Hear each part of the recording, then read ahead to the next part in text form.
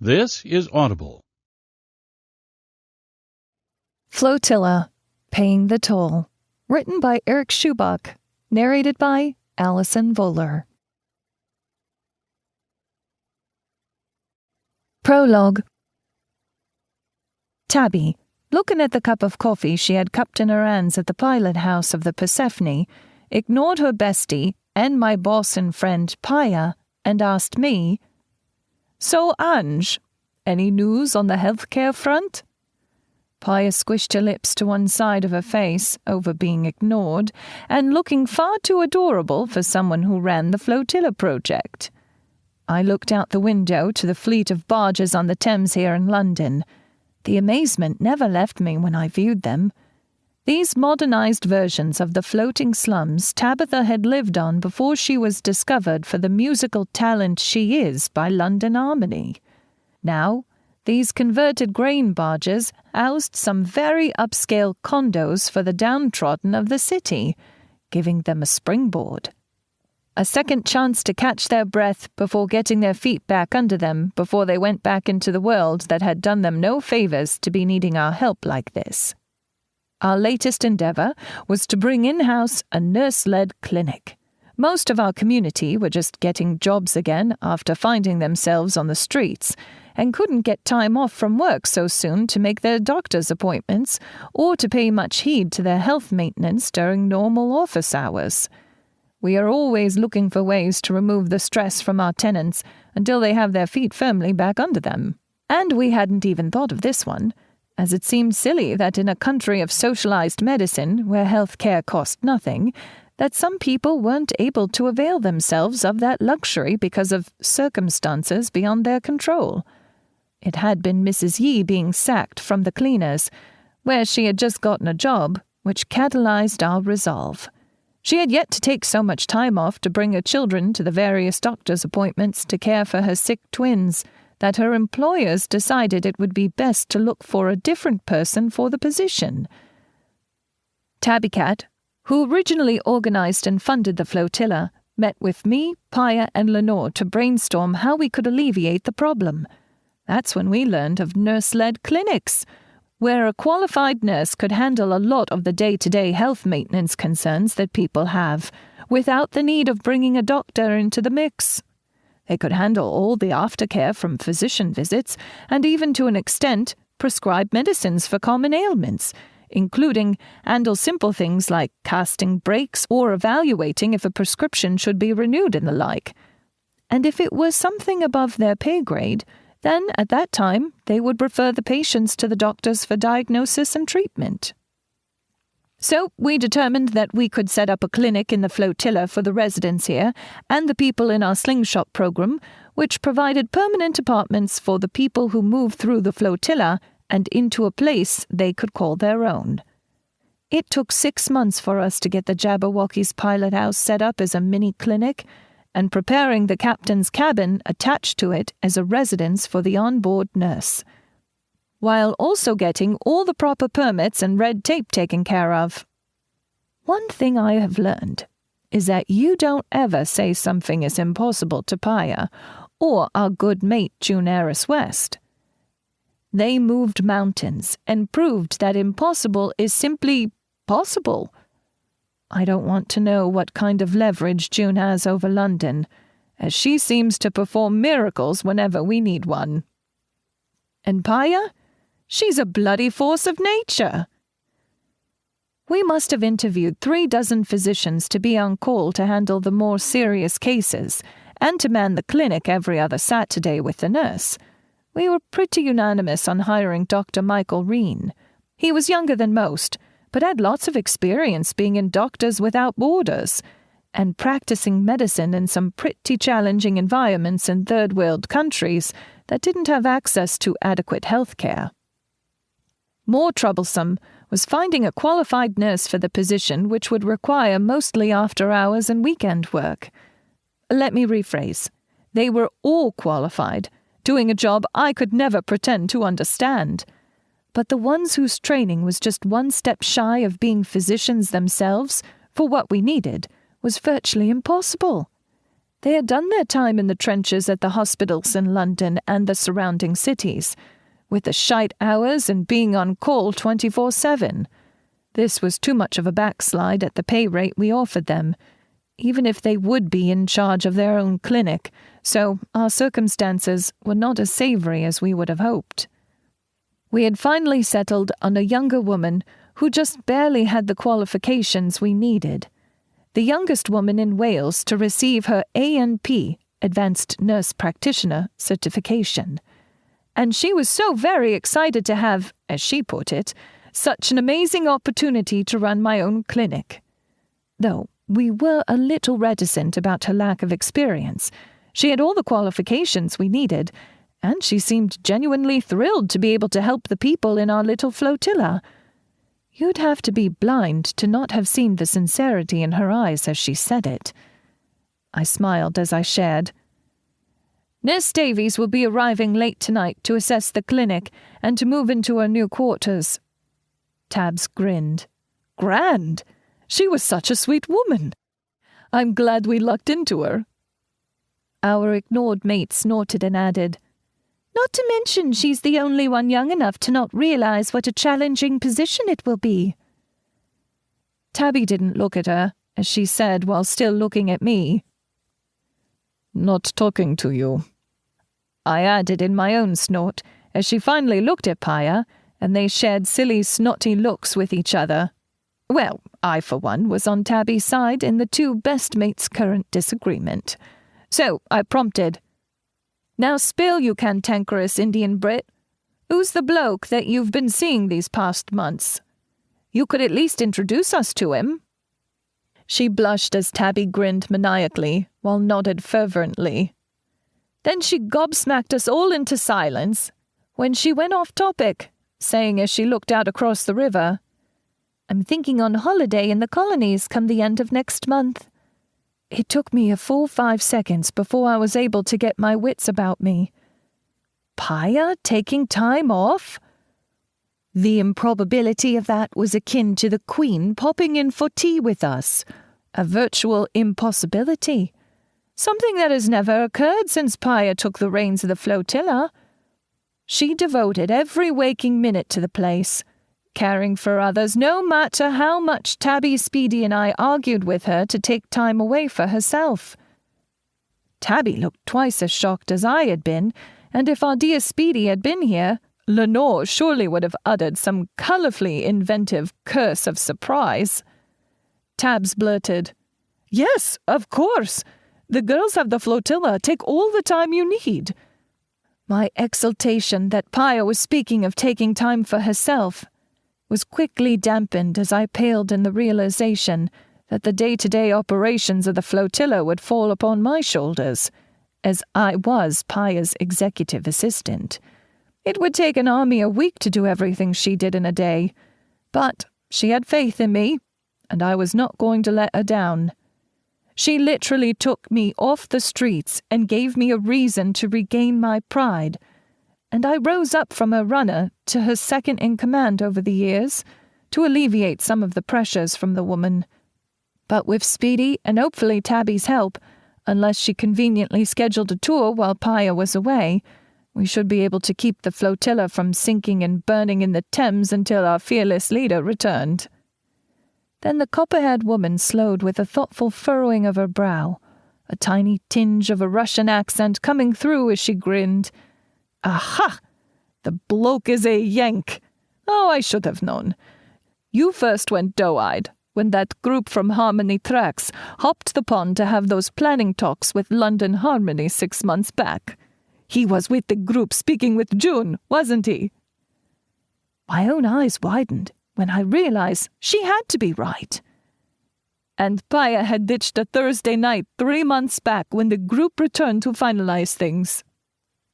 She told us it was a date, but we could never pry the identity of the guy who had finally won a yes from our fearless leader. Paya was positively red now. We were on to something.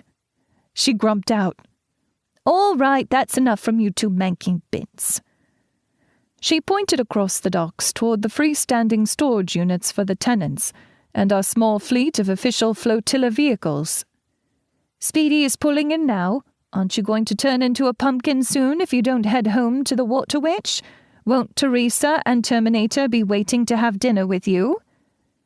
At the mention of her wife, Tabby went sufficiently doe-eyed herself. They had been together since before Tabby became famous, and she still went all bashful and gushy around Terry. I started to smile, then stopped, pointed at Paya, and accused as I looked at our copper-top. "She's changing the subject." Tabitha squinted an eye and pointed accusingly at our overly innocent-looking raven-haired mate, then deflated and said to me, "Unfortunately, the Bint is right. Keep me in the loop about how things go with Nurse Davies tonight." Paya splayed her hands at her hips in invitation. Tabs rolled her eyes and smiled and collected the offered hug. Who could resist an offer like that from such a small and ferociously cute package? Tabby mumbled into her hair, "Love you, Snot." Paya beamed back at her as they released each other. "Love you too, brat." Tabs grabbed one of my hands and my waist and performed a smooth dance maneuver, spinning us around so she could get to the door. She kissed my cheek and said, "Love you, lady," as I giggled at her antics. "Love you too. Drive safe." She chuckled and said loudly as Lenny almost skipped up to the Persephone, "Of course I'll drive safe. It isn't like I'm speedy or anything." Lenore looked put out as Tabs hopped down onto the pier next to her. Tabby winked at her, and they bumped knuckles as the superstar basically strutted to a clunky old Hillman Imp sedan. She was always full of surprises, that one. She was rich enough to drive any luxury vehicle in the world, yet she drove that bucket of bolts. It was the kind of car her father drove when she was just a little girl, so she feels safe with it. Even now, she's never felt comfortable with her newfound wealth, and often shares with us that she feels like an imposter, living someone else's life. The only luxury item she has bought for herself is the Water Witch, a spectacular houseboat which is arboured here on the Thames just downstream from her baby, the Flotilla project. She says she fell in love with the waterways when she was a water gypsy on the floating slums, and couldn't imagine living on the land again. Len took the steps 3 at a time, her frizzy and almost impossibly curly hair pulled back into a ponytail with one of her always present scrunchies. We all exchanged bullfrog-eyed looks in greeting. Gah! We all hung out around each other so much we were starting to act like each other. She turned back before shutting the pilot house door and shouted out to Tabs as she got into a clunker, "And my driving isn't that bad." I snorted loudly and had to cover my mouth when a chorus of voices from the various barges of the flotilla all chimed out, "Yes, it is!" Speedy's face reddened as she blushed and grumped out the door before shutting it. "A pox on you all!" Then she turned to us with a grin. "Hi, boss. Hiya, Paya." "Is she here?" Paya reached out to grab at her scrunchie to attempt to remove it. She, like the rest of us, thought her hair looked better down, but she only did that for one person, her wife. Lenny patty-caked the air to get Paya to abort her attempt. Then the Indian Brit stated as she pooh-poohed our intrepid runner's poor self-image. "Not yet, and you don't need to be here. We're just making sure she gets settled in all right. Shouldn't you be floating around somewhere on the Deirdre with McGrath?" Was it the Hammersmith or Narrow Street they were moored at this week? She cocked an eyebrow in challenge. "That surly leprechaun can wait. I'm sure the nurse will have stuff to move into a cabin. Are you two going to help with that?" I smirked at her and said, "You just wanted to see that woman again. I agree she does look like a much taller Paya." "Hey!" Then I offered in a concession to our wide-eyed leader. "But she doesn't dress nearly as stately." She started to smile smugly, then narrowed an eye and repeated, "Hey!" We all shared a chuckle. We knew that there was no place Speedy would rather be than in the arms of a girl, even if they snipped and argued all the time.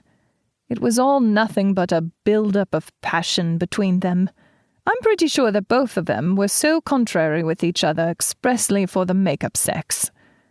We knew that the real reason she was here, instead of with McGrath, was that it was low tide, which meant that for the next couple hours, the Deidre would be resting on the sand until the tide came back in. That was why she hadn't already driven home now that her day was over. 'Twas because her muscular Irish wife was inaccessible to her at the moment. So she just wanted to waste some time by offering a hand. I looked between the two as Len poured us all fresh coffee from the coffee maker on the small conference table. Then I smirked and shared. So, Paya's beau is a Yank. Speedy just about vibrated out of her skin, a huge smile on her face as she asked, to Paya's ignored protestations, "Oh, do tell." Chapter 1. Flat. I sighed as I saw Robert showing up 10 minutes late, as always, just as the sun was setting. He was walking in that long, loping stride of his down the walk from the buses. Looking down at my sweet King Charles Cavalier working dog, I asked, "Just like a bloke, huh, Midge?" She wagged her tail and cocked her head in agreement. I glanced back up, then turned from watching Robert to smile at a car that pulled up to the College Road toll gate. I stepped out the door of the little white toll house, which always reminded me of a garden gazebo with its octagonal shape. "Sorry, the machine is still buggered today," I said to the driver as I indicated the toll machine with the paper sign over the basket reading, "Out of service." The familiar man bantered in a friendly manner, "Isn't that always the way of things?" I nodded and tipped the cap of my attendant's uniform as he handed me some coins. I had to manually raise the gate. This was the third time this month that the automated system had failed. Unfortunately, it was hard to get it serviced, being that it was the last operational toll gate in London proper. They had to call in a man from Germany every time it broke down. Most days, this was the most boring job I've ever been saddled with, but I was grateful the women at the Flotilla were able to hook me up with the College Road Committee, which ran the gate. As mind-numbing as the position is, it is far superior to living on the streets, begging for money to eat. That Flotilla project is a godsend, and I will work my arse off to prove to them that they didn't make a mistake recommending me. Usually I did nothing but sit on one of the stools in the booth, smiling and nodding at the cars as they drove by, tossing their coins in the toll baskets and driving through when the gate rose. The monotony of it all was broken up by the rare idiot who didn't have coins and needed change for their paper bills, or someone asking legitimate questions. I didn't mind the questions. Having actual human interaction rather than just feeling like a set piece, smiling and waving as people went by, was a relief. Most just needed directions to the area beyond the gate, but I immensely enjoyed the touristy questions about the history of the gatehouse, including the posted, hand-painted sign listing historic tolls which included horses, mules, and donkeys. It was really fascinating for me when I started working here 3 months back, and I researched to learn even more than my employers could tell me. It is even listed on the National Register of Historic Places. The toll keeper's cottage just off the lane from the toll house was built in 1821. So it was always fun to share that knowledge with people who sought that information. I'm in more pictures wearing my silly uniform with tourists than I would care to imagine, and have lost track of how many people have me take their picture by the toll list sign. I looked like a cut-rate Bobby in the dark blues and the bright yellow safety vest, which lit me up like a Roman candle in the headlamps of vehicles at night. The cap, which looked like it came directly from the police station, was hot and uncomfortable, but we had to remain in uniform at all times while attending the gate. Robert, looking every inch a bobbing and gangly stork in my mind's eye, his beak of a nose lending credence to my imaginings, nodded as he stepped up, putting on his cap. He was quite the interesting character to see.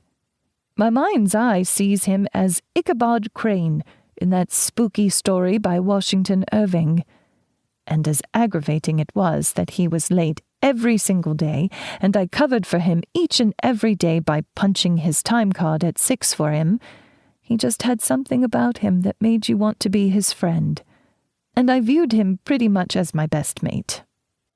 I think it was the combination of his enthusiasm coupled with his almost tortoise-like way of walking and talking that made you smile.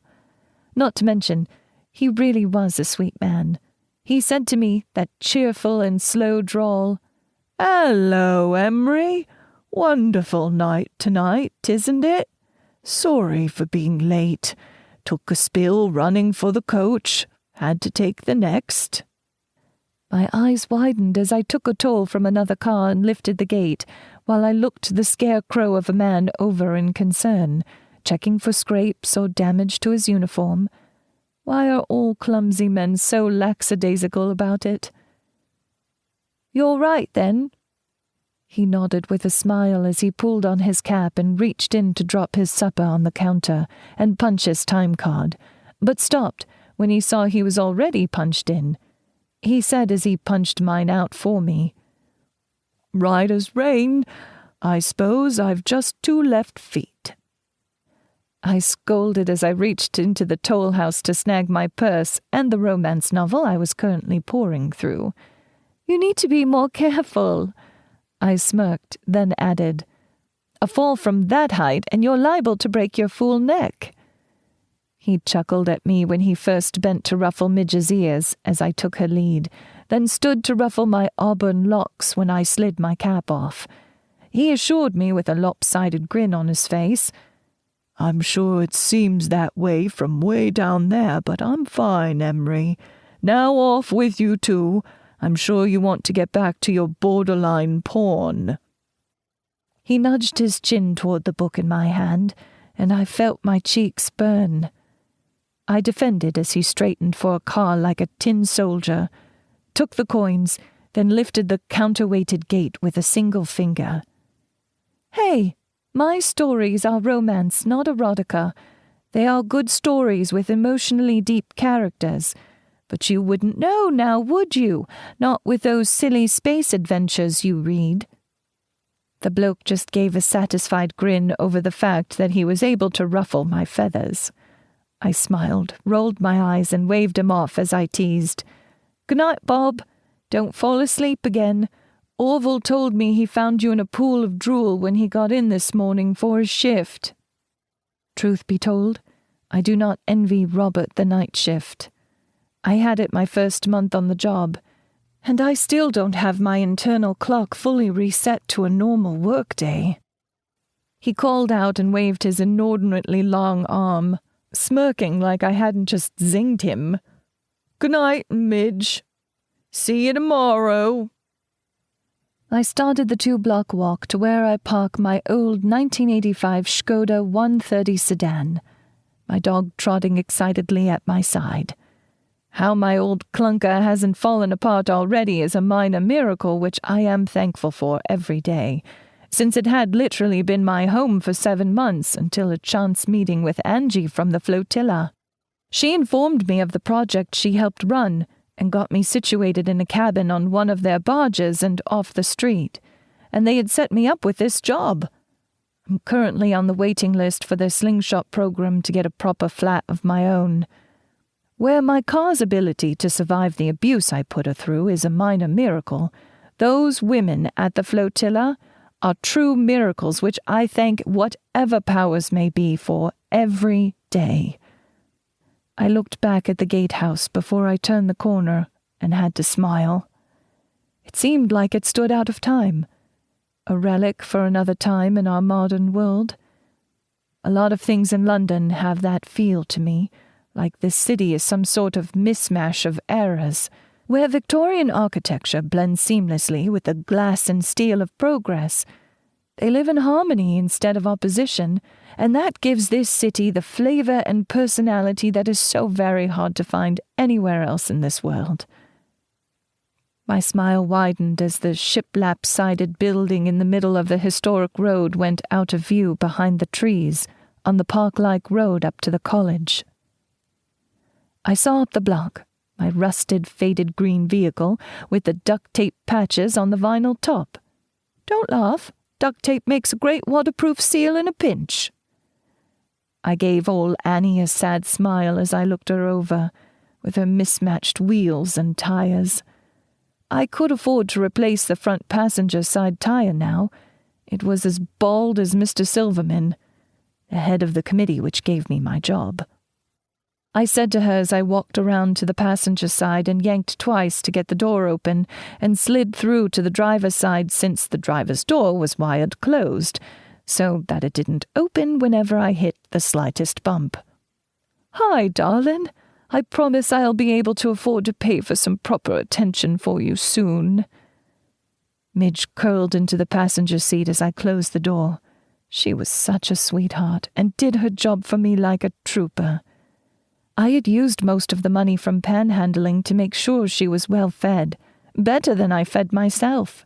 She didn't deserve to suffer just because we found ourselves on the outs without a home and sleeping rough on the streets. I pulled the choke knob out, pumped the gas pedal a few times, took a deep breath, hoping this wouldn't be the time she finally didn't start, and turned the motor over. With a whoa, whoa, whoa, she wound up until the engine caught and she spudded to life, ever faithful. I patted the wheel in thanks, then pushed the choke back in before she stalled. There's a good girl. As I sat for a minute, letting the motor warm up, so she didn't bog down, I looked around the interior. Just as worn and abused as the exterior, but empty now, instead of packed to the gills with all my worldly belongings. She still smelled a wee manky over the 3 air fresheners from me and Midge living in her for a few months, but I promise I'll get her fully detailed one day when I'm fully on my feet again. This automobile was a true warrior who deserved my respect. When she settled down and was purring along, I took that as my cue to get us home. A smile crept up on my lips unbidden as I said to my panting sidekick, "Let's go home, shall we?" She balked once, like she knew what I was saying as I switched the headlamps on. I put Annie in gear, grinding first slightly, something that has just started occurring recently, and off we went. Just out of nostalgia, I asked, "Hammersmith or Tower Bridge?" The other bridges were faster to get to the other bank of the Thames, but sometimes I liked looking at the gorgeous architecture of the older bridges. Melancholy, I guess. I had been an aspiring architect, but my condition precluded me from keeping my positions after the first attacks my employers witness. I'm always sacked for generic reasons after one, like downsizing, but I really know it is that they were freaked out and put off at having an ambulance haul someone off at their firm. That's how I found myself on the street with my only true friend at the time, Midge. She barked again, and I nodded as I smirked at her as I teased, "Okay, Tower Bridge it is. You're such a tourist." We cut through Dulwich Park, onto Anella Road, and hadn't even gotten to Lordship Lane to head north when my headlamps fell upon a car with its flashers at the side of the road. I was going to do a rubbernecking drive-by when I caught sight of a stunning woman digging in the boot of a bright red SUV and trying to drag out her spare. I smirked at Midge as I pulled to the side, admiring the woman's mane of midnight black hair that shone in my headlamps. "Shall we be good Samaritans then, girl?" She just cocked her head the other way. I took that as her agreement that it was the proper thing to do, and not just because we wanted a better look at the dishy bird. Bloody hell, I was worse than a bloke, wasn't I? And if you haven't twigged yet, I have a preference for the fairer sex. A light drizzle had just started, so as I slid out of the passenger side with my trusty sidekick in her service animal vest, I put my cap back on and stepped up to the woman who looked stymied by the jack. I called out as I approached, "Good evening, miss. You look to be in a bit of a spot." She watched me approach, an almost silly look on her face as she stated in a decidedly Welsh accent, "Not at all, officer. I think I have this all sorted." She pointed at a flat tire and vocalized an astute observation that, "I'm pretty sure that's supposed to be round all about, not just the top bits. This mechanical accordion and spaghetti what's-it lift the whole heavy lot, and this other round thing takes the place of the other." To my amusement, she had delivered her entire assessment of the situation with a straight face. I tried not to chuckle, but failed as I reached her, pointing out, "Not a bobby. My uniform is just embarrassingly similar. And it sounds like you've got the bones of it. Ever changed a tire before?" She looked a little sheepish as she gave me another once-over, seeing the truth of the embarrassing uniform. Then she lit up like a star from the heavens when she looked at Midge. What I wouldn't have given for her to have that reaction to seeing me. Her smile was breathtakingly stunning. In the light from the streetlights and my headlamps, it struck me how stunning her features were. Having a healthy helping of Indian or Middle Eastern in them, the type of delicate cheekbones that Paya from the Flotilla had, and those dark chocolate eyes. You could have told me she was the matron of the Flotilla's much taller sister, and I would have been inclined to believe you," she said with the crooked smile of a child with her hand caught in the cookie jar. "I see. I wondered why your police dog was so little. And no, I can't say that I've ever changed a flat. I'm all bluster, no gale. I know what these bits do, but I'm a little out of my depth if I pretend I know how it all works. I was moments from ringing the RAC." Her eyes dwelled on Midge's working dog Bib for just a second too long, and then her gaze swung to my hand. I looked down to see my medic alert bracelet hanging below the cuff of my jacket and absently tugged my sleeve down over it. I felt overly self-conscious just then and wanted the attention off of me. So I offered, no need to be calling that lot. We can get you sorted and on your way in a jiff." I looked at her as she glanced back down to the folding jack handle in her hands again, as she pretended to crank it in mid-air. She was amusing and overly gorgeous, and she definitely didn't need to be getting those hands with her flawlessly manicured nails dirty. The wanker in my head added, "And she's light years out of your league, Twit." I hesitated as I held my hand out for the handle, as I looked at all the boxes she had stacked at the curb in the misty drizzle. She must have taken them out to get to the spare. My mind shot back to when my entire life had been stuffed into my vehicle, filling it to the gunnels. This was different, I told myself, as mine was born of necessity. Hers was well organized, and she was obviously a woman of means. I pulled my eyes from the boxes as I felt cold metal in my hand, and I turned to her. She seemed to be studying my face. I quickly recovered from the dour thoughts and smiled, asking as I nicked the scissor jack from beside her on the bumper, "Moving?" She nodded, and I could see the excitement of it on her face. "Yes, for my new job. They're putting me up, being a new town and all. I just hope I don't bugger it all up."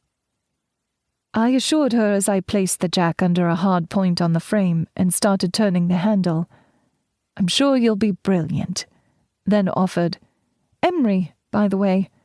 I'll get you on your way before that lot gets too wet." I nudged my chin toward her boxes.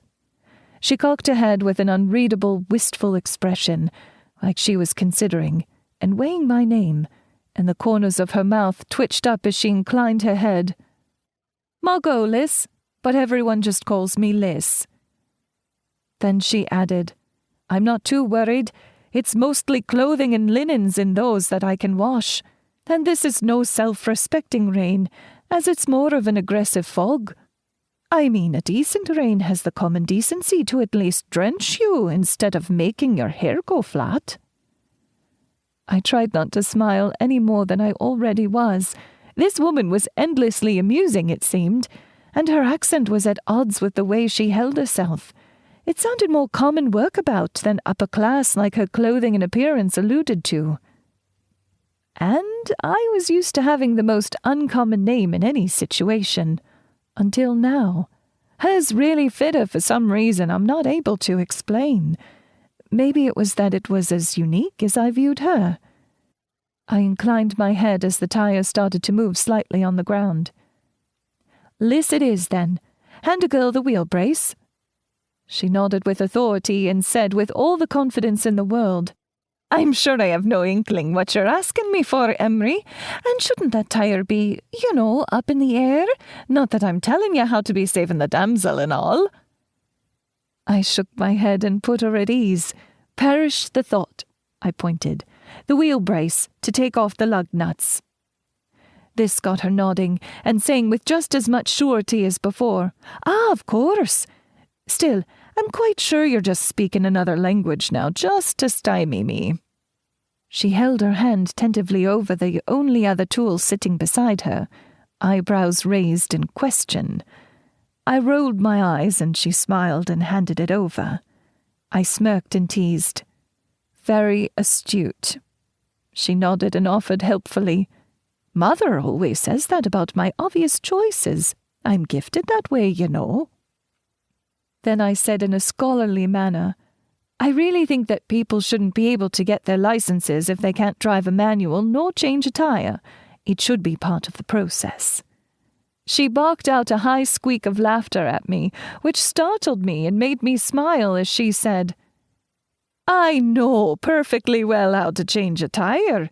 Get all the bits and bobs out, stare at them in incomprehension, then ring the RAC. You just interrupted me before I could enact the final step of my brilliant and well-thought-out plan." I sighed over-dramatically and prompted her over with a nudge of my chin. "Come on, then. I'll show you. Your master plan only works when your mobile is in service. What would you do then, Miss Smarty Pants?" She smiled almost seductively as she moved over to squat near me. Then I would have sat out in the drizzle getting icky and sticky until a Princess Charming swooped in on her valiant steed to save the day. I swallowed hard as she reached over to pet Midge. Was there heat in her tone? I inhaled deeply, then exhaled to center myself. Of course she wasn't flirting. I've already established that her league couldn't even be seen from mine. I got down to business. "You asked why I haven't raised you out to the whole distance. Let me show you. We'll call this Tire Changing 101. I cranked the handle a few more revolutions, and the tire left the pavement. I grabbed the wheel brace and said as I placed it over one of the lug nuts holding the wheel to the hub, "If you try to remove the lugs while the tire is off the ground, you have no friction to overcome and—" I pulled on the brace, and the flat tire started to turn freely instead of the nut loosening. I lowered the jack until the tire just touched the ground again and then said, "But by leaving it in contact with the pavement—" I pulled hard, then squeaked and pulled hard again, breaking the lug loose with a smile. She was just nodding, and I said, "I recommend having a piece of metal tubing in your spare well in case you need a little more torque." I yanked 3 times to break loose the second lug nut on the opposite side of the hub. Since the only problem might be that, I squawked and chirped and grunted a few times, throwing my full 110 pounds at the wheel brace, pulling up with all my might. I gasped and exhaled and motioned a hand at the stuck lug. As demonstrated that some tire shops will over-tighten the lugs with their air hammers over the recommended torque, and someone as small as me can't break them loose again. She started to move to help, and I held a hand out to her, looking at her pristine overcoat, flawless skin, and impeccable manicure. Then my hand already greasy and grimy from my task.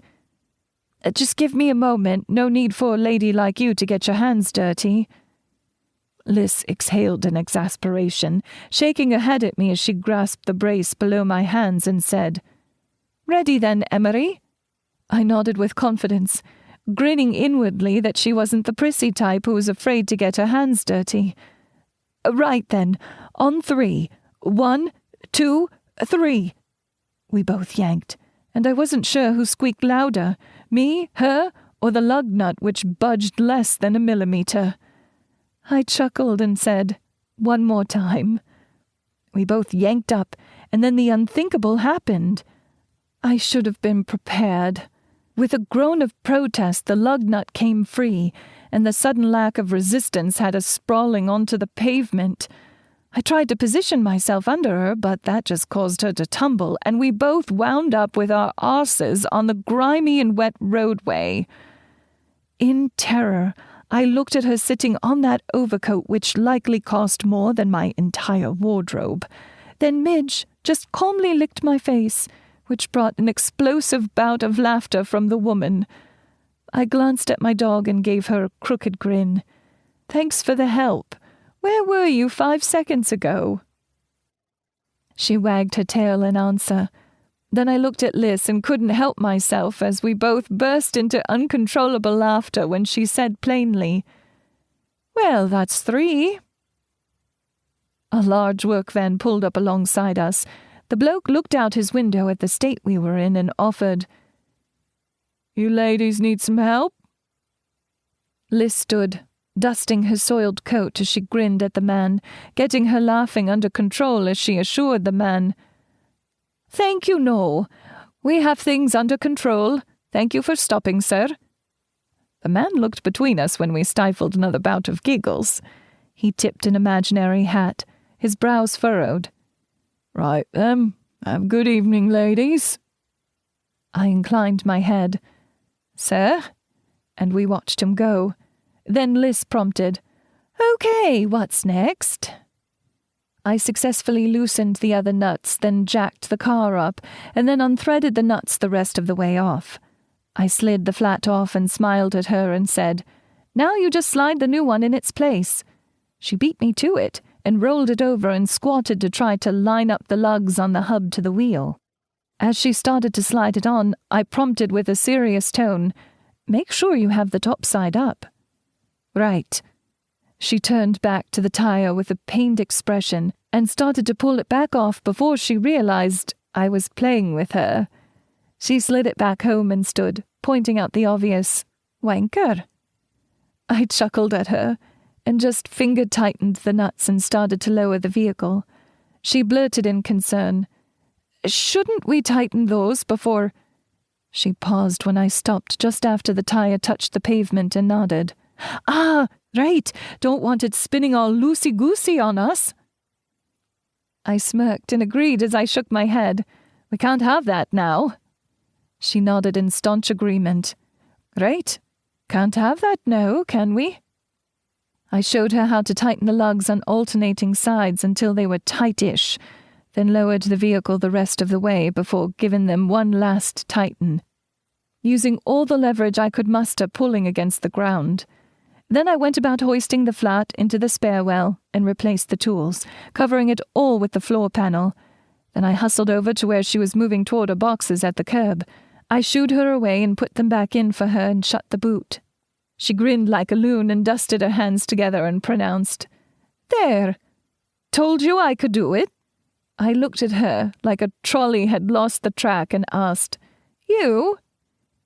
She nodded and raised her chin, smirking as she explained, "Of course, my Princess Charming plan, once enacted." She pointed at the replaced tire. "Then Bob's your uncle." We both snorted and tried not to go into another giggle fit. Then she said, "But truly, Emery, thank you. I'd have been lost without ya." I felt the burn of a blush, then she added, "And your trusty steed." I smiled down at my dog and said, "Of course, Midge was all kinds of help." She screwed up her face and asked, "Midge? Who in their right mind names their poor little dog Midge?" I cocked an eyebrow at her and defended. I thought that would be quite obvious now, I would. She nodded with a crooked smile. I reiterate, wanker. Is that any way to talk to your Princess Charming? I was enjoying all this flirty banter and knowing that it couldn't possibly go anywhere. It emboldened me. She curtsied, and I rolled my eyes. Then she asked, So, what fascinating job do you do that you have to dress as a bobby then, Emery? Okay, now I was truly blushing as I admitted, It's ever so glamorous. I attend the toll gate on College Road, just the other side of the park there. I motioned in the general direction.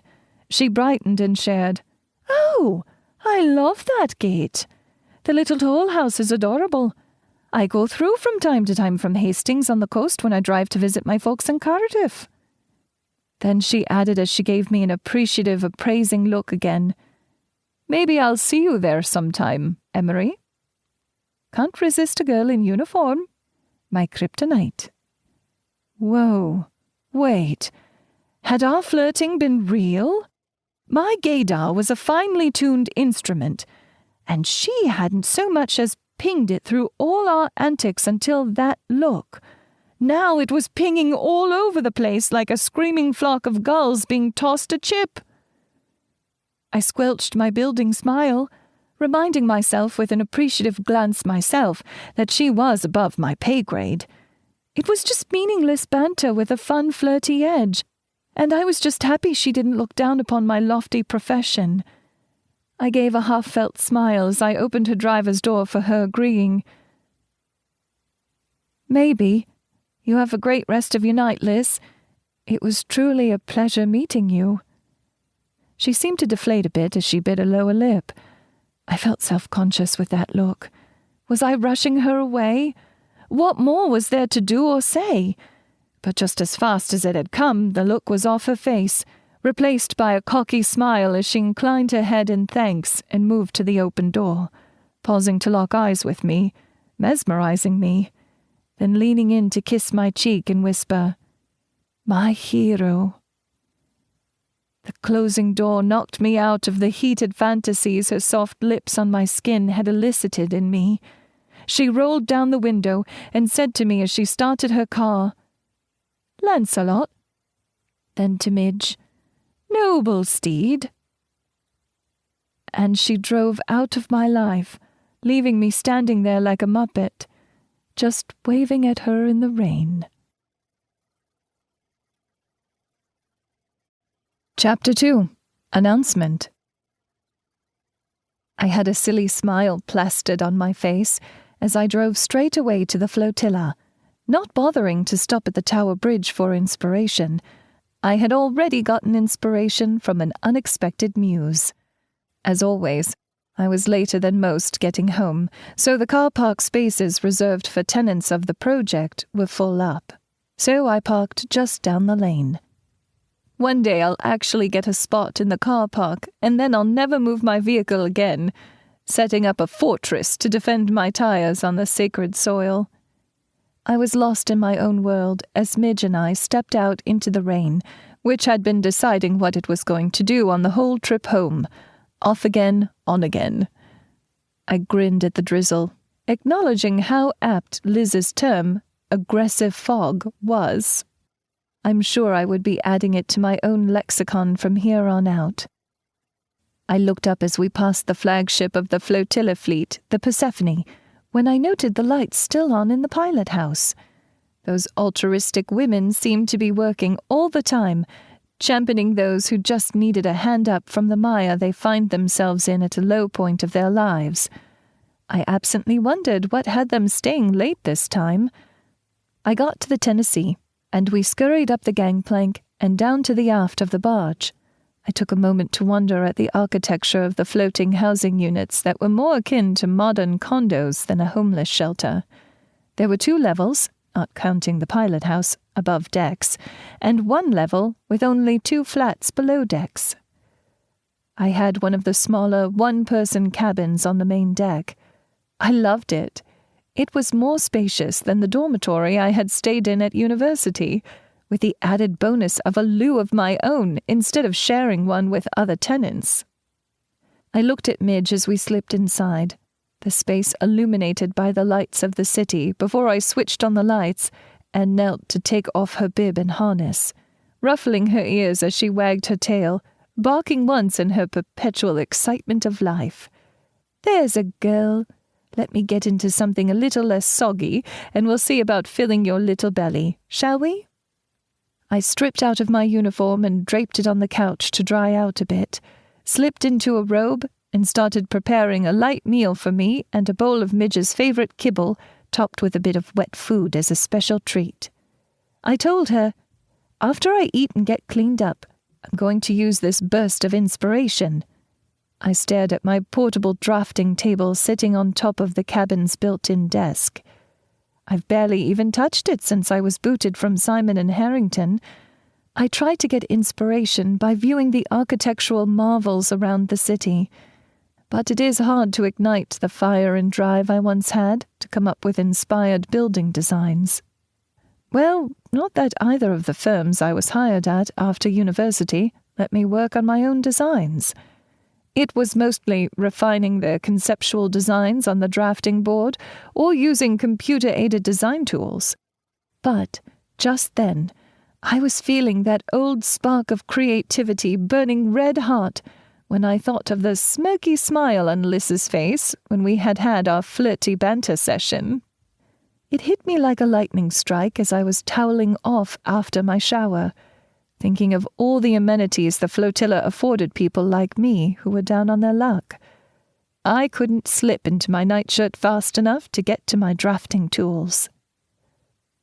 I pulled out a fresh sheet of vellum, fastened it to the drafting table, then oofed when Midge jumped up into my lap and curled in as I tapped a pencil to my lips.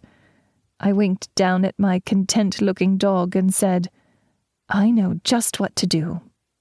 Then I started letting the pencil glide across the paper as I moved the straight edge out of the way, letting my imagination guide my hand. This was going to be my masterpiece, one that only I would ever see, but I needed to keep my skills honed for the day when I land another job at an architectural firm.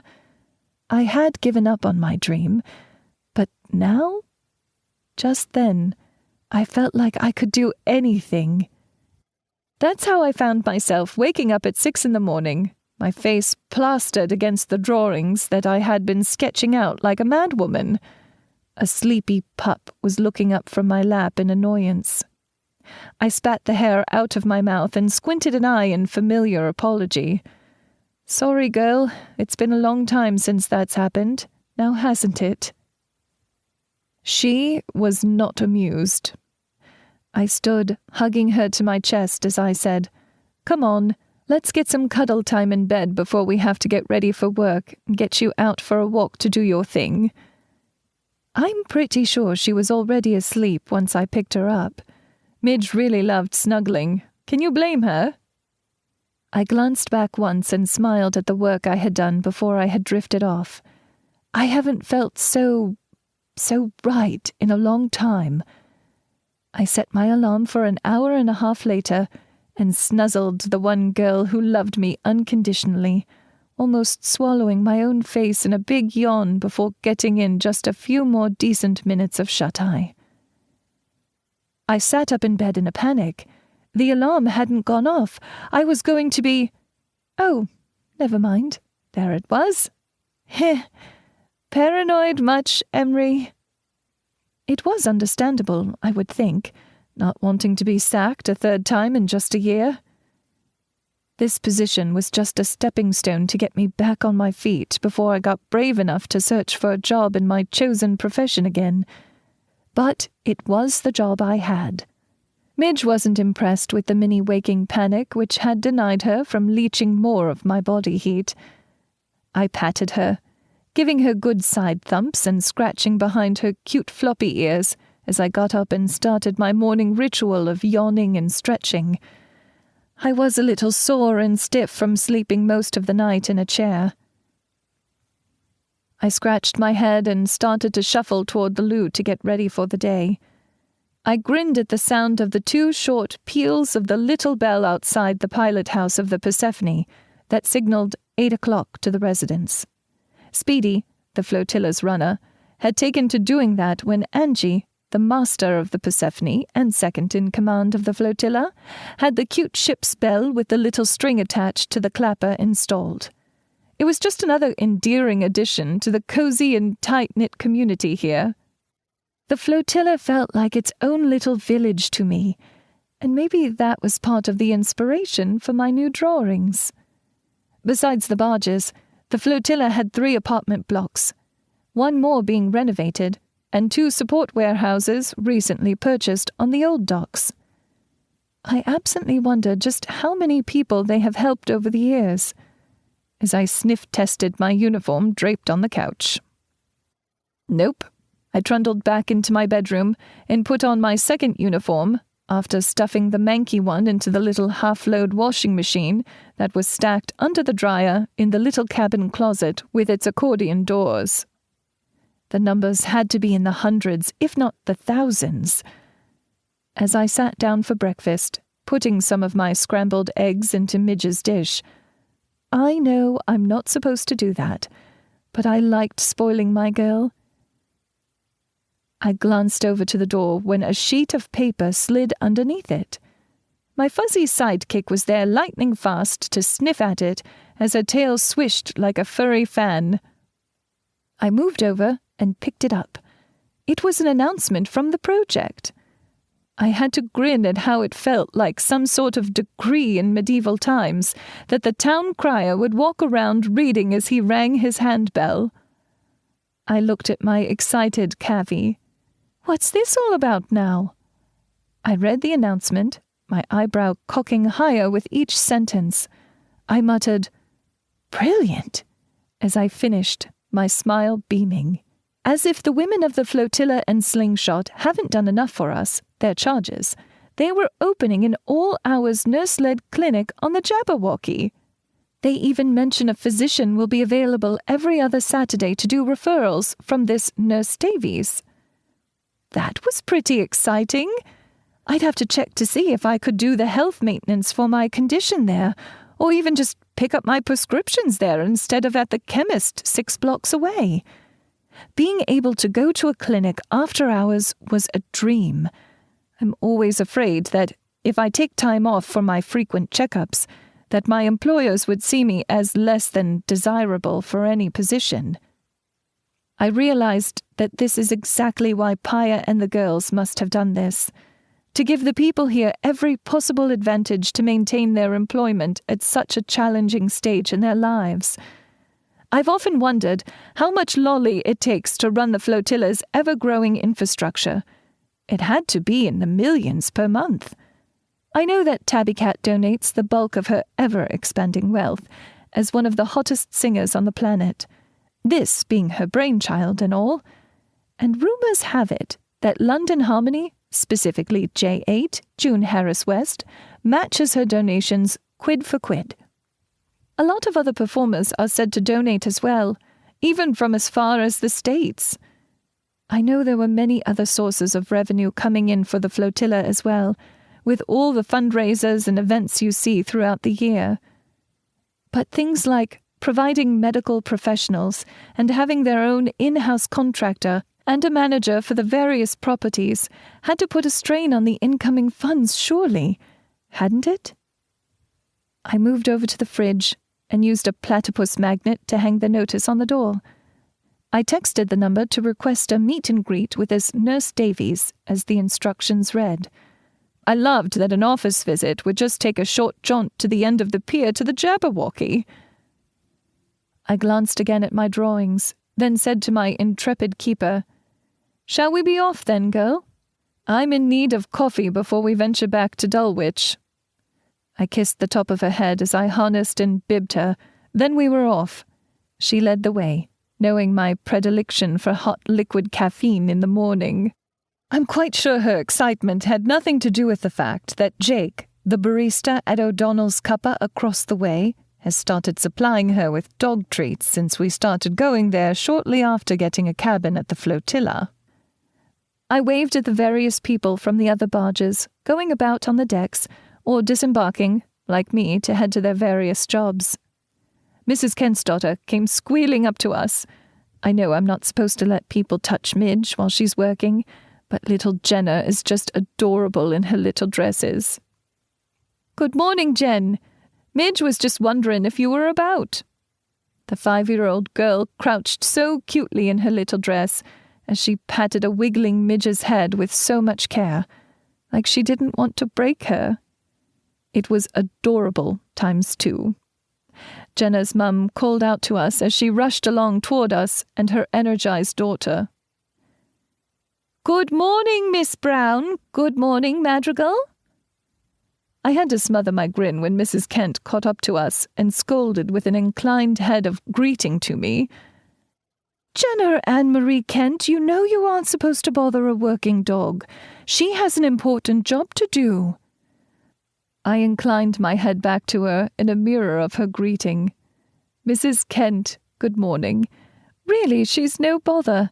Midge's job is a lot different than most service animals. She has just one job, and it doesn't preclude her from shamelessly vying for, nor basking in attention." The honey blonde smiled at that and held her hand out. Jen just took it absently and allowed herself to be pulled away. "Julie, please, and I have to get this little ragamuffin to class. Then it's off to the cleaners for another fun-filled day." I loved the dry sarcasm in that last bit. I gave a little snort and offered, "Sounds as glamorous as taking tolls." She nodded with a sly grin, then waved as the tiny version of herself turned back to wave too, calling back, "Goodbye, Madrigal." Then I had to giggle a bit when she turned to her mother to ask, "Mum, can we get a doggy?" I'm sure the poor woman would be listening to her daughter reasoning out why they needed a pup all the way to the schoolhouse. We timed the traffic and dashed across the lane to O'Donnell's. The little bell above the door tinkled, and I got in the queue. Luckily, it wasn't long today. I froze when the woman 2 places in front of me turned away from the counter with her order. There was instant recognition on her face as she beamed a genuinely happy smile at me and said, "Lancelot! Fancy meeting you here." Then she beamed that heart-stopping smile down to Midge, inclining her head.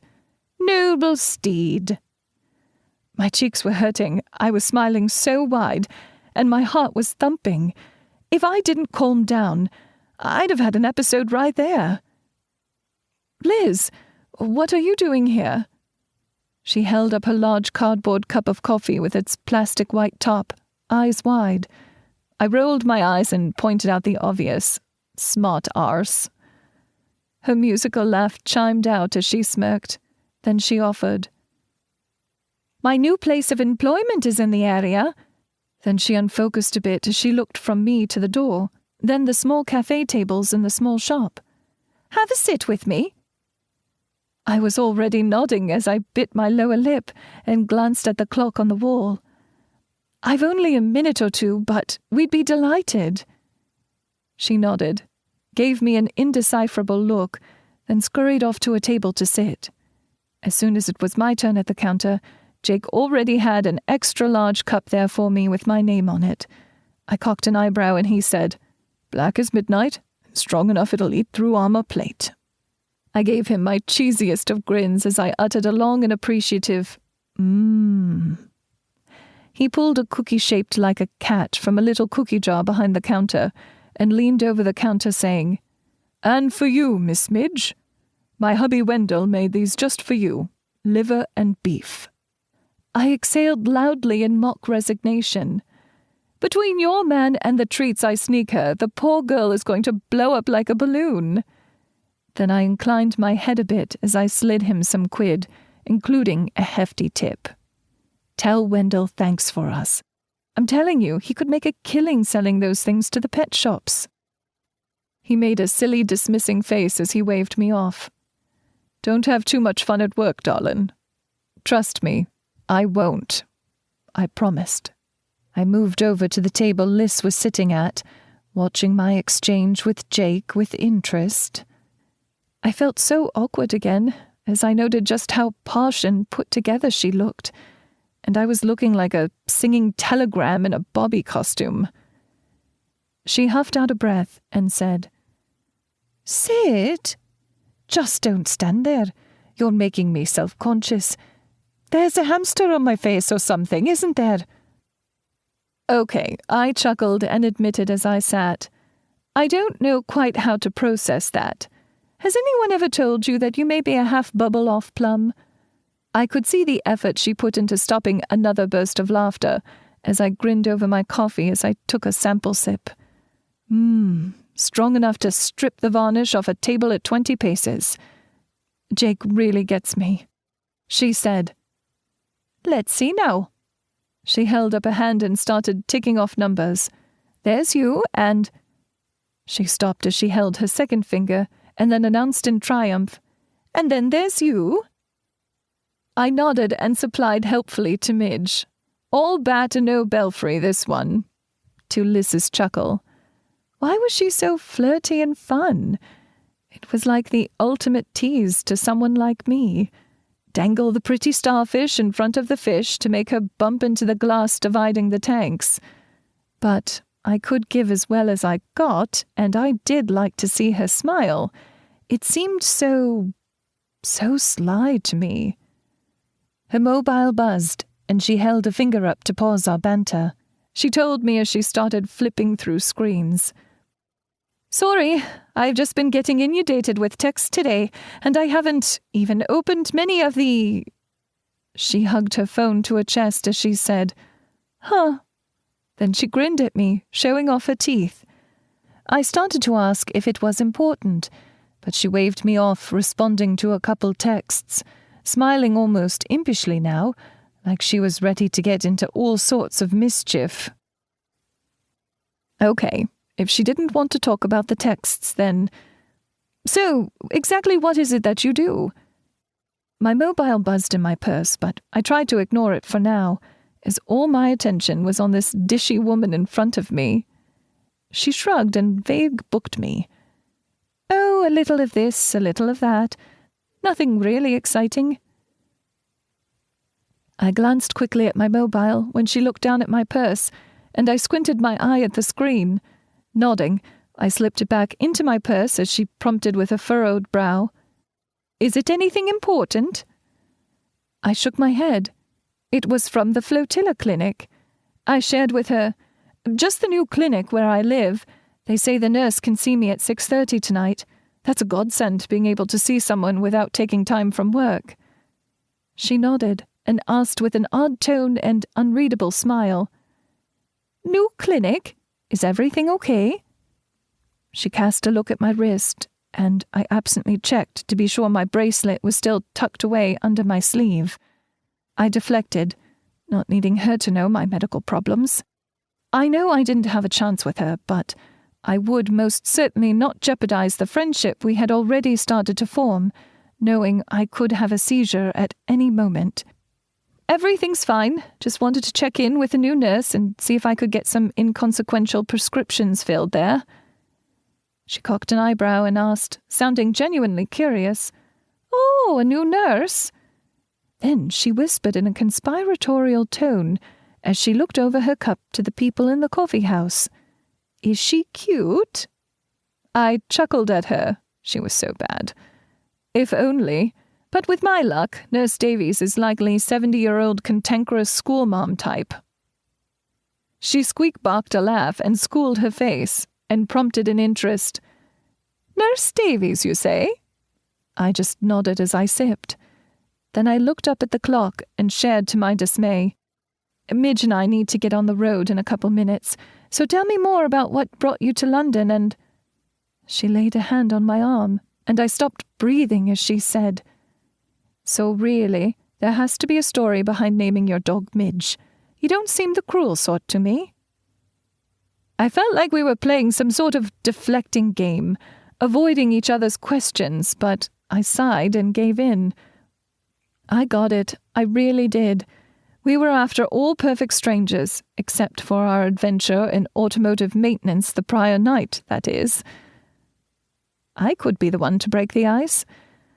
Her name's Madrigal. You know, after the child's tale. My favourite tale. She screwed up her face in confusion. I chuckled as I shook my head. Oh, come now. Even in Cardiff you must have heard about the story of the last little dragon. It came out around those books about the little wizard boy that was so popular. She shook her head, eyes wide in interest. My smile bloomed at the inquisitive look as she rested her elbows on the table and perched her head on her balled-up fists. I prompted, Do you really want to know? It is a tragedy like so many other fairy tales. It holds a dark moral. She nodded enthusiastically. Go on now. I sighed and picked up Midge and put her on my lap. Dragons had always been able to see tragedies in the future, like premonitions. It was their gift and curse. And all the dragons had been hunted almost to extinction by noblemen trying to prove their mettle. All the peaceful dragon folk fell to their blades, save one, the youngest and last Madrigal. She watched over a village to the north, fascinated with the humans that bustled around the village below. Young as she was, and alone, she didn't know of the evils man was capable of, so knew not to fear them. I sighed and pointed out the tragedy of it all. From the shadows, she kept her people safe, seeing the ill fates that were to befall some, with her gift of prognostication, she assuring their safety. But one day, as she was frolicking in the snow and ice outside her cave in the mountains, she saw in her mind's eye the village being buried in an avalanche. Liz looked enthralled by the tale, and I leaned in closer. This was a foe that Madrigal could not vanquish on her own. She knew she must warn her village, so she flew down to them. First a farmer who feared she would eat him or his sheep, and while she had snacked on 1 or 2 stray sheep in her time, foraging down from the mountain, she assured him she would not. She gave the warning that the village must seek shelter from the future she had seen. I ruffled Midge's ears to flap like the wings of a dragon. When the farmer did not heed her words, she flew closer to the village, to the mason repairing a stone fence. Again, she assured the man his fear of being eaten by her was unfounded. She warned him of the future, and he did not listen. It felt like an old-time bard sharing the story to a captivated audience. She flew to the well in the middle of the town. People fled, screaming in fear. She entreated them to listen to a warning, and that they need not fear her, for she saw them as her people. They again ignored the warning, chasing her away. She sulked in her cave, inconsolable because she knew the tragedy was not far off. I exhaled loudly. I hated this part as I leaned forward and lowered my voice. The villagers had sent for knights, telling them of a ferocious dragon which had threatened their village with destruction, and the knights came from all the kingdoms to converge on her cave. In the middle of the night, the coward snuck into Madrigal's lair and struck at her as she slept. Her eyes widened, and she gasped. I smiled inwardly at how invested she had gotten in the cautionary tale as I finished in a dramatic tone. The keening death wail of the last dragon echoed among the peaks and amplified and multiplied until the mountains shook and the glaciers cracked. Ancient snows, which had never melted, lost their tenuous hold on the mountains and went rushing down the slopes, destroying the village below. I nodded sadly as I finished. Every last man, woman, and child were killed save one, a homeless little matchstick girl who had heard Madrigal's warning and heeded it, leaving the valley before it was buried in the snow and ice, the only witness to the poor dragon who had tried to save the people from a death they brought down upon themselves. I shrugged as she shook her head and said with a crease on her forehead, I don't know if I care for that tale. Smirking at her, I agreed. I told you it was a tragedy. Madrigal was the hero in the tale, and the humans the monsters. And my Madrigal is here to warn me of my future, and I'm the matchstick girl who will always take heed of it." I winced. I had said too much.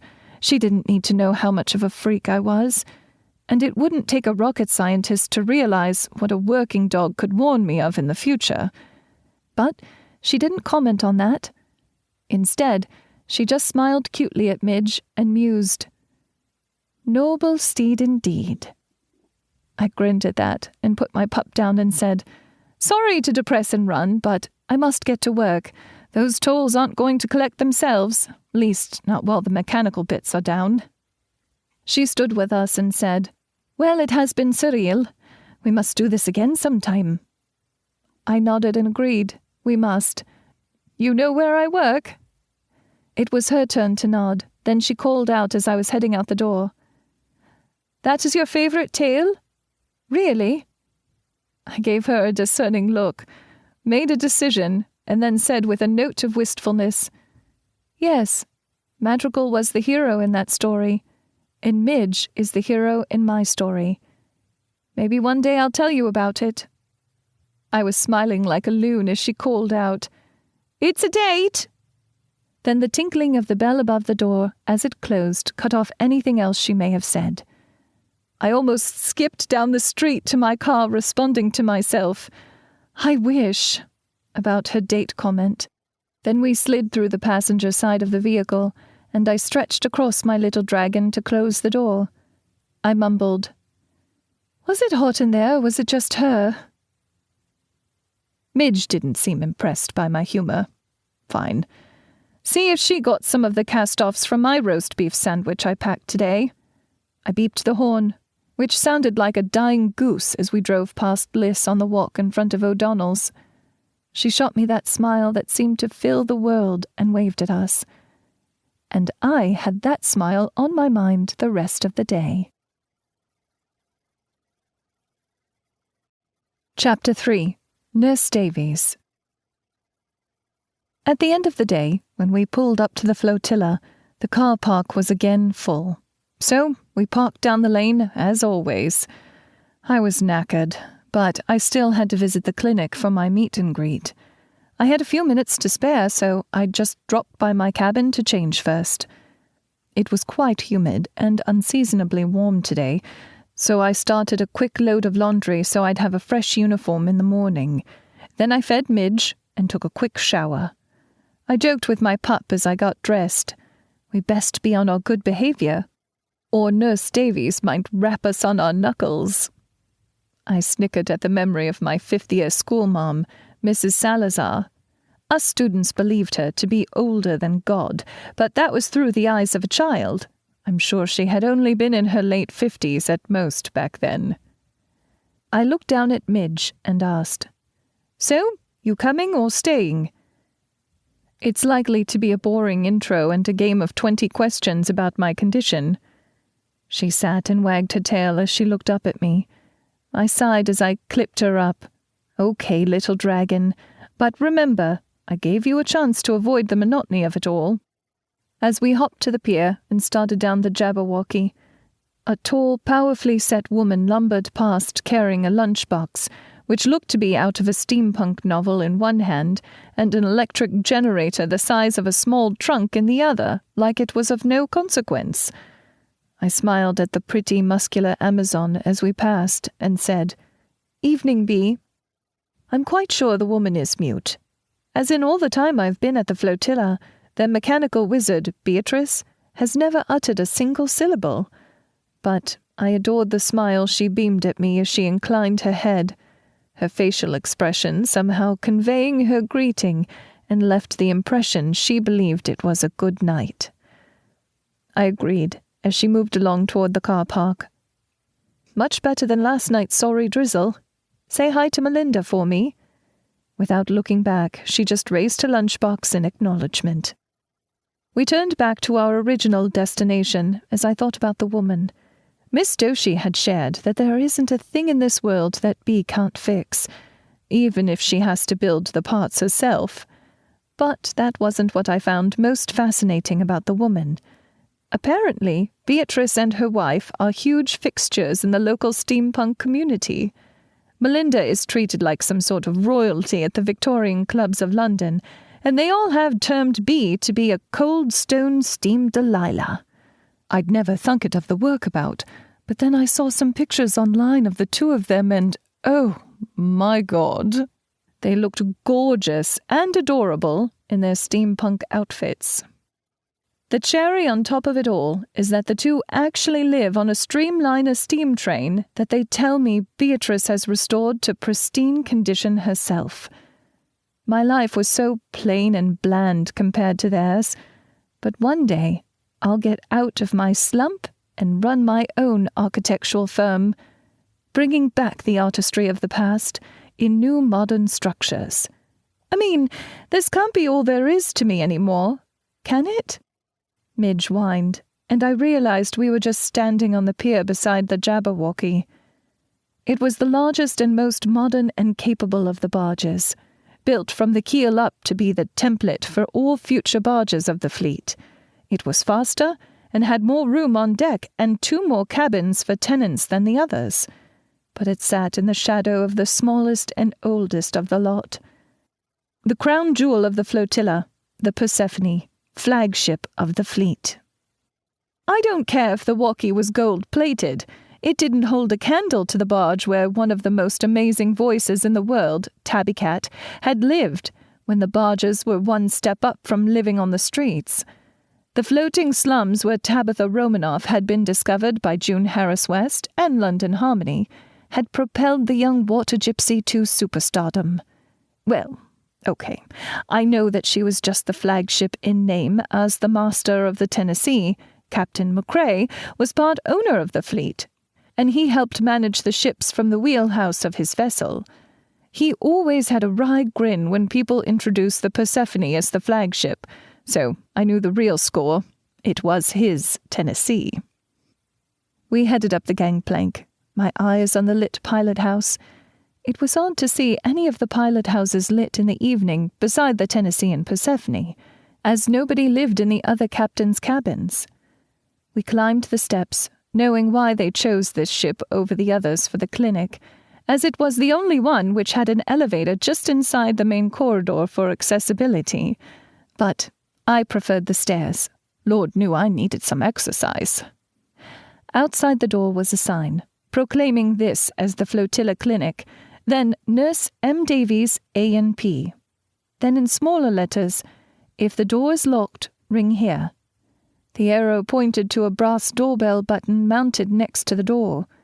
I tried the handle, and the door opened. I was not expecting what I stepped into. It looked like an antiseptically clean, modern hospital exam room, complete with that annoying overhead lamp over the exam table which physicians used to blind you as they examined you.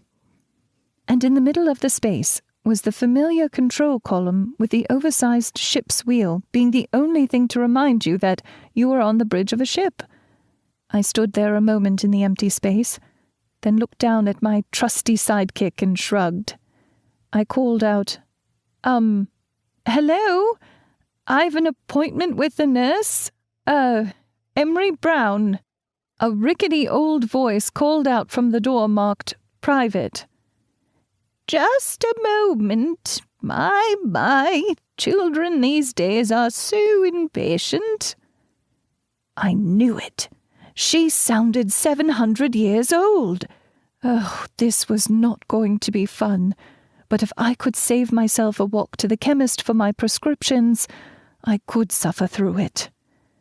My heart stopped beating when a familiar voice chimed out in a half-chuckle. Well, hello there, Miss Brown. Fancy meeting you here. If my eyes could get whiplash, then mine had almost accomplished it when I looked back at the private room door lighting fast with a mix of panic and excitement. Instead of the grey-haired authoritarian nurse I expected, there stood Margolis, leaning aloofly against the private door's frame in green scrubs, with a stethoscope hanging over her shoulder. The smirky smile on her face was almost enough to chase away the rising panic. Oh, dear Lord, she was the nurse? Why hadn't she said anything this morning? Wait, She was looking at her texts at the coffee shop while I was postulating about the age and disposition of the nurse. I sputtered out, "Liz, you're Nurse Davies?" She inclined her head as she walked into the space. "Guilty as charged. You should have seen your face. 70-year-old cantankerous schoolmarm, you say? Well worth the admission, I'd say. Now, come have a seat with me, and we can do our proper introductions.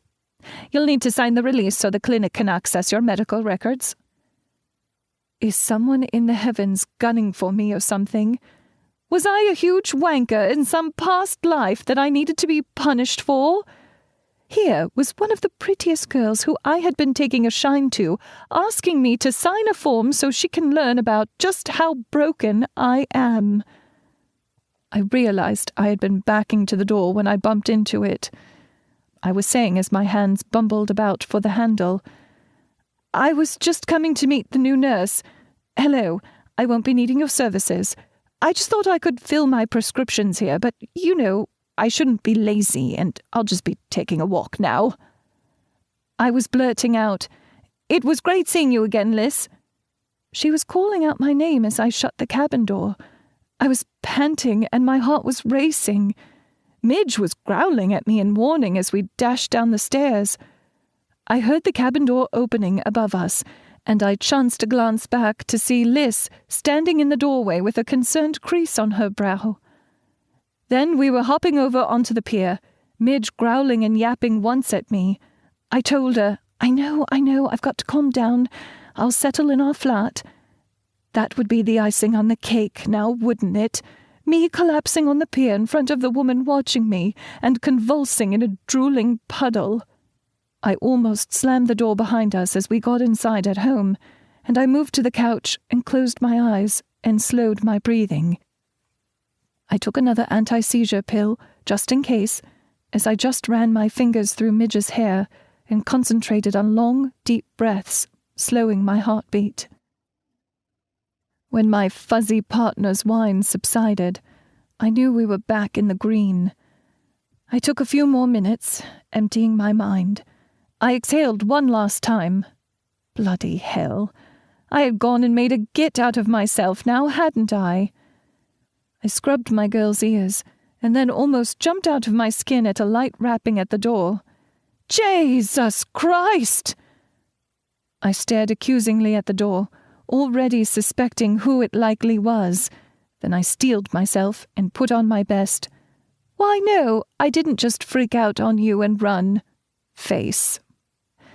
I squished my lips to the side as I walked to the door and looked down at my mighty dragon. She was not much help as she just stared at the door, tail wagging and butt wiggling. Fine, the traitor could just sit there being all cute. So I bit the bullet and opened the door. "Liz, what a pleasant surprise. How are you this fine evening? And how did you know where—" "Ah, the Flotilla register." She eyeballed me critically, then repeated, "The Flotilla register." Then she looked at me expectantly. "Oh, would you like to come in?" She cocked an eyebrow sardonically as she intoned, "That'd be nice." I smiled and closed the door halfway as I nodded. "Unfortunate for you, then, isn't it now?" She cracked and blurted, "Hey, just hang on a moment, you."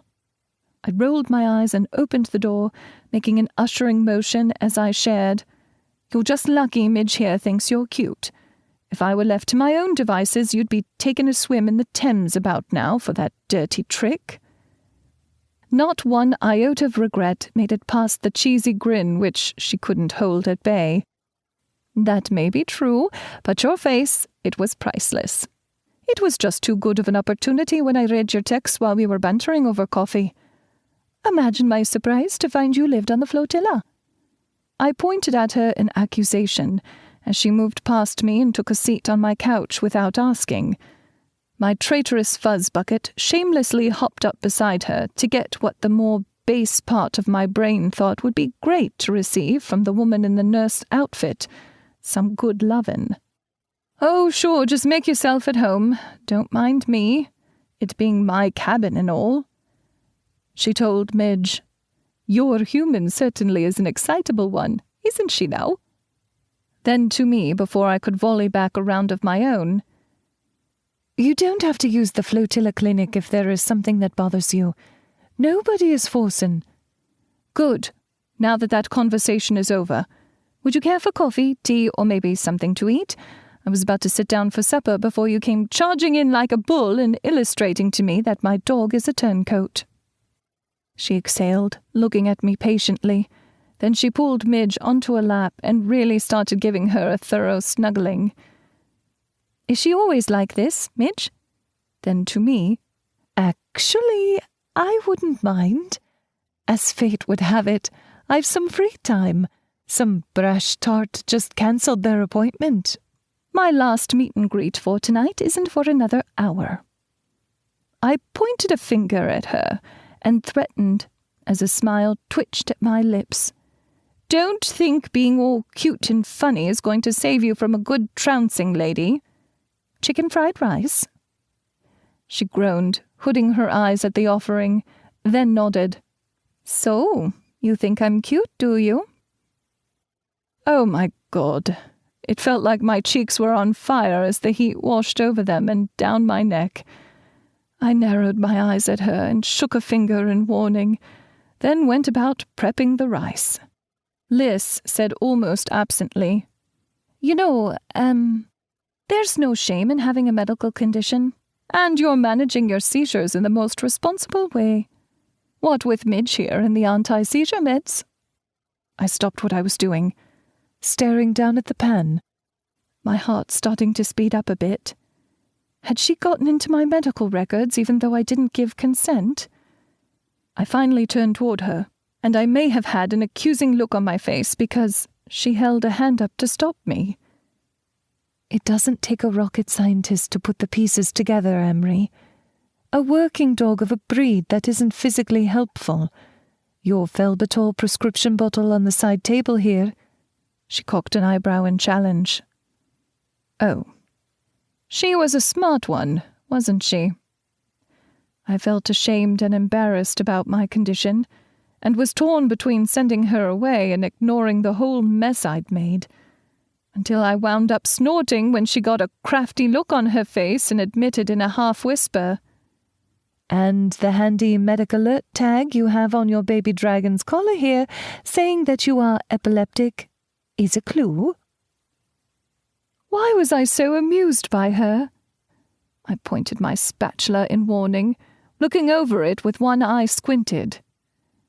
We're not talking about this. Now, are you going to drop it and have a meal with us, or am I going to see if nurses sink or swim? She ignored me and looked down at my pup, rubbing her nose on the cute doggy nose before her. Don't listen to your mean old mum. We're right mates now, aren't we, Midge? I felt a wave of relief flow over me that was overly profound. I seriously didn't want to be talking about my shortcomings with someone I was obviously crushing on. It was bad enough she sussed most of it out herself. I was treated to a giggles of amusement as I muttered a list her qualities as the chicken sizzled in the pan. Unruly, self-indulgent, overbearing. I looked over to share a smile with her. God, she had a breathtaking smile. What the bloody hell was I doing? Just setting myself up for a fall like this by letting my crush on the woman overrule my common sense. A posh woman like her would have no interest in someone of my station who has nothing to offer. Either the little angel or devil on my shoulder, they're hard to tell apart at times, was prompting me, but you can certainly have fun with her as friends. True, friends I can do. With that settled, I finished preparing the quick meal as she stood and walked around the cabin, musing. The Flotilla is certainly a wonder. I agreed. Then she paused at my drafting table. What's this? Shite. I hustled over and turned the top sheet over. Nothing, just sketching up plans that nobody will see. It relaxes me, but they're not good enough for others to look at. She said softly to herself in contemplation, Ah, that's right, an architect. I nodded and went to prepare the plates and paused to look back at her, brow furrowed. I never told you that. She looked a little sheepish as I regarded her with suspicion as I moved over to the couch and sat beside her, setting our plates on the coffee table in front of us. She shrugged and looked overly guilty and cute as she said, I may or may not have asked Miss Doshi about you after our coffee this morning. Liz had been asking about me? Gah! She was so confusing. Our flirty banner was just for fun, wasn't it? Or was there something more to it than I thought? Oh, just shoot me now. I was blushing. I changed the subject to take the spotlight off of me. So, just how did you land the position here? It must be a cutthroat field, and people fighting over the chance to run their own clinic. She gave me a purse-lipped smile and shrug. I just sent in my resume, and they spoke with me, and I found I had the position. I'm of the mind that I might have been the only nurse stupid enough to send in my resume, not knowing the demands of running a clinic single-handed. I eyeballed her dubiously and speculated, I'm sure there's a bit more to their decision than that. She shrugged and said, Shut your yap and eat, woman. I sat, but didn't shut my yap, as we bantered the whole meal until she had to go. I can't remember the last time I had had such a grand time. Chapter 4. Road Trip. I was in such a great mood that night, and inspiration seemed to be infusing my very blood and soul as I sat at my drafting table and drew all night, Midge snoring softly in my lap. At the toll gate the next day, after relieving Orville, the automated toll collector was being repaired by the German tinker who had finally arrived. I had to direct traffic through one side of the gates. Robert arrived early to assist, pulling a double. He looked suspiciously awake and alert for someone who would only have had about 4 hours of shut-eye, so I gave him the stink-eye, knowing he had likely slept most of his night shift away. It was wasted on the aloof scarecrow of a man. The monotony of the day was punctuated with bright spots as I kept getting random texts from Liz about equally as random things. I admit I had snorted more than once at some of the pictures she sent of her adventures in the city core. I realized that she was being a tourist and shot a question to her. You've never been to London? She responded with, Of course, a couple times to catch a plane at the London Heathrow. And I had a medical conference here once, and I drive through it all the time to get back to visit my folks. I rolled my eyes and typed out, So no, then. Then I chuckled at her response of, No. I took a toll from a lorry, which just barely met the restrictions for the road, then looked at her clarification. I just never realized how big London was, but now that I live here... I shook my head at the little smirk on Robert's face as he looked over my shoulder to our conversation. I poked him in the belly when he started singing, Emery has a girlfriend. We're just mates. Keep your fantasies in your pants, man. He hitched his thumbs in the suspenders under his uniform jacket and pulled them forward a bit. What I do in my pants is my business, you evil woman.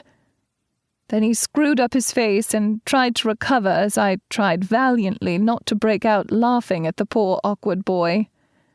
That's not what I... You... Oh, how I loathe thee, Emery Brown. I shook my head at him as I passed by, stretching on the tips of my toes to kiss his cheek. I'm lunching. Think you can handle things for a few minutes? Or I can just snack with Madrigal. Robert blushed and crouched a little, making an ushering motion. Then he turned back and started striding toward a car that was trying to come through the gate the wrong way before being waved through. He was pointing at the small stop sign he was holding in his hand. Oi, mate! Do you see the stop sign in my hand?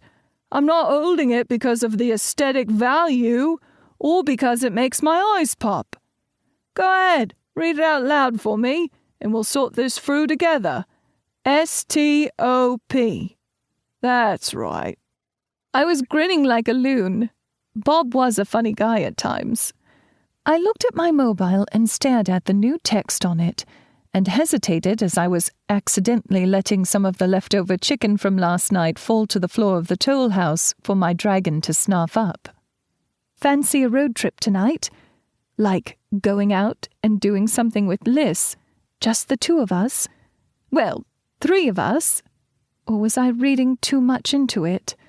I thought of all the ways I could make myself look like a fool depending on my response, but decided on the safest universal response. Question mark. Her response clarified things a bit. I don't have any meet and greets tonight because I have to head down to Hastings to sign some paperwork with my old landlord and pick up the last of my things from a friend's place. I could use the company. Ah, got it. I was the muscle. She probably had, some heavy bricks of lead she left with her friend. I asked, labor? Not pregnant that I'm aware of. Smart arse. Yes. I chuckled and shoveled some food into my yap trap, then waited patiently until she realized I was probably just staring patiently at the screen like I was. I got a smiley sticking out its tongue along with, "No, you brat, I just wanted some company to make the 2-hour drive go by with less monotony. 4 boxes, not heavy." Oh. Then she added with a little devil emoji, "And I'll be needing my Princess Charming in case another one of those round things on the car become less round again." I snorted, causing Midge to look up at me in question. Then I thought for a moment and typed, "You don't have a spare now until you get your flat fixed." She shot me a blushing emoji along with, "Already sorted. I rang the RAC yesterday, and they ran the flat out to be repaired. She's good as new now, circular and everything." I exhaled loudly and rang her. She answered on the first ring, and before she could say anything, I was saying, "You know that is inordinately lazy, and an abuse of the RAC. The R stands for roadside." I savored her giggling response. "Hello to you too, Em. And my vehicle was on the road, technically, when they arrived. I hadn't been assigned a spot in the Flotilla car park yet." Then her voice went an octave higher and sounded like a clueless git. "It is amazing what people will do for a naive woman who just didn't know who to call." I muttered, hiding my amusement. Shameless. She agreed, pointing out, "It's all a matter of perspective. So, are you in, or are you staying in protest of me using poor young mechanics wanting to be the hero to a damsel in distress? I mean, I prefer you being my hero, but a girl takes what she can get, right?" I repeated, shameless. And why do I feel as manipulated as those poor blokes at the RAC? She said flatly, "Because you have a working brain. Duh. Does this mean it is working?" I nodded to myself. Why did she have to be so cute and funny? It was like having Superman sit in a chair made of kryptonite. "Fine, but you realize we'd likely be out past midnight. Not what I imagined doing on a Friday night." Liz was pleased as a chipmunk. "Great, it's all sorted then. I'll grab you at the toll gate, save us some time, and it isn't like it's a school night, Emery. Or do you pumpkinate at midnight or something along those lines?" I quipped, "Fine, I'm off at 6. You know I'm only doing this because Midge likes you, Liz." She bantered back, "Good taste, that one." And then she just rang off without even a "how do you do." I stared at the phone until I became aware I was smiling. Then I froze. Wait, she was picking me up here? I didn't have a change of clothes here. I'd be stuck in my uniform all night, looking like a cut-rate Bobby. Bloody hell. My smile twitched back up as I realized I was going to be spending more time with Liz. Who cared what I was wearing? Well, I did, but that was beside the point. The rest of the day dragged by like we were in some sort of temporal quicksand. But at least the tinker had got the toll basket working again. By 5, I was looking so forward to some face-to-face banter time with the rather off-centre but overly amusing nurse, and that last hour went by in 3, I swear. I had just clocked out and turned to see a familiar red SUV stopping at the toll house, holding up the little truck behind her. She beeped her horn, and Robert put down his comic book and started to stand. I placed a hand on his shoulder. "No, I got this." He stood straight up, nothing but smiles as he asked with mischief in his tone, "Oh, is this your nurse?" He straightened his jacket and put on his cap and stepped toward the door before I could collect Midge and my things as he blurted out, "She's not my nurse." I froze, seeing he had the door already open and Liz had a shite-eating grin on her face as he asked her animately, "Hello, miss, I've heard a lot about you. Emery will be with you straight away." I slugged his shoulder as I scurried past, Midge on her lead, scolding, "You're an incorrigible man. Don't think you won't get the what for later." The old truck behind Liz honked its horn impatiently. Robert pointed at him and called out, "Oi, have a care, mate. Can't you see the lady is picking up her girlfriend here?" I squeaked out, "Robert?" My cheeks were aflame when I slipped into the car, and I tried averting my eyes from Margolis, who looked like the cat who had swallowed the canary. "Em?" I exhaled and mimicked her tone. "Liz?" Robert lifted the gate for us, letting us drive through without paying the toll. As employees, we didn't have to pay. The truck tried to drive through too, but Robert lowered the gate too fast, and we could hear him. "The toll basket's right there, mate. You've eyes, you've best put them to use.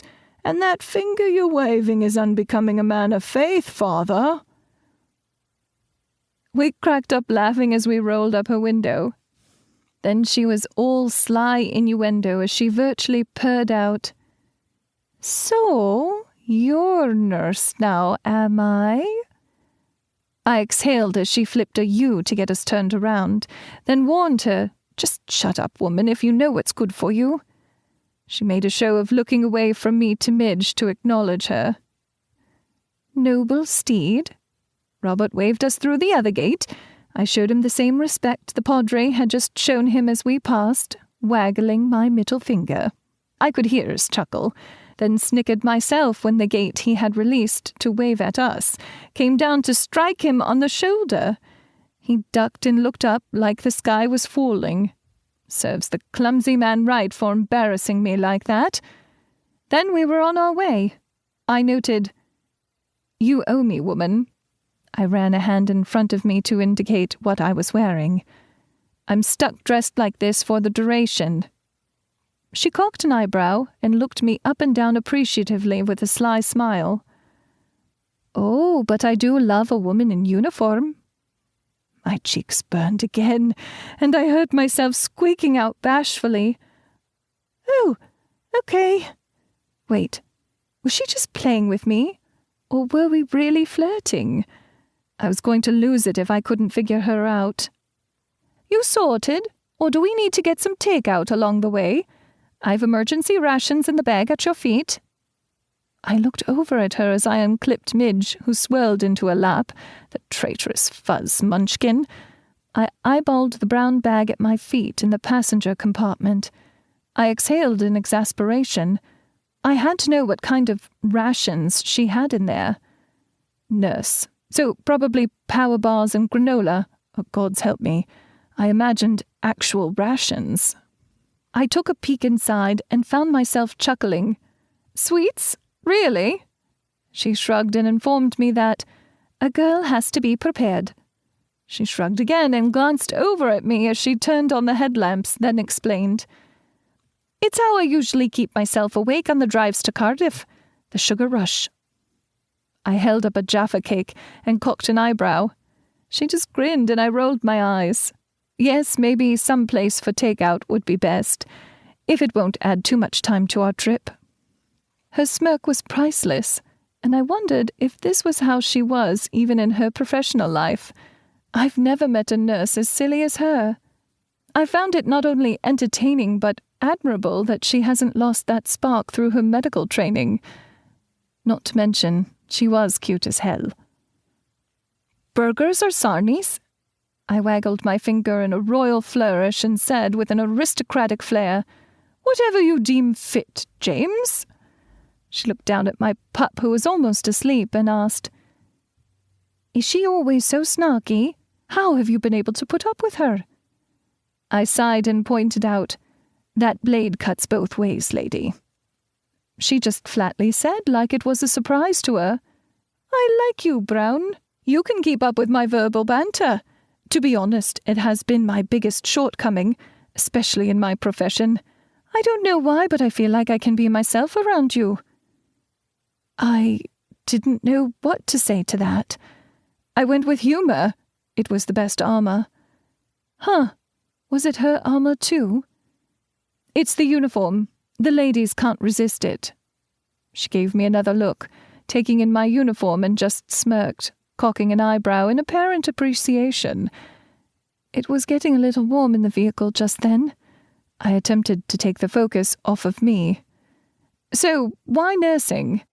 I watched her as she contemplated the answer. I found that interesting, that it wasn't just a simple answer to her. Finally, she shrugged.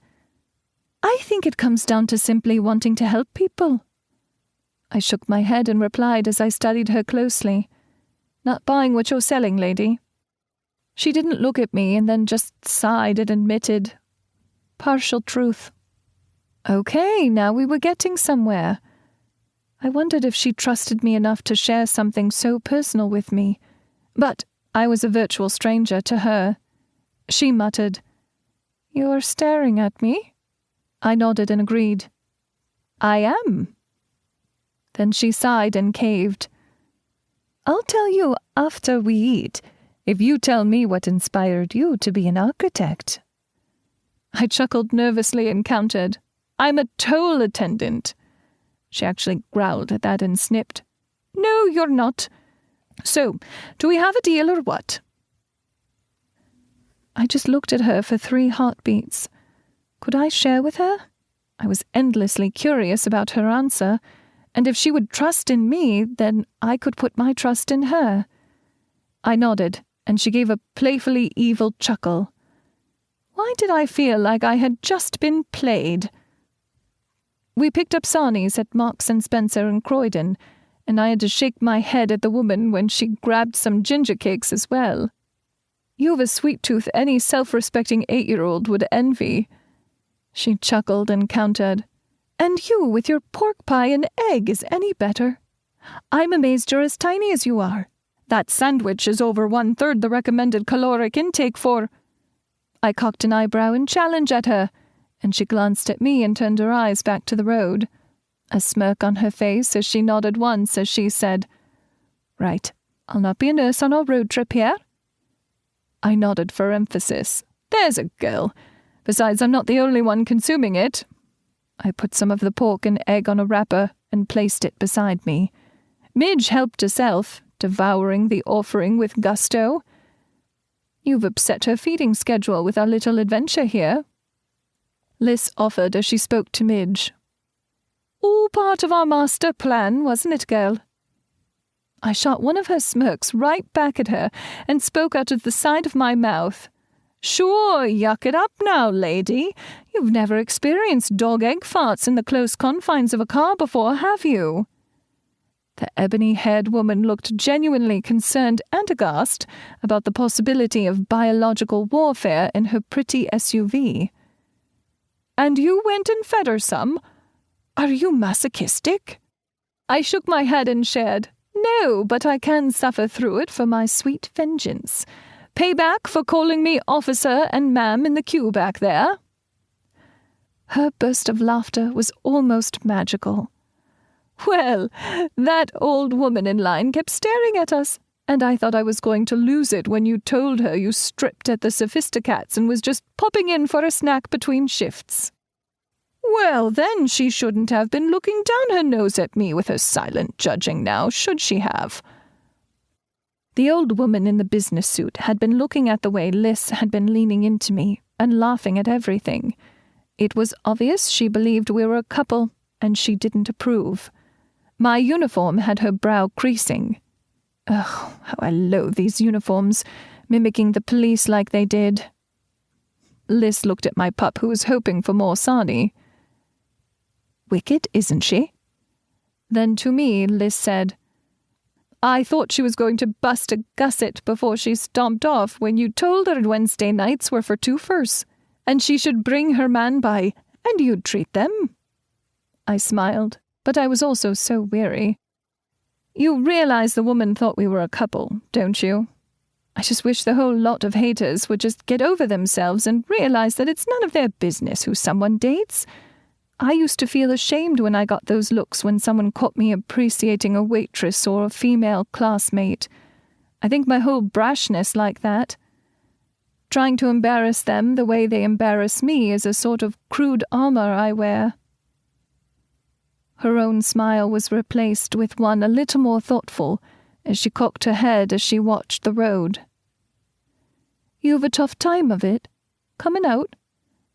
I admit, except for my parents at first, it's only been rare occasions, like back there, that I've met disapproval.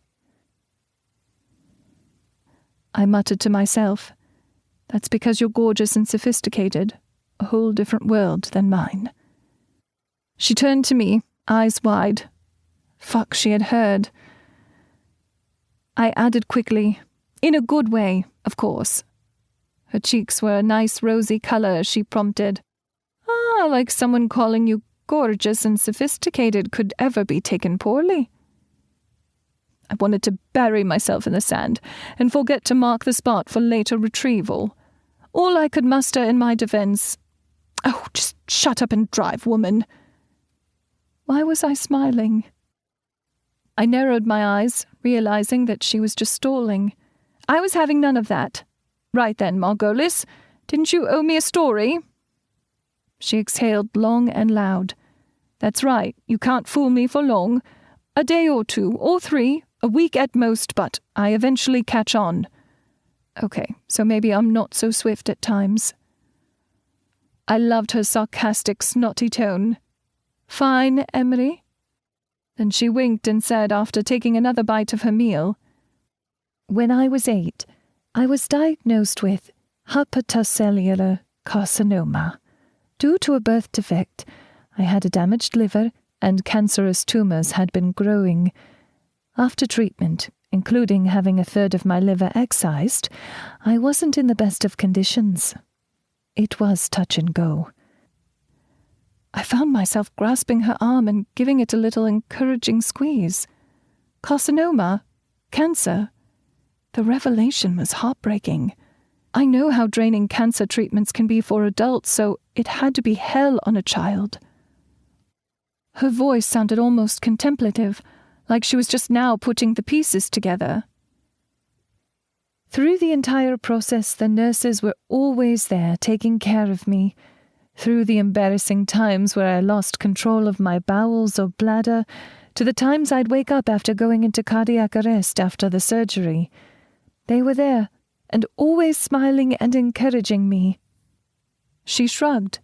I don't know. I mean, the doctors did the surgeries and all, but it was really the nurses who took care of me. As an adult, maybe it would have struck me differently, but for a child, it meant everything to have a smiling face there, helping you through the worst of it after the doctors left the room, and when my parents were sent home after visiting hours. The nurses were my heroes. So I think that was the driving force for me to become a nurse. I wanted to make a difference in people's lives, like they had done for me. Even if I just help a single person, when they feel all alone and that all is lost, then it is worth it, right? I mean, it has to be, right? I just nodded, then realized my hand was still on her arm, and my thumb was stroking her reassuringly. I pulled my hand away and clasped my hands in my lap and said, Yeah, it does. My life felt so small in comparison to hers just then. She must have seen this, and she smiled almost sadly, reached over to pull my hands apart to grasp one, and gave it a squeeze. So, what about you? I showed you mine, now you have to show me yours. That was so loaded and full of innuendo as she winked at me, knocking me out of my self-doubt. I had to grin at her. I've questions, she sighed. Of course you do, but don't think you're going to welch on our deal. I stuck my tongue out at her, then prompted, You beat it, the cancer, and you lost part of your liver? Can a person live like that? Well, obviously they can as you are here, but... I didn't know what I was asking. I just found myself with a knot of worry in my gut for this woman I barely knew. It sounded as if she had had this conversation before she watched the headlamps of oncoming vehicles pass by us. Actually, I'm healthier now. They had excised the damaged portion of my liver, and it grew back healthy. The liver is one of the few organs that are capable of regeneration in the human body. So long as I can stay cancer-free, I'll suffer no ill effects. A liver can grow back? That I did not know. I was pleased that she wouldn't have to suffer or adjust her life for something that was thrust upon her as a child. I could see her drive and the reasons behind it now, and I was sort of in awe of her that she's done what she set out to do, and has excelled while doing it. I was going to ask more, but she beat me to the punch. Okay, Lady McStalling, spill. Why architecture? I sighed and shrugged. Nothing as life-changing as your story, I'm afraid. Don't be afraid. Smart arse. Do you want to hear this or not, Liz? I cocked an eyebrow in challenge as I unrepentantly stole one of her gingerbread cakes, since she'd have to choose between fighting me for it or getting us into a fiery wreck in the middle of nowhere. She just smirked at me, and I made a show of taking a big bite as she said, Please, go ahead. Zipping it here, I can always unzip later. There was that innuendo and double entendre, accompanied by a wink that had me swallowing hard. I had to double-take to make sure I saw it. Her little Miss Innocent look wasn't fooling me. I shrugged, took a deep breath, and reached for Midge on her lap, needing my confidence for this. She slapped my hand and scrubbed my tiny dragon's ears. Mine. Fine. I tried to explain what I've never really thought about before, knowing it wasn't anything as profound as her story. I don't really know. I've just always been fascinated by old structures and have sought them out. I find them, I don't know, comforting in some way to me. I thought about it for a second and said, The first time that I really became aware to the artistry of a building was when my parents brought me to the Christmas service at St. Paul's Cathedral instead of our local church when I was 6. I don't think I had ever really looked at a building before then. We were sitting there listening to the choir, and I had looked up, and it was like my eyes had opened for the very first time. All the stories and fairy tales of castles and worlds of fantasy seemed to be real and possible to me when I actually saw the majesty of the structure. Something built by the hands of man that could touch the heavens. She seemed intent on the road as I shrugged and added, After that, I had started seeing the legacies left behind by visionaries in the buildings all around the globe. In Westminster Abbey, the Empire State Building, even the Chrysler Center, and so many other buildings constructed in a time that buildings were works of art, instead of the steel and glass monoliths of modern times. I held a hand toward the windscreen, like I could see the structures I described before me. Liz glanced at me, her expression unreadable as she rolled her hand, prompting for more. I didn't have more, so I just added, I want to do that, to build something that will inspire others long after I'm gone. Maybe it's as simple as leaving my own mark on the world, my own legacy? Then I chuckled and wiggled my eyebrows at her. Now, I take a mean toll." She shoved my shoulder with a soft smile. "Don't sell yourself short. You'll find a position at some international firm and design the next Taj Mahal." I smirked and shared. Been sacked from 2 firms because of my condition. How do you think I wound up at the Flotilla? Even I heard the sour tone in my voice.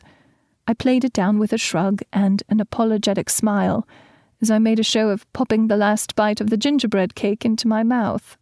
Her smile was genuine and soft, and almost expectant as she reached over and playfully shoved my shoulder again, informing me, "Doesn't mean I'm wrong." She made me want to believe, and I admitted to myself the past 2 days that she had reawakened my creativity and drive. She was my muse, driving my inspiration, so maybe it was possible. Liz turned back to the road, looking satisfied, and said, "Next stop, Hastings." I repeated as I pointed forward. "To Hastings," Midge barked once, picking up on our excitement. We spent the rest of the road trip just talking about everything and nothing, just getting to know each other, and I started to believe that maybe our flirting had been genuine, which just magnified the crush I had on the fascinating woman. Chapter 5. Hastings. By the time we arrived back at the Flotilla at almost 2 a.m, I don't think I had laughed or smiled so much in my entire life. I walked her to the Jabberwocky, carrying some of her boxes. Hey, wait a minute. She wasn't carrying any. I really was the labor, wasn't I?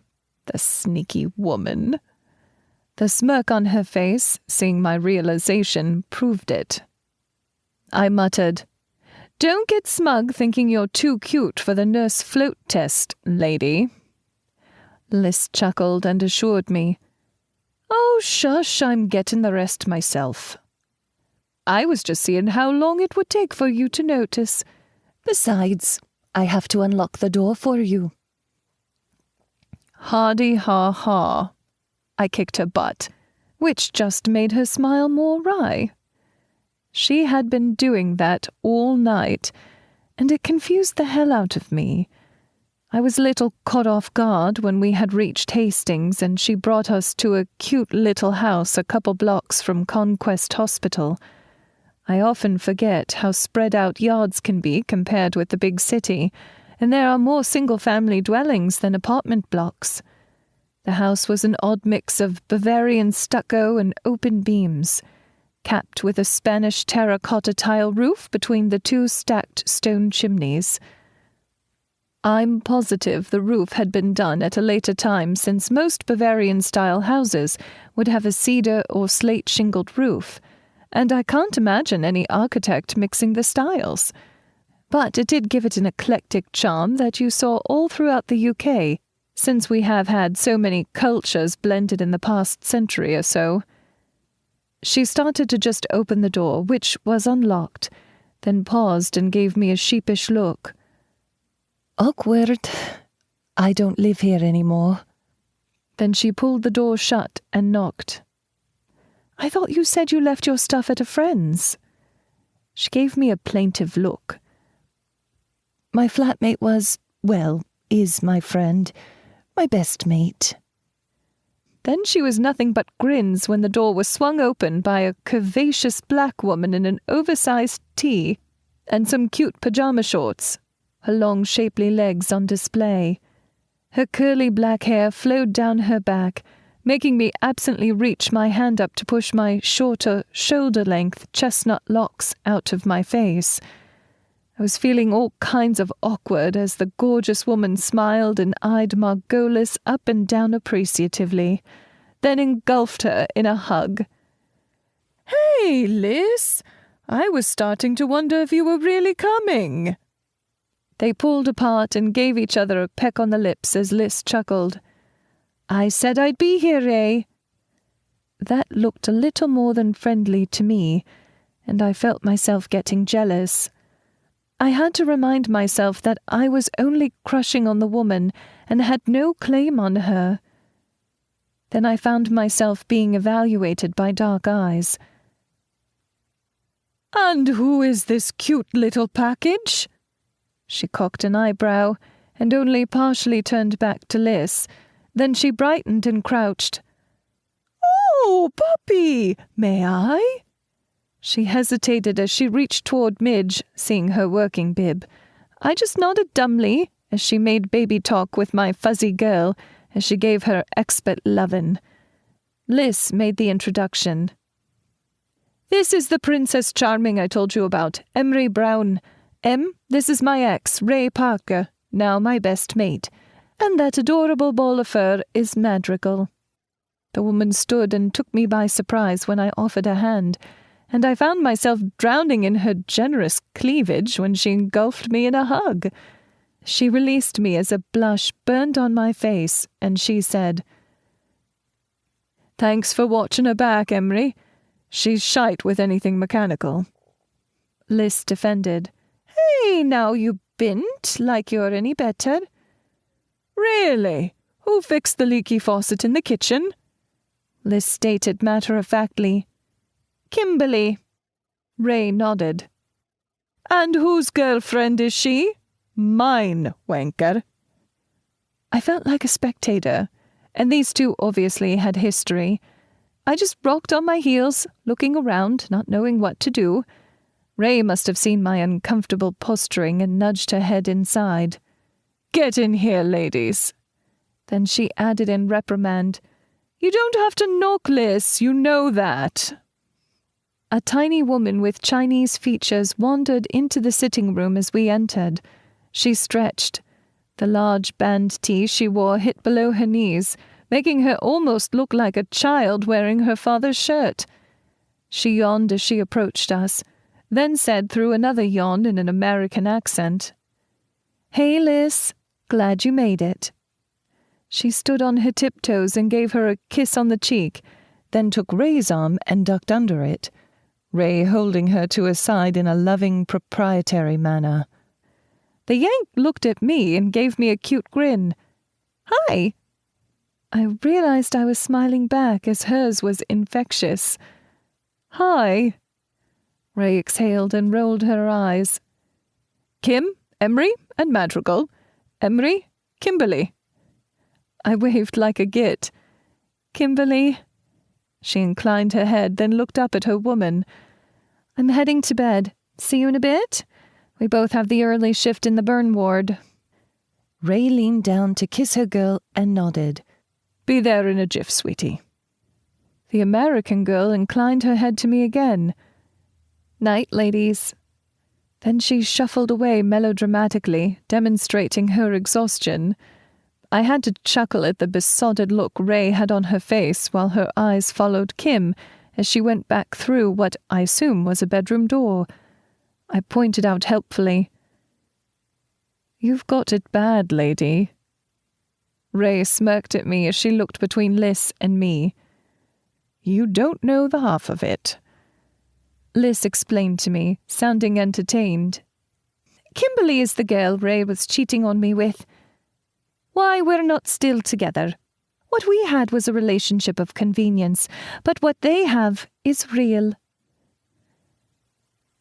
I didn't hear any bitterness in her tone, and Ray didn't even look ashamed. Liz had said earlier that Ray was her best mate. They both chuckled at my consternation, and Liz offered, humor twinkling around in her eyes. "Nursing doesn't leave much time for dating in an understaffed hospital. We were together, but more so that we weren't alone. When Kimberly showed up, I think half the staff fell in love with her, including Ray. I can't really say I was surprised, or even very upset when I caught the two together. Kim wasn't even aware that she was helping the bonehead here to cheat, as she was never told we were a couple." Ray muttered, "Oh, shush. Do you want your shite or not? You love Kimmy, and you know it. It was even your idea to have her move in when you took the small bedroom." The Indian Brit smirked. "Blah, blah, blah." Then she looked at me. We best load up and get Em home before she turns into a pumpkin. I had to ask, wincing at the incredulity in my tone. You lived with your ex and her lover? Then to Ray I asked, Has she been hit in the head? Committed to the psych ward? The woman chuckled and said to Liz instead of me, Her I like. I cocked an eyebrow and Margolis was quick to say, What's not to like? As she winked at me. There she was, flirty again, in front of others, and I was feeling all kinds of warm and self-aware just then. True to her word, there were just 4 boxes which hadn't fit in her original load, and they weren't too heavy.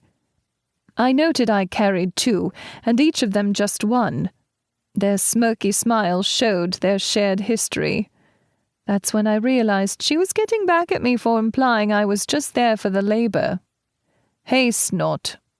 They shared a chuckle. Then Liz looked back at the house with the melancholy and nostalgia one used when looking back at a place they had once lived, been a part of. Ray caught it too, and prompted, Don't be a stranger, just a 2-hour jaunt. That goes both ways. Come up London ways and maybe we can talk the short one here to give us all the grand tour. Wait, what? I was being drafted? I felt oddly happy I was being included in Liz's future activities so readily. Then they pecked each other on the lips again. Is that normal?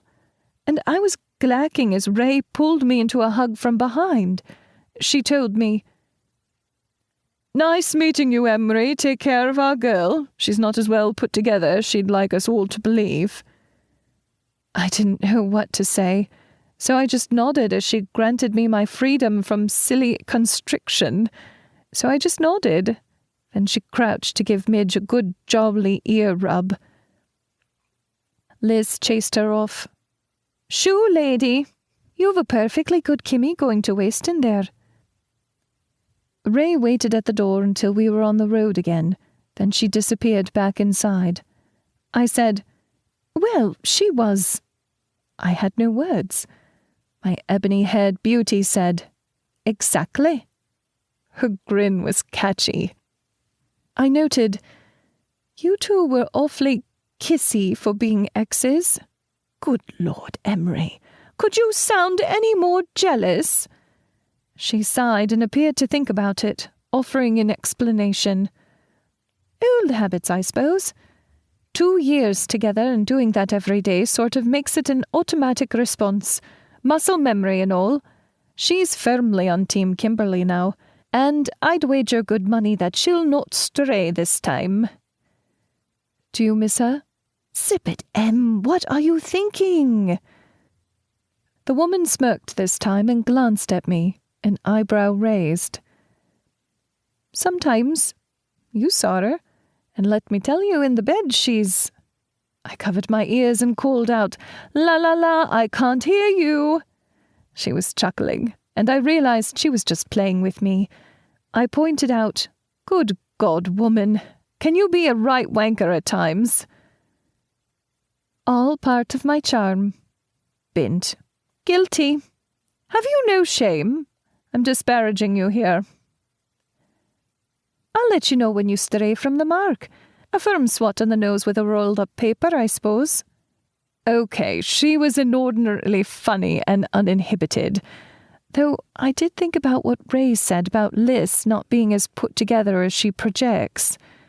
I smiled at the memory, and when she unlocked the clinic door and held it open, I slipped past her, noting she didn't give me much room, causing our bodies to brush. I exhaled a breath I hadn't remembered holding. Was she trying to seduce me? I had no clue how to read her signals. Was she like this with everyone, leaving a trail of broken hearts pining after her? Or was she really interested?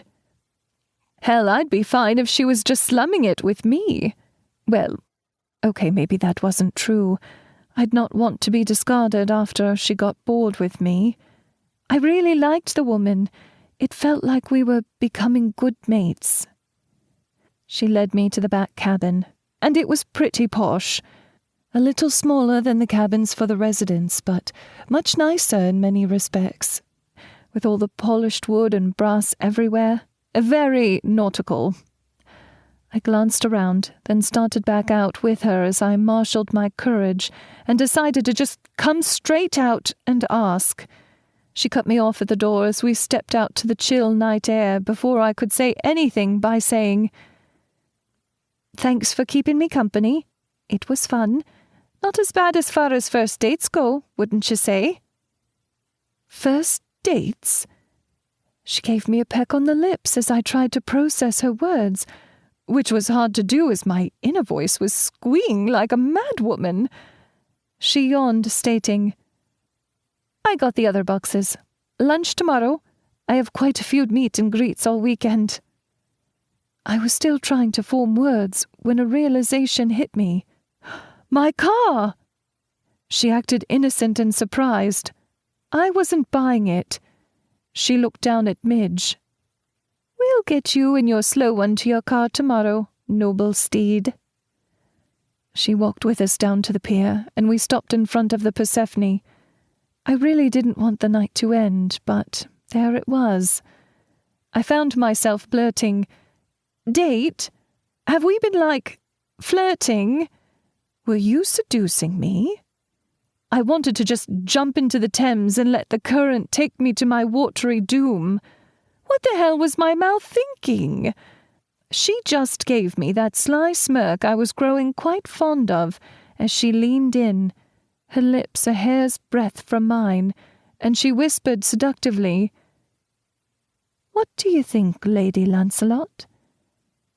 Then she was kissing me. I think I whimpered when she pulled back, leaving me in an almost painful state of breathless arousal. I actually skipped a little as she left me standing there. "Tomorrow, Emery."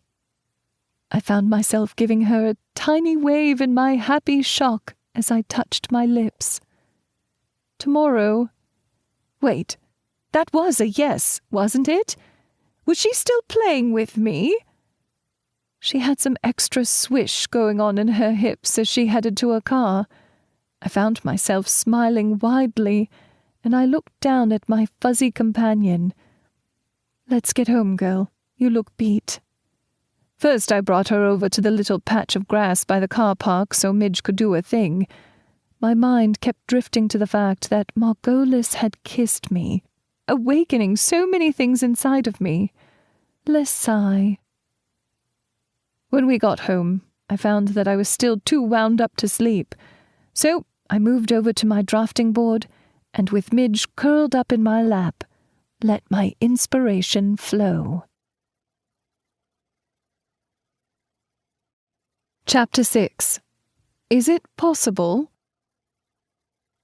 The next morning, I aborted a snore when someone was knocking at my door. Midge was already there whining and wiggling. Oh, crap on toast. I had fallen asleep at the drafting table again. My poor tiny dragon must think I'm losing my mind. My lips curled up into a smile as I heard Bliss calling through the door in a sing-song voice. "Charming! Get your little butt moving! I've less than an hour before my first meet and greet today. Need coffee if we're retrieving your car?"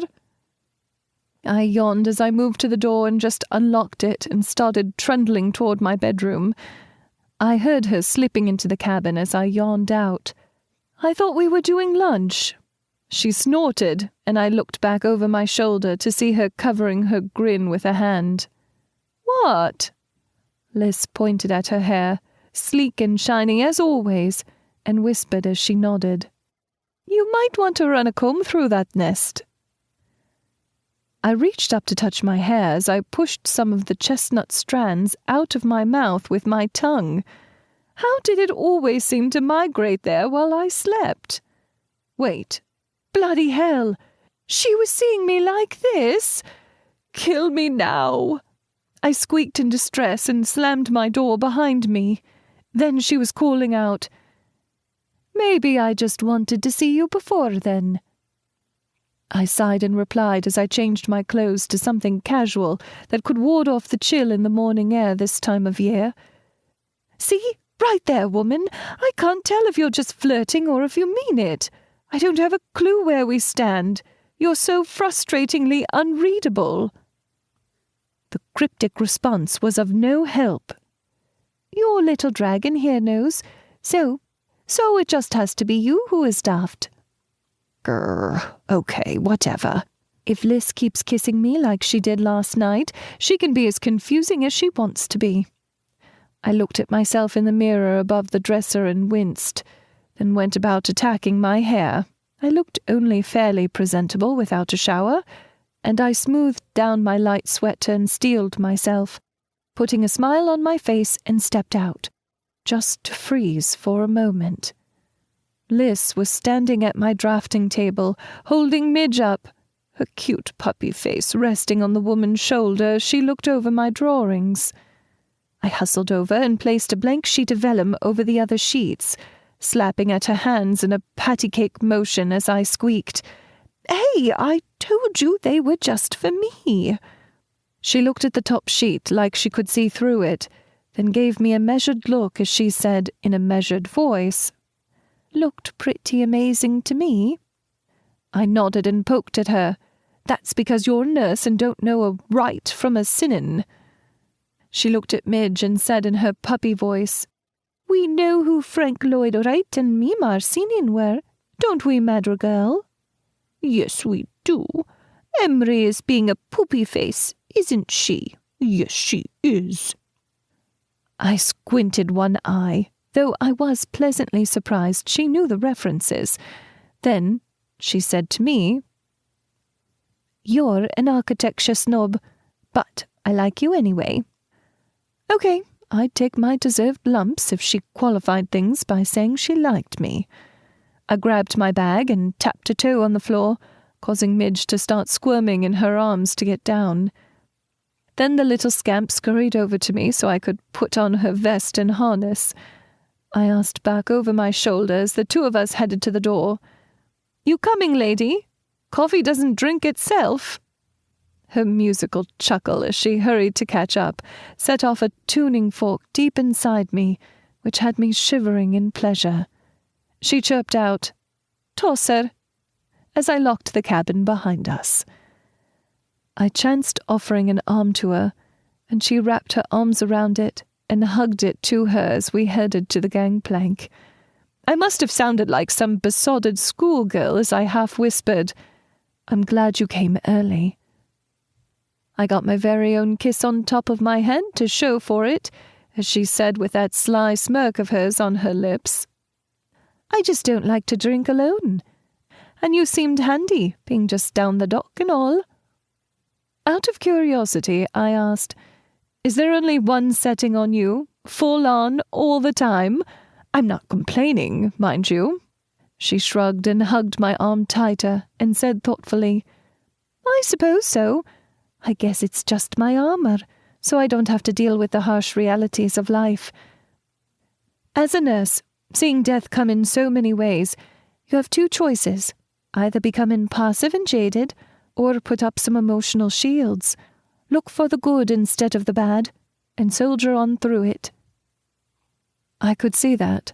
I hadn't thought of all the bad things and tragedies that people in the medical profession had to go through. I don't know if I had the wherewithal to handle the types of things she must have seen every day, including the untimely death of her patients. That has to weigh heavily on her, and anyone in the medical profession. Then I looked up at her as I had an epiphany. Was that why she took the position here at the Flotilla? The likelihood of all that tragedy was greatly reduced, as she would be dealing mostly in aftercare and health maintenance. Anything more serious she would be referring to the doctor or to a hospital for urgent care. Odds were she wouldn't have to be death's handmaiden for any of her patients either. She just kept that cheery look on her face, ignoring my scrutiny.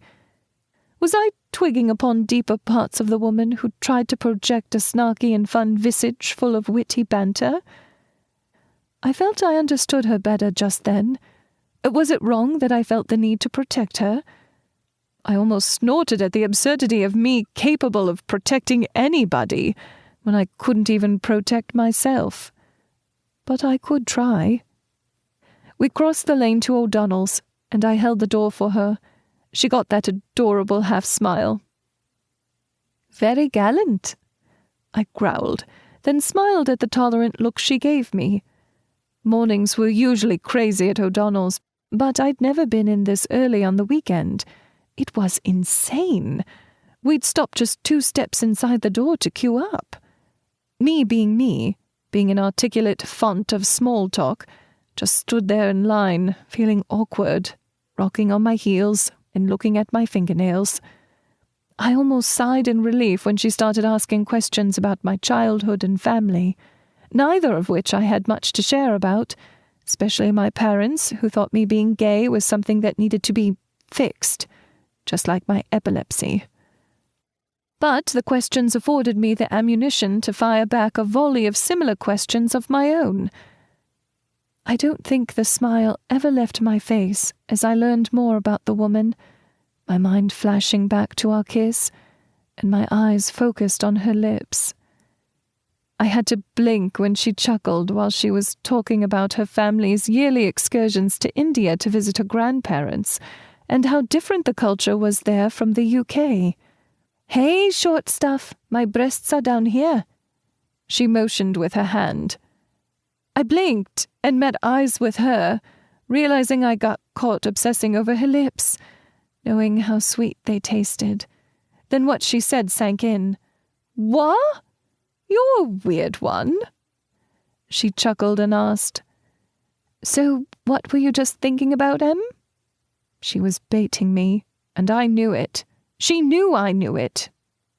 I was still a little unsure if all of this was actually leading where I wanted, so I whispered out, "Are we—" I was interrupted by Jake, who said, "A large coffee, black and strong for Emery, and was it a large espresso, extra foam with a dusting of cinnamon for— wait, I got this— Liz?"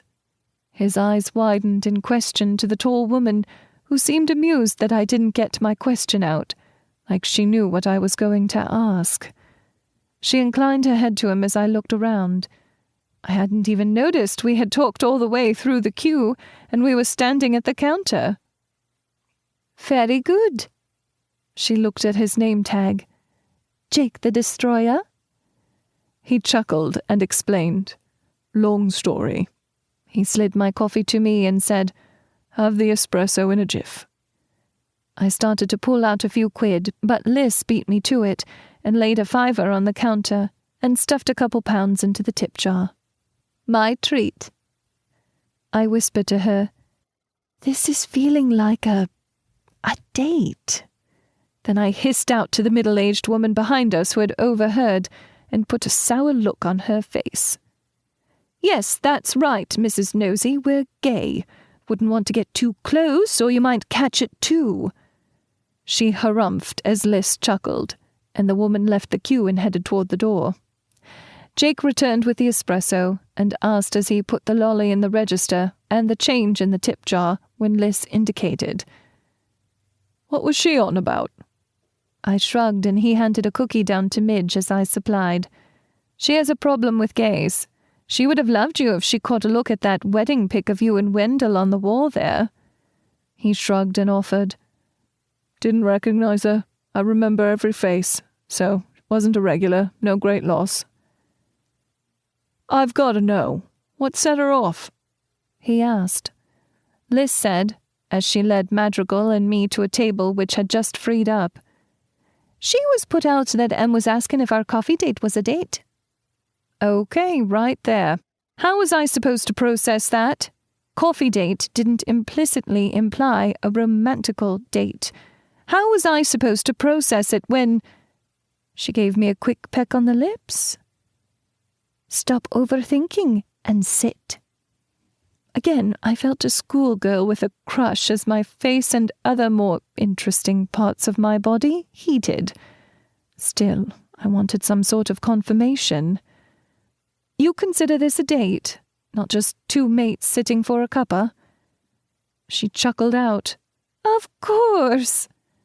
Then she sighed and clarified, "Sorry, a hazard of the nursing profession, squeezing in personal time any moment we can. This would be considered second base in my circles." I was beaming inside, but managed to school my face as I quipped, "Oi, I'm not that easy. You'll have to work for second base." I loved the quirky half-smile she shot me. The insecure part of me was still asking, "Is it possible?" She said over her cup as she took a sip of her cinnamon concoction, "You have to get over your insecurity, woman. Now, where were we? So when did you realize you preferred the company of women?" Okay, so I chuckled at her. She was so bad, and she seemed genuinely interested in me of all people. I decided just then that I wasn't going to look a gift horse in the mouth, and went about answering any questions she had, except about my affliction. That was off limits, as I knew that intellectually she may think she could handle it, but I knew from experience that when people see how broken I really am, they react in one of two ways, and neither leave me feeling like a real person anymore. They leave me feeling like I am my disease, that it defines me, and they can no longer see the person lying beneath it. Either they avoided me like the plague, or worse, they looked at me with pity and treated me like I'd break if they breathed on me too hard. And already it would break me if she looked at me with pity in her eyes. The ones that struck me were the ones that even my first girlfriend had never asked, and they were so simple. My favorite color? Odd as it sounds, brown, and not because it is my last name. Favorite book? The Poetics of Space by Gaston Bachelard. He examines the specks in our homes where our dreams and memories live. My favorite quote from the book: "Thus, an immense cosmic house is a potential of every dream of houses." She cocked an eyebrow. How about something that doesn't involve intimate architecture, psychology, philosophy? Weirdo. That's work stuff. I shrugged. Okay, smart lady, what's yours? She chuckled and said, "About any lesbian romance." I snickered at her. Your preferred porn, huh? Hey, now, not all of them are all about sex. They can be pretty profound and concentrate on love and emotions that bring that love about. I cocked an eyebrow, and she sighed and whispered, "And the sex is sizzling too." We shared a grin, and I exhaled and said, "You've been monopolizing the questions. Now it's my turn to ask a few. I need to get to know the real Margolis." She stood with a sly grin, nudging her chin to the wall clock behind the counter. "Would you look at the time? Less than 15 minutes before my first appointment of the day." "What?" I accused. "You did that on purpose?" She put her hand out. "Prove it." I sighed and looked at her hand timidly, her graceful fingers wide, then reached out and took it. My cheeks started to ache since I was smiling so wide when she laced our fingers and pulled me along. "Walk a girl to work?" I just nodded stupidly and followed her and Midge to the door, waving back at Jake as we headed out. I looked down at our hands as she watched the traffic, looking for an opening. We were holding hands, and it felt more right than anything I had experienced in my life. I looked up at her in wonder, and she glanced at me and did a double take, her cheeks rosing up. "What?" I marshaled my inner mischief maker to get back at her for monopolizing our time with me talking about myself. I asked, with that wonder in my tone, "Anyone ever tell you that you're fairly average-looking?" This caught her off guard, and I was internally pleased that the seemingly unflappable woman could be surprised. She was so self-confident normally. She squished her lips to one side of her face as she supplied, Can't say that they have." I nodded as I fought to smile as I said, "Thought not. You're bloody gorgeous, woman." She tipped her head back and treated me to a barking laugh I hadn't heard from her yet. It was adorable, Brett. Before I could capitalize on getting her off balance, she was leaning down, her face in front of mine, our lips inches apart. You're pretty easy on the eyes yourself, Em. I was buzzing, the words not soaking in because I was transfixed by her glistening lips. I started to lean in, and just before our lips met, she smirked and started pulling me forward. There's a gap in traffic. Come on, short stuff. It was like a bucket of cold water was splashed over me. I grumped out, You tease, I hate you. She acted all sweet and innocent as she asked, Really? All she was missing was the fluttering lashes. I said as I checked to be sure Midge was pacing us as we hopped up onto the walk on the opposite side of the street. No, not really. I've become quite fond of you, and that's a dangerous thing. Is it, though? I nodded as I contemplated, slowing at the patch of grass for Midge to do a thing. In my experience, yes. Beautiful, successful women don't normally give someone like me the time of day. She smiled and leaned in to kiss my cheek and whispered, It's 9:15. Smart arse. She squeezed my hand and took a large sip from her espresso. Just so, then added, Put some thought into where you'd like to eat for lunch. You're the London native, and I throw my taste buds on the mercy of your culinary knowledge of the city. I nodded with a smirk as our footsteps clonked on the dock as we stepped onto the pier, accompanied by the clacking sound of my little dragon's claws on the wood. I've some ideas, but don't expect 5-star dining. I know where the real food that reflects the soul of the city is. She stopped in front of the Persephone. Well, this is you. See you at noon. I nodded, and she moved in closer, and I could feel our body heat mingling between us in the cool air. My toes were curling in anticipation, and she lowered her head and snogged me properly, her tongue tracing my lips and probing in permission for entry. A few seconds later, she basically left me in the puddle I had melted into, saying more to herself than me. That's 2 dates now.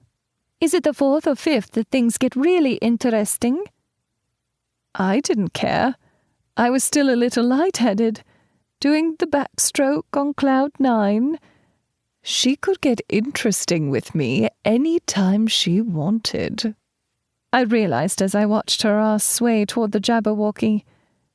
Oh, bloody hell. I've got it bad. Chapter 7. Madrigal was barking. The next 4 weeks were like heaven to me. I watched Liz sneak out of my cabin at 6 one morning to get cleaned up and ready for work. The woman certainly acts fast when she sees something she wants. As she said, it was our 4th date that things got really interesting. The first actual date in normal human dating cycles, in my opinion. Date 3. Lunch had been fun. Pizza at Gertrude's, my drug of choice. She had never heard of the little pizzeria tucked away in an alley in the core. She was endlessly amused that you basically ate whatever Gertrude gave you. The only thing on the menu was pizza, and then a variety of drink options. I've never walked away from the place disappointed. The woman was a certifiable culinary genius with pizza pies. I was introduced to the little alleyway pizzeria by the ladies at the Flotilla, and now I can't think of any place else I'd like to go for a slice. It was late that afternoon, after she finished up with more meet and greets, which she said she would still be doing for over a week, that we had what I would deem a real date. I had taken her out touristing. I have to admit, I've lived in London my whole life, and there were things I still hadn't done because they seemed silly to me, like the overpriced tourist traps, like the London Eye. But with her, I couldn't decide if it was the majesty of the city sprawling below us, or her excited profile as she looked out over it that was more beautiful to me. That night, I had invited her in for a nightcap and found myself fully supporting the take it when you can get it relationship mantra of nurses when she had me up against the door the moment we stepped into my cabin, her lips on mine and her hands roaming my body. I may not be the sharpest crayon in the box, but I'm not a complete muppet. I had followed suit, getting to know every curve of her body intimately. It was 2 days later that she moved our nightly snogging and heavy petting sessions into my bed. I likely still have a goofy look on my face after she reminded me why being a woman is so great. Twice. And when she had undressed and almost bashfully turned to me that night, exposing all that she was, she took my breath away. I had traced the scars on her abdomen with my fingers and kissed each of them, knowing they had saved her life. It was frightening, really. I had known her for such a short time, but I knew that I was falling and falling hard for the woman. We were tossed out of the zoo for making out behind the penguin exhibit. I was mortified, but she was endlessly amused about it and couldn't wait to call Ray and Kimberly, who insisted on her putting me on the line to let me know how scandalous we had been. The Binns. Was it wrong that I really liked them? They even came up the second Sunday to hang out with us since they both had finagled their schedules at the hospital to get the same day off, though it sounded like it was Kim fluttering her eyelashes at the other nurses to get them to agree to swap shifts that had done the trick. I had some quality time alone with them, repeating the mini London tour with them as we had to wait for my girl to finish her odd hours of work. It was quickly obvious that Ray was a right scamp. No fear nor apparently shame. Outspoken and brash and funnier than hell. I saw what had attracted Liz to her, and Kimberly basically had the sense of the two, constantly reining in her girl. I admit to almost gushing out a "Daw," seeing how Ray complied almost instantly at the reprimands from the Chinese-American woman. She was whipped, and she loved it. She didn't even make any pretense as to who was in charge of their relationship. I found myself saying, "Yes, ma'am," a couple times myself to Kim when I got caught up in the mischief Ray seemed far too apt at churning up. This just got Ray asking, "See? Right?" I shrugged and defended myself. "She's cute. Leave me alone, woman. You're shameless." The ebony woman countered, "You didn't see that being a problem when you were egging me on just then, Em?" Then she cocked her head and pulled her girl to her side for a hug, telling her, "Liz did good with this one." Kimmy chirped out in her Yank accent, "I agree. She's acceptable." I had rolled my eyes at them, giving a sarcastic quip. "I'm so glad I get your endorsement on my relationship." Without missing a beat, Ray nodded as she said, "As you should. It's recognized throughout the UK, Northern Ireland, and the great part of Antarctica. You'd be surprised." Kim elbowed her lightly in the gut. Then we all shared a laugh. "Wait, the greater part of Antarctica? Not the whole continent?" Then Ray's voice lost all its humor. She said tonelessly, the smile off her face, "You best not hurt her." Kim growled at her, "Raina Martha Parker, behave." Then she looked at me apologetically. "Don't mind her. If you're unfortunate enough to be considered her friend, then it is a life sentence, I'm afraid. Overprotective is her middle name." I had confided in them. I'm not sure why she chose me, but I'm not going to complain. Then I hesitated and looked back at Ray, eyes wide in amusement. "Wait, Martha? Really?" She narrowed an eye and challenged, "We don't choose the names our parents decide to torture us with. I'm sure your middle name is all sweetness and light, is it?" "Oh, bollocks." She cocked an eyebrow in challenge, and when I didn't rise to it, Kimberly joined in. "Ooh, it's a good one, is it?" I sighed and covered my face in my hands as I shook my head, mumbling, Constance. Ray exploded in a choked-off laugh and blurted, "Well, there you have it then. I'll be keeping Martha, thank you very much." I exhaled. I deserved it for being so cheeky. Speaking of cheeky, I asked, "What about you, Kim?" She just beamed a smile at me, and Ray answered for her. "Kimberly Bell Ivy." Drat. The tall woman just shook her head at her smaller girlfriend and agreed with me. "Just so. She's cursed with all the cuteness. I'm convinced she may be the devil, here to claim my soul for all my past transgressions."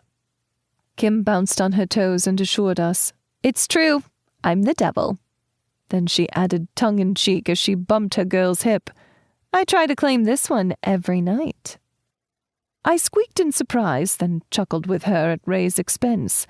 She really was a cheeky one now, wasn't she? When we rejoined Liz that night, and she reclaimed my hand and lips, I was exhausted. These two can make Jackie's ass tired. Kimberly asked, "Who's Jackie?" Ray added, "And is she pretty?" I pointed at them as we all sat around my coffee table, my traitorous pup hopping on Kim's lap. See what I mean? Are they always like this? This got me a three-way yes from the group. I poked my girl in the belly. "Don't you go to the dark side with them. I need just one sane voice in the crowd." I think this pleased her to no end, seeing that the three of us had got on just fine, and that their non-stop banter hadn't put me off. To be honest, I had never hung around the popular kids in school, being an outcast for my affliction, and I felt this is what it was like to be in a tight group of friends. I asked how the day went, and she had decompressed, almost melting into me on the couch. "The bulk of the meet and greets are done. Now it will be a trickle in from the various slingshot properties that the Flotilla runs. Did you know that there are over 400 people or families currently under the Flotilla umbrella, and that there have been thousands since they started their programs?" I felt a little awkward, even though the numbers were so high, since I was one of them. Yeah. I wondered if I could just fade back into the shadows. She gave me a patient look for my reaction. Ray gasped, "Your clinic has hundreds of patients, and you're alone." My girl tickled my side with the arm she had wrapped around me, and said as I tried to squirm away from the onslaught, being terminally ticklish, "Not everyone is taking advantage of an on-site clinic. Less than 25% on the barges here at the pier, and less than 10% for the slingshot properties, since proper medical facilities are closer. Though some are happy about the ability to be seen after hours and weekends." She added with a shrug, "And I'm not alone. Dr. Reen has seen the more pressing cases every other Saturday." Kim sat up and asked in interest, "Dr. Michael Reen?" Liz nodded, and our perky Chinese-American friend then turned to Ray and professed, "He's yummy. He worked a clinic in South Africa, a village over from me, when I was in the Peace Corps." I blinked. "Yummy? I thought you were gay." I moved my finger between her and her grinning girl. Kim shrugged and offered, "I'm an omnivore." Ray rolled her eyes and supplied, "She's pansexual." Her girl just smirked, teasing, "Same thing." Liz and I sat back with grins on our face as the two argued. "No, you bloody git. Omnivores refers to diet, not sexual preference." "Oh, yeah? Well, I can eat you all up." "You just don't—" Wait. Ray got a sly look on her face as her eyes hooded. "Really now?" Oh, Lord. The heated look the two exchanged was full of innuendo. I grumped out, "Okay, ladies, as much fun as some of the uninhibited sexual exhibition between the two of you might sound, ew, not in my flat." They exchanged looks and started cracking up. Liz whispered, "They're just yanking your chain." She thought about it a moment. Or maybe not. They did do it like bunnies at our place every chance they got. Then she pointed at them and reasserted, what she said, not in her flat. I gave them a smarmy, self-satisfied look until I squeaked when she added, that's my job. I looked around, realizing all three of them were just having a let's pick on M session. I stuck my tongue out at them. Then Kim cocked her head and looked at me with furrowed brow, then asked, the implication Lizzie just made was that you aren't availing yourself of her nursey services. Well, except maybe playing nurse after hours, that is. My girlfriend almost growled as she looked at me and confirmed, no, she doesn't want to talk to me about her condition. Then my cheeks were burning when Ray shrugged, stating plainly like it were common knowledge, seizures. Kimberly nodded, adding, epilepsy, like they were playing some sort of word association. I spun on Liz. She held her hands up to calm me, assuring me, I didn't say a word and wouldn't. Then the Ray pointed out, waving her hand airily toward the side table, anti-seizure meds on the accent table there. Kim nuzzled her face in my dog's fur. Midge is a working dog and has an epilepsy medical alert tag on. Oh, why were all these nurses so fricking observant? I really needed to put my meds someplace else, like in a safe, in a cave, under the sea. The odd thing was, none of them seemed the least bit fazed or put out about it. Kim, being quite adroit at changing the subject, asked as she nudged her chin toward my drafting table. Artist? I shook my head, watching them to make sure they weren't just trying to make the poor sick girl more comfortable by talking about other things. Not really. Relic left over from my prior life. Liz shook her head at me, giving me a look and explaining to them, she's an architect, yet another thing she tries to hide away from people. I swear she has a PhD in obfuscation. Her work is really amazing. It has something to do with the Flotilla warehouse building on the old docks. I made an ain't sound when the two women started to get up, looking toward the project I had nearly completed. One that was just a fanciful dream to me that wasn't meant for anyone else's eyes. Those aren't meant for anyone to see, and I was an architect. Now I'm a toll attendant. Kimberly cocked her head and prompted, was? So what? I stood, Liz trying to pull me back down as I said with a sly smirk, would you look at the time? I'm sure you two need to be getting back before you turn into pumpkins. I faux yawned and stretched. I should really be bringing my nurse to bed. She's a patient to see early in the morn. She shook her head and denied. No, I don't. Ray said to Kim, her eyes on me. She's deflecting. Kimmy nodded in agreement, also watching me. She is. They sounded like they were commenting on some sort of Animal Kingdom documentary. Then, almost apologetically, the ebony nurse-type person stood, pushing her dark curly locks over her shoulder, and said, But the brat does have a point. We best get back home. Then to me she said, This isn't over, half pint. Thanks for the tour.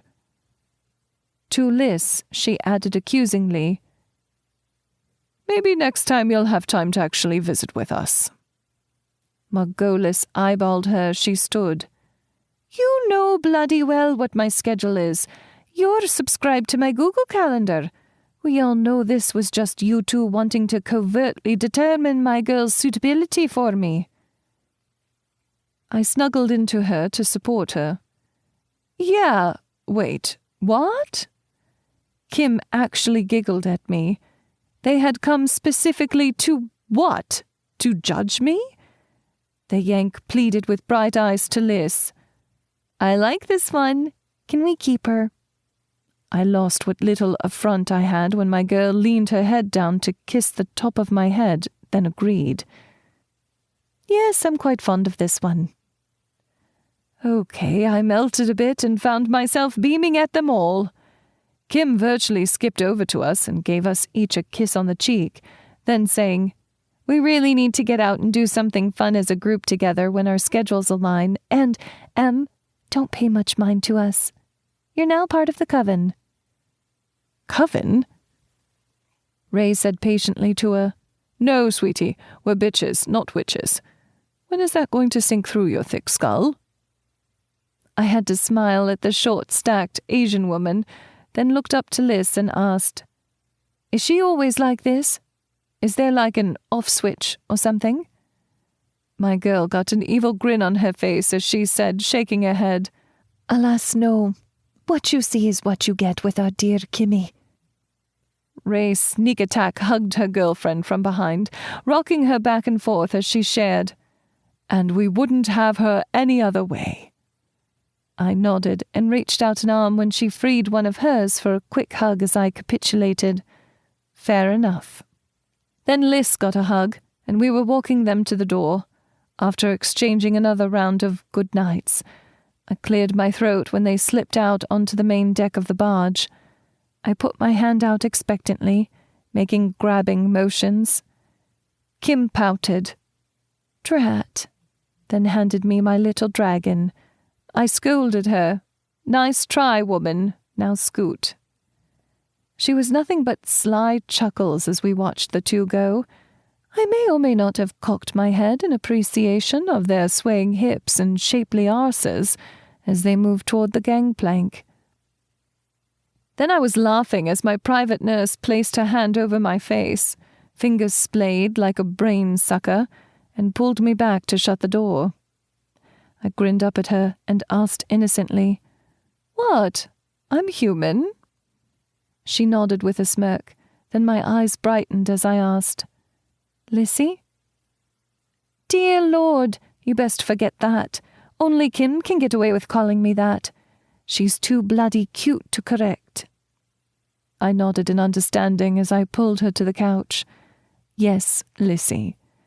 Then I cut short any complaints as I set Midge down so I could devote all my attention to kissing my Liz. I just knew that heaven resided somewhere in her embrace. Now there I was, a couple more weeks later, hugging the corner of my door in a smitten stupor, watching her sneak off to work.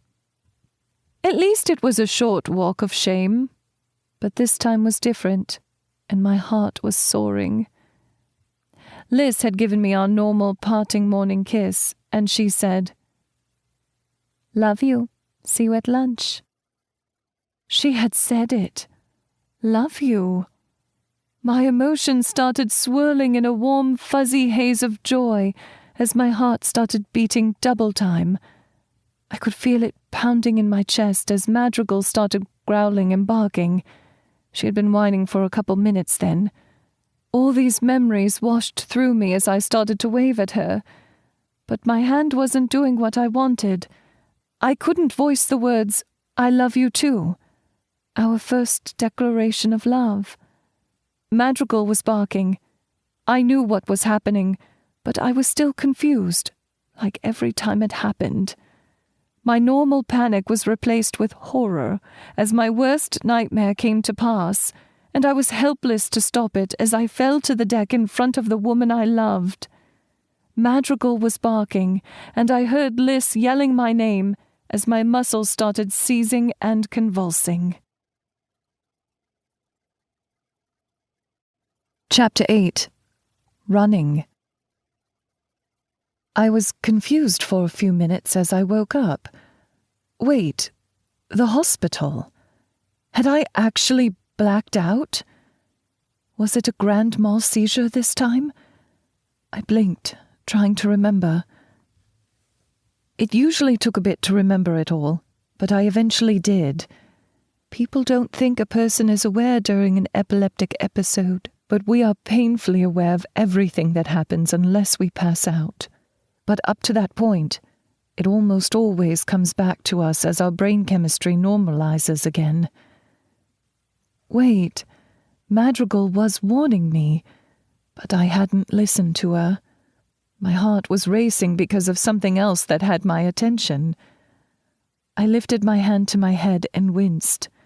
Part of my hair was shaved, and I felt some sort of bandage. Had I hit my head? That could be good news. Maybe I was knocked unconscious when I fell, and it wasn't a grand mal. Wait, where was Midge? I glanced around the room quickly and held my head, wincing in pain.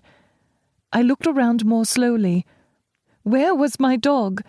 She had to be here. I froze at a voice at the doorway I thought to never hear again.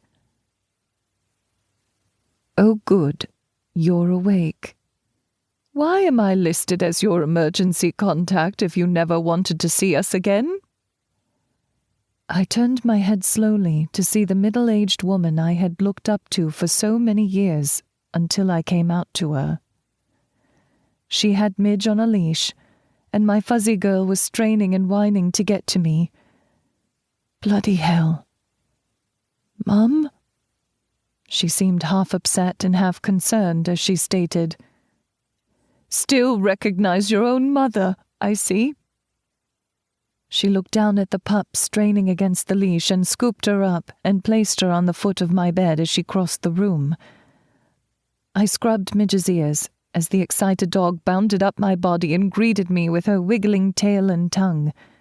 I asked my mum, What are you doing here? She sighed and sat beside me and placed a hand on my arm.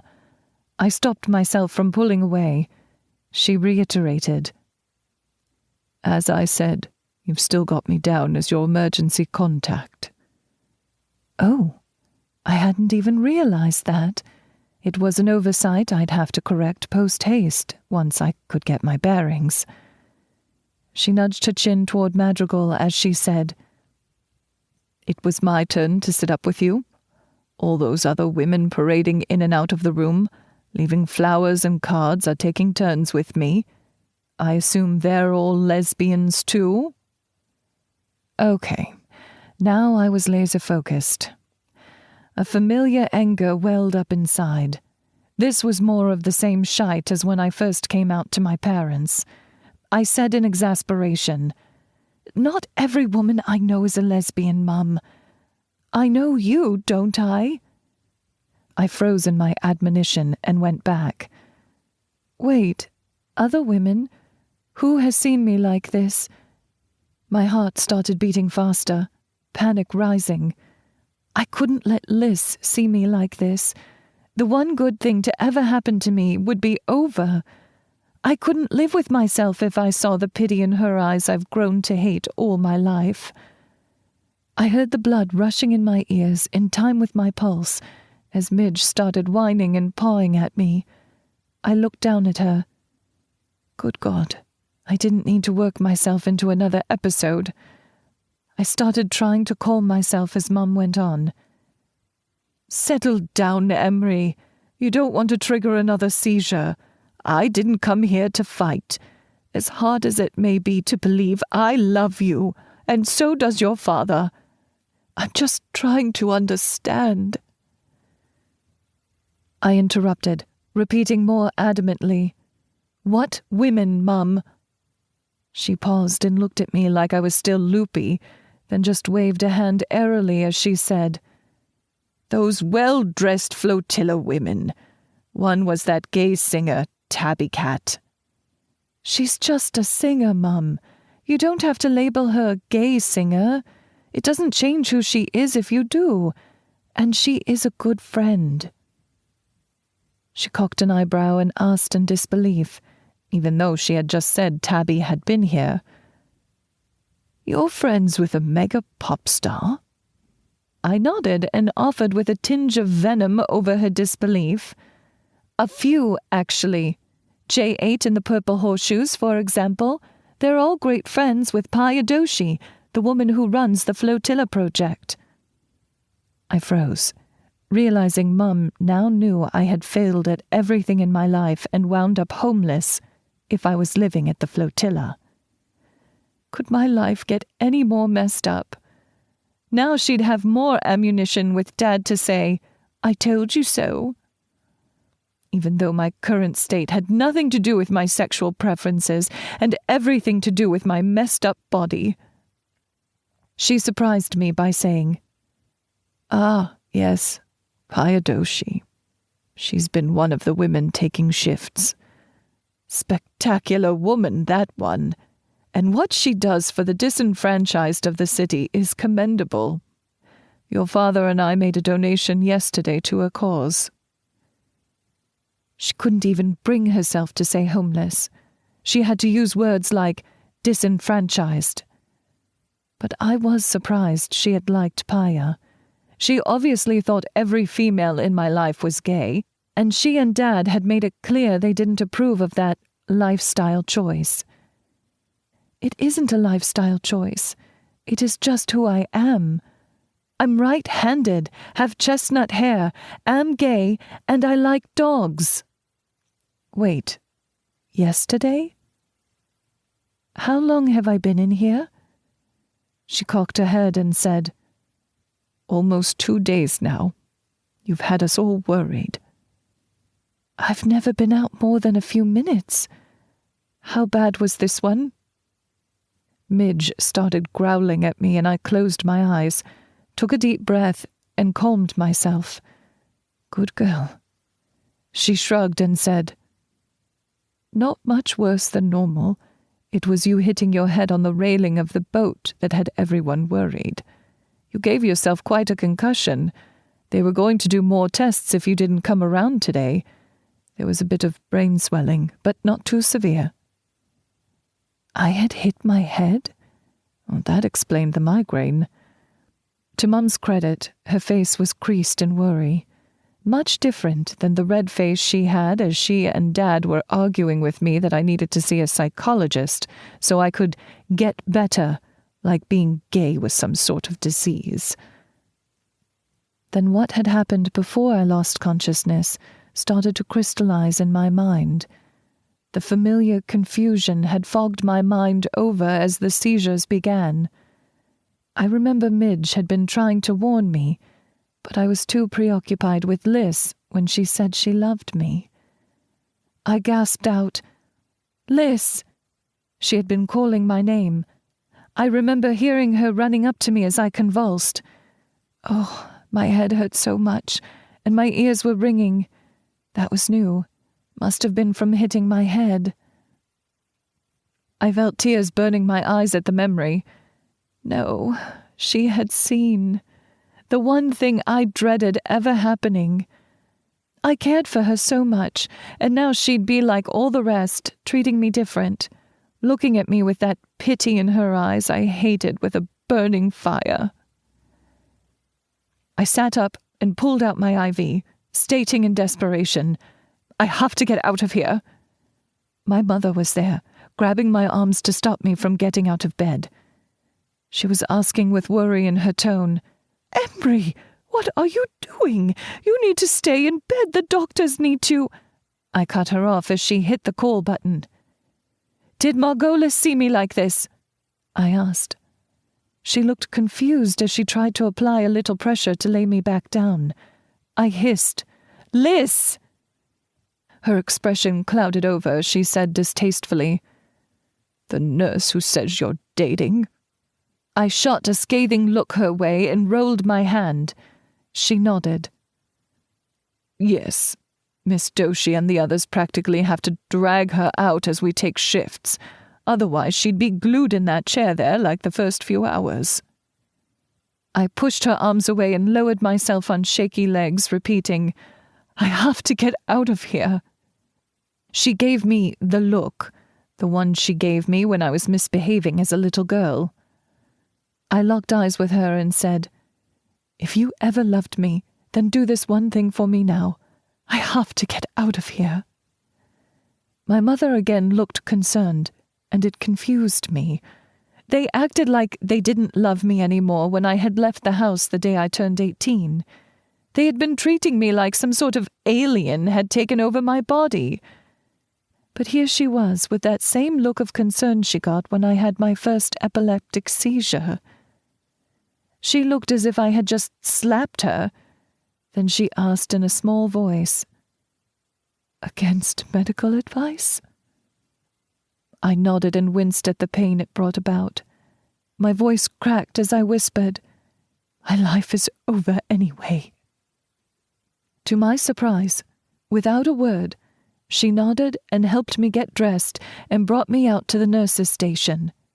There she argued with them until they had me sign a form stating I was leaving against medical advice, just as Mum had said. Midge was whimpering most of the time, reminding me not to get too worked up. When we got out the doors, her leading me to a car, Mum asked, "What's going on, Emery? Why did you do that?" I almost yelled at her as the tears flowed down my cheek. I just can't see her looking at me in that way. I finally rebuilt my life a second time, and now it's strewn about like so much shattered glass. She looked worried as we got into her car, and I hugged my living dragon to me, the only thing left to me that was good in my life. She loved me unconditionally and never once let me down. I whispered over and over to her, "You're such a good girl." I looked up when Mum started the car and asked, "Where are we going?" I was running. Wasn't it obvious? "I need my car and my things. Please bring me to the Flotilla." I had to be fast, before they found I was gone and came looking. I'd take just what I needed. I couldn't face Liz. I was such a coward. She just watched me the whole time as she drove us the short distance to the pier. When I got out with Midge, I told her something I never thought I'd ever tell her after I left the house. "Thank you, Mum." She asked, "What's going on, Em?" She must really be worried if she wasn't using my full name now. Had I misunderstood the signals my parents had been sending? I took a chance. "I promise, I'll ring you and explain everything. Right now, though, I have to go." She looked at me for a long moment before nodding just once, a mix of pain, concern, and hope in her eyes. Then I turned and started toward the Persephone as fast as I could without my head feeling like it was going to split in two at any moment. I scolded myself. It was all my fault. I had always been a coward. If I had a shred of courage in me, then none of this would ever have happened. There is a procedure my doctors keep recommending, but it involves operating directly on my brain. There were so many complications that could leave me worse off than I was with my epilepsy.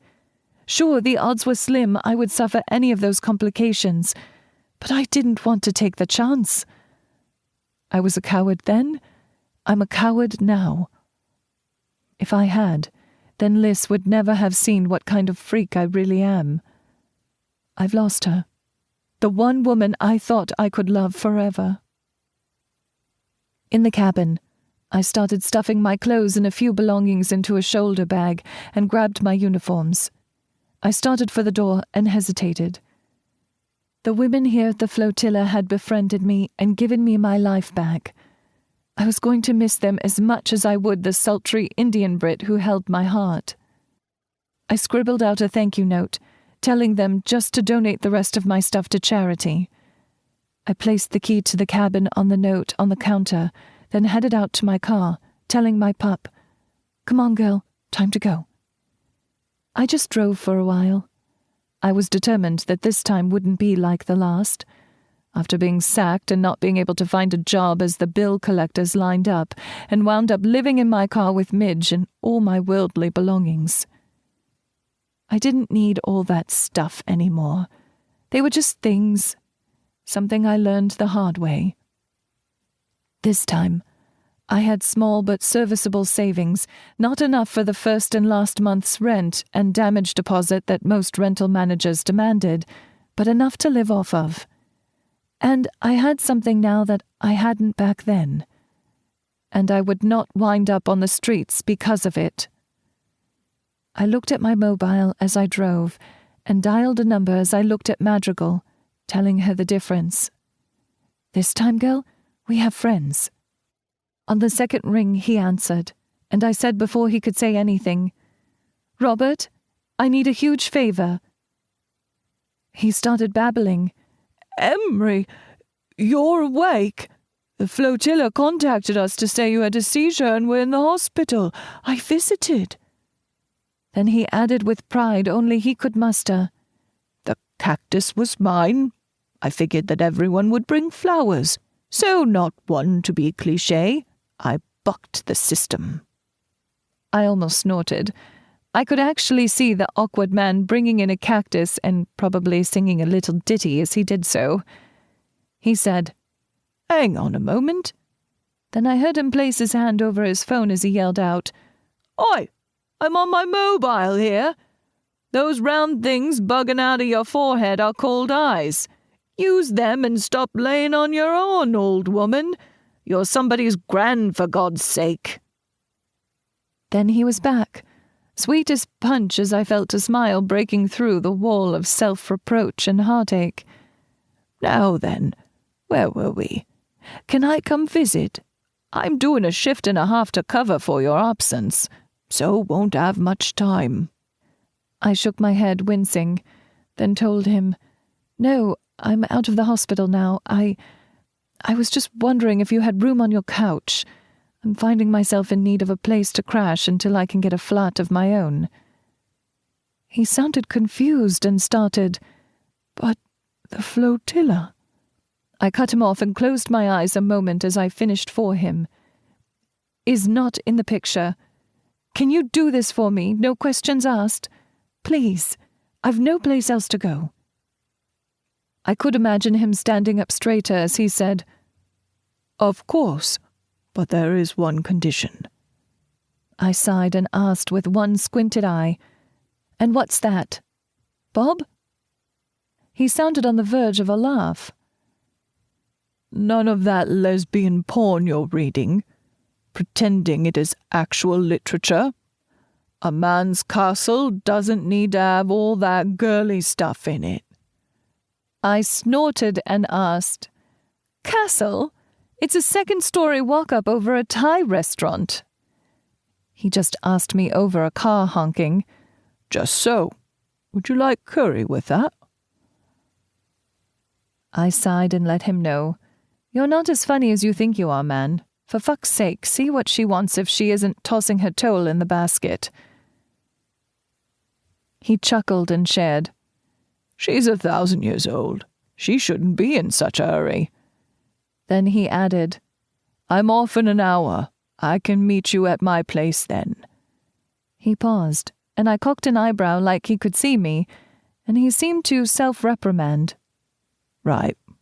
No questions asked." Then I heard the horn honk again, and he rang off, cutting off his exasperated, "Jesus, Joseph and Mary, woman." Okay, so the man really was as funny as he thought, but it was just a byproduct of the strange social graces he had. I loved that he didn't take himself or anything else seriously. He's the first man I can truly say is a true friend with no ulterior motives. My mobile started ringing, and I glanced down to see Paya Doshi on the screen. I turned it off, then looked at Midge, who was finally relaxing a bit. I guess I had calmed enough that it wasn't causing my body chemistry to set her off anymore. "Okay, girl, let's get you walked, and then something to eat before we meet Robert at his flat." Damn it, I hadn't grabbed her food before we left. We'd have to hit a market along the way for some kibble, too. Chapter 9. Conference Call. I smiled as I was heading down the hall to M's room when I saw Kim motoring my way. She grabbed my hands and kissed my cheek, saying quickly, "I came as soon as I could, Lissy. Ray will be here soon. She's finishing up a double shift. How's our girl?" I shook my head in wonder. She and Ray had virtually adopted M the moment they saw her. They were just as smitten as I had been when I first saw her that night in the rain in her sexy uniform, coming to help me with my car. My girl was short but mighty.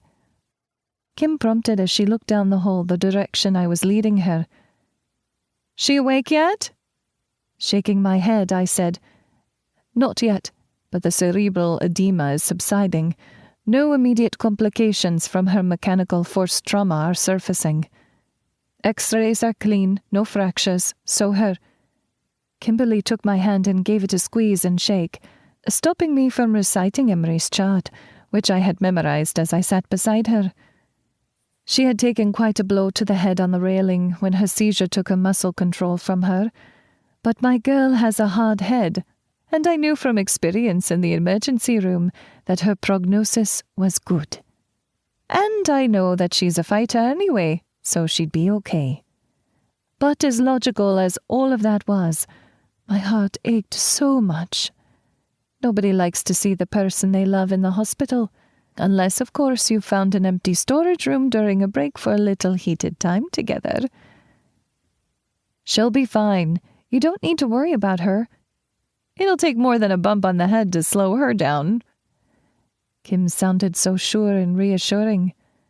I looked down at the diminutive woman, her hair pulled in a severe ponytail, making her look much younger than her 26 years. I pointed at the room at the end of the corridor. "The women keep kicking me out, saying I was obsessing. Em's mum made me go eat lunch. She's with her now." Kim hesitated and stated plainly, "I know things were rough with Emery and her parents. I'm surprised she's here." Giving an expectant look, I said patiently, "Come on, Kimmy. She is her mother. Yeah, she's a bit reticent around me and the girls, deep-seated homophobia, but she's lightening up, and we're getting on okay now. Besides, whether she knows it or not, I think she's got some of the rainbow in her herself, judging by the way she's always looking at Paya appreciatively." My erstwhile companion asked, perking up as she asked, "Paya, you're Mini-Me from the Flotilla?" I exhaled, giving her the look a mother would a precocious child. "As in my boss? Yes." She nodded with a grin worthy of Ray. "Well, we simply must meet this fun-sized version of you." "Perverts! You and Ray are perverts. And to think I always thought you were so sweet and innocent." My smile left my face when we stepped into Emery's room, and nobody was there amongst the forest of flowers, balloons, and cards, and the odd, large cactus sitting on the table. Who brings a cactus to someone in the hospital? The empty bed had my heart beating faster. She was finally awake. But the IV needle sitting on the bed gave me pause. I turned to look at the bathroom door and tapped on it. "Em, are you in there?" No answer, so I opened it and looked inside. I rushed to the bed in a panic and grabbed the chart hanging from it. Had there been a complication? Had the swelling increased and they had rushed her off for a craniectomy or some other procedure? Kim slid next to me to read over my arm. Everything looked fine. She had been showing improvement. So where was she? And where was Mrs. Brown? The smart-arse Yank looked up to me and winged a thumb to the bed as she said from the side of her mouth, "She ain't here." I rolled my eyes and smiled at her. "I can see that, Sherlock. Seriously, don't quit your day job. Let's go see what's going on here." She nodded sagely and stated, "The unexpected." I made a fist and lightly bopped her atop the head as I shook my own. Again with the Captain Obvious. I strive to contribute to any situation. I chuckled as we approached the nurse's station.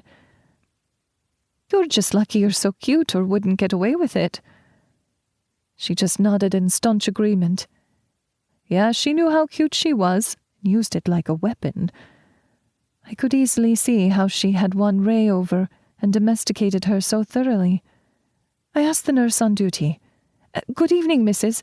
Where might Emery Brown from room 304 have moved to?" She gave me an inscrutable look as she pressed her lips together in a thin line before sharing. Miss Brown has left AMA with an older woman 25 minutes ago. I blinked dumbly, not making any sense of what she had said. What do you mean she left? And against medical advice? Why would she do something so reckless? The woman saw my distress and reached out to lay a hand on my arm to comfort me. She wouldn't even wait for a medical consult. I blinked, and Kim's voice cut through my concern and confusion. You go find her, girl. I'll get her things from her room here. I nodded dumbly and found myself walking toward the lifts. I glanced back to the nurse on duty. Thank you, Mrs. Her mother had checked her out, took her somewhere. Em had told me they wanted her to go to some sort of conversion therapy to get better when they had learned she was gay. Had her mom just kidnapped her to bring her to some sort of deprogramming horseshite? For some reason, I couldn't see that. Mrs. Brown seemed genuinely concerned, and I got the impression that she wanted to reconnect with her daughter. First things first. I pulled out my mobile as I headed to my car. I hit my first speed dial, the one with a picture of a knight as the icon. Em didn't answer. It rang and rang, then went through to voicemail. Emery, what's going on? Where are you? I'm worried. Please call me when you get this. I rang off as I reached my car and got in. Now where would she go, and why? We had finally been brave enough the other day to say our first love yous, and I swear that was the best moment of my life. I started driving as I tried to think like an intelligent knight in shining armor. WWLD. What would Lancelot do? I couldn't think of a rationale for this, and didn't understand. The only place I could think to look was home, so I started for the Flotilla as I rang up Paya. Maybe she'd know something I didn't. At the very least, she could let me know if Em was there. I smirked at the "Go for Paya." Then I rushed out in a jumble. Are you at the Flotilla? Is Emery there? She sounded confused as she said slowly and carefully, No, I just got to the hospital to check on her. Is she not there? What's going on? Well, crap on a three-legged stork. I exhaled, then supplied, No, she isn't. They said she checked out of the hospital against medical advice while I was at lunch. She's conscious, but she's still not out of the woods. Brain swelling is nothing to play around with. I don't know why she's doing this. She muttered a curse under her breath, then said, Hang on a second. Let me ring Anjin. A moment later I heard ringing then. Hiya, Paya. What's up, boss? Don't call me boss. Yes, Paya. Are you on the Persephone? Angie said with happy overtones. Nope. I'm at the Steinberg over in Hammersmith. The Lings are moving out today. I'm getting Diana set up to take their flat. She's been on the slingshot list coming on 6 months now. What you need? Paya sounded like an annoyed chipmunk as she sighed over the line, then asked, Who's over at the pier? Ange sounded speculative, and her tone was much more measured when she said, Likely Lenore or Reed. There's a run needing to be done to one of the contracted properties. Hang on a jiff, I'll tie them in. Paya blurted, Ange, but it was too late, and she was off the line. Then a moment later, she was back and we heard ringing. On the first ring, I recognized Speedy's voice. What's up, boss? Then it was Ange who was saying, Don't call me boss. The quick response was, You got it, boss. What can I do for you? Ange sounded amused as she said, Paya's on the line. She wants to know, Hiya, Paya. Paya sounded just as amused. Hi, brat. I'm going to kill Tabby for getting you all to greet me that way. Angie soldiered on. She wants to know if you or Reed are at the pier right now. You betcha. We're both here. Z is fighting with me over who gets the next run. Hang on. I'll put her on the speaker with me. Then she was yelling, Reed! Yes, boss. Don't call me boss. It was like listening to those old black and white comedies from America, The Three Stooges. And if I hadn't been worried sick about my girlfriend, I'd be laughing my arse off just about then. This was the party line from some comedy dungeon. Then she said, "Okay, we're both here. What did you need? Oh, and Paya, June and Vanessa are here. They dropped by on the way to lunch to see if you wanted to join them." I heard a Yank with a powerful musical voice say, "We're here, Paya. Where are you?" "I'm at the hospital, June, and we have Emery's girl on the line with us." "Oh, how is Emery doing?" "Tabby has been keeping us updated." I blurted, "For the love of all that's holy, can someone just tell me if Emery is on the Persephone?" Someone with a cute voice, I assumed to be this Reed person, chirped out, "I thought she was at the hospital." I figured that was it. I was going bonkers. I was living an Abbott and Costello skit. "Who's on first?" I blurted again. "She checked herself out against medical advice and I'm worried." Then the line was silent. I heard rustling and multiple people running. Lenore was saying, "Checking now. Hang on a second." All the humor was gone from her voice, which now sounded tight with concern. Someone said, "Look." Lenore was saying out of breath, "Looks like we just missed her. Her car pulled out across the way." I whispered, forgetting they could all hear, "I don't know what she's doing."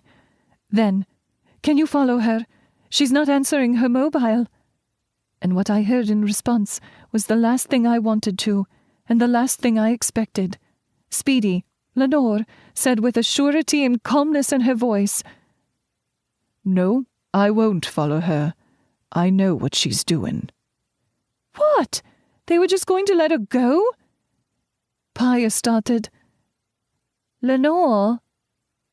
But the girl had a steel in her tone that I hadn't heard from the contrary runner, who was Angie's right-hand woman. "I know what I'm talking about. If we follow now, it will just make things worse." Then she added in a hunted voice born of some sort of intimate knowledge, "Believe me, I know."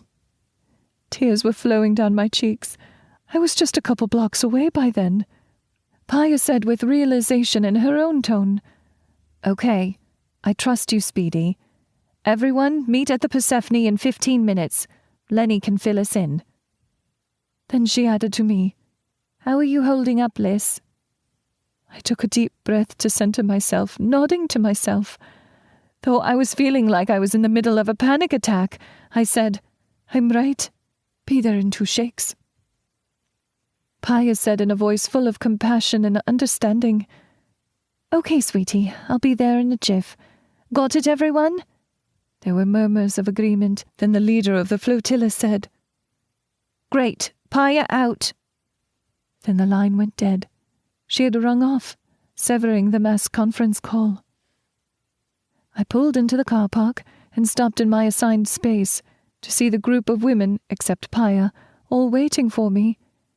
It was odd, but in the short time I had been at the flotilla, I have grown to see them as my ever-expanding family.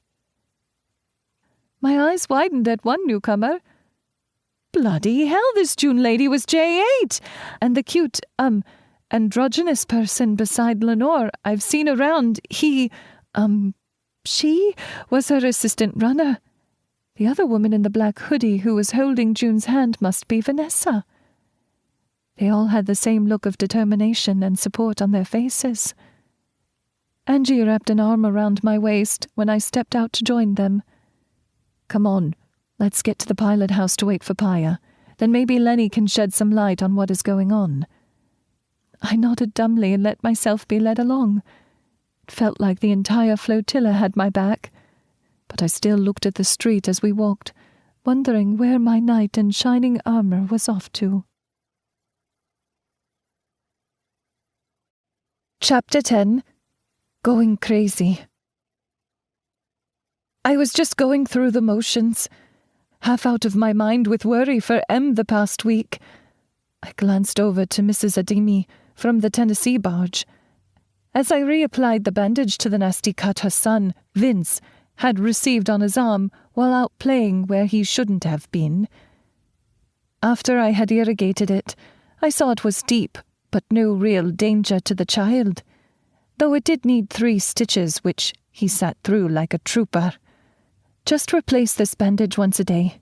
Keep it clean. but don't get it wet for the first few days. Come see me next week." She asked something in a mashup of Hungarian and poor English. I got the general gist of it, but Vince translated like he always did for his mother.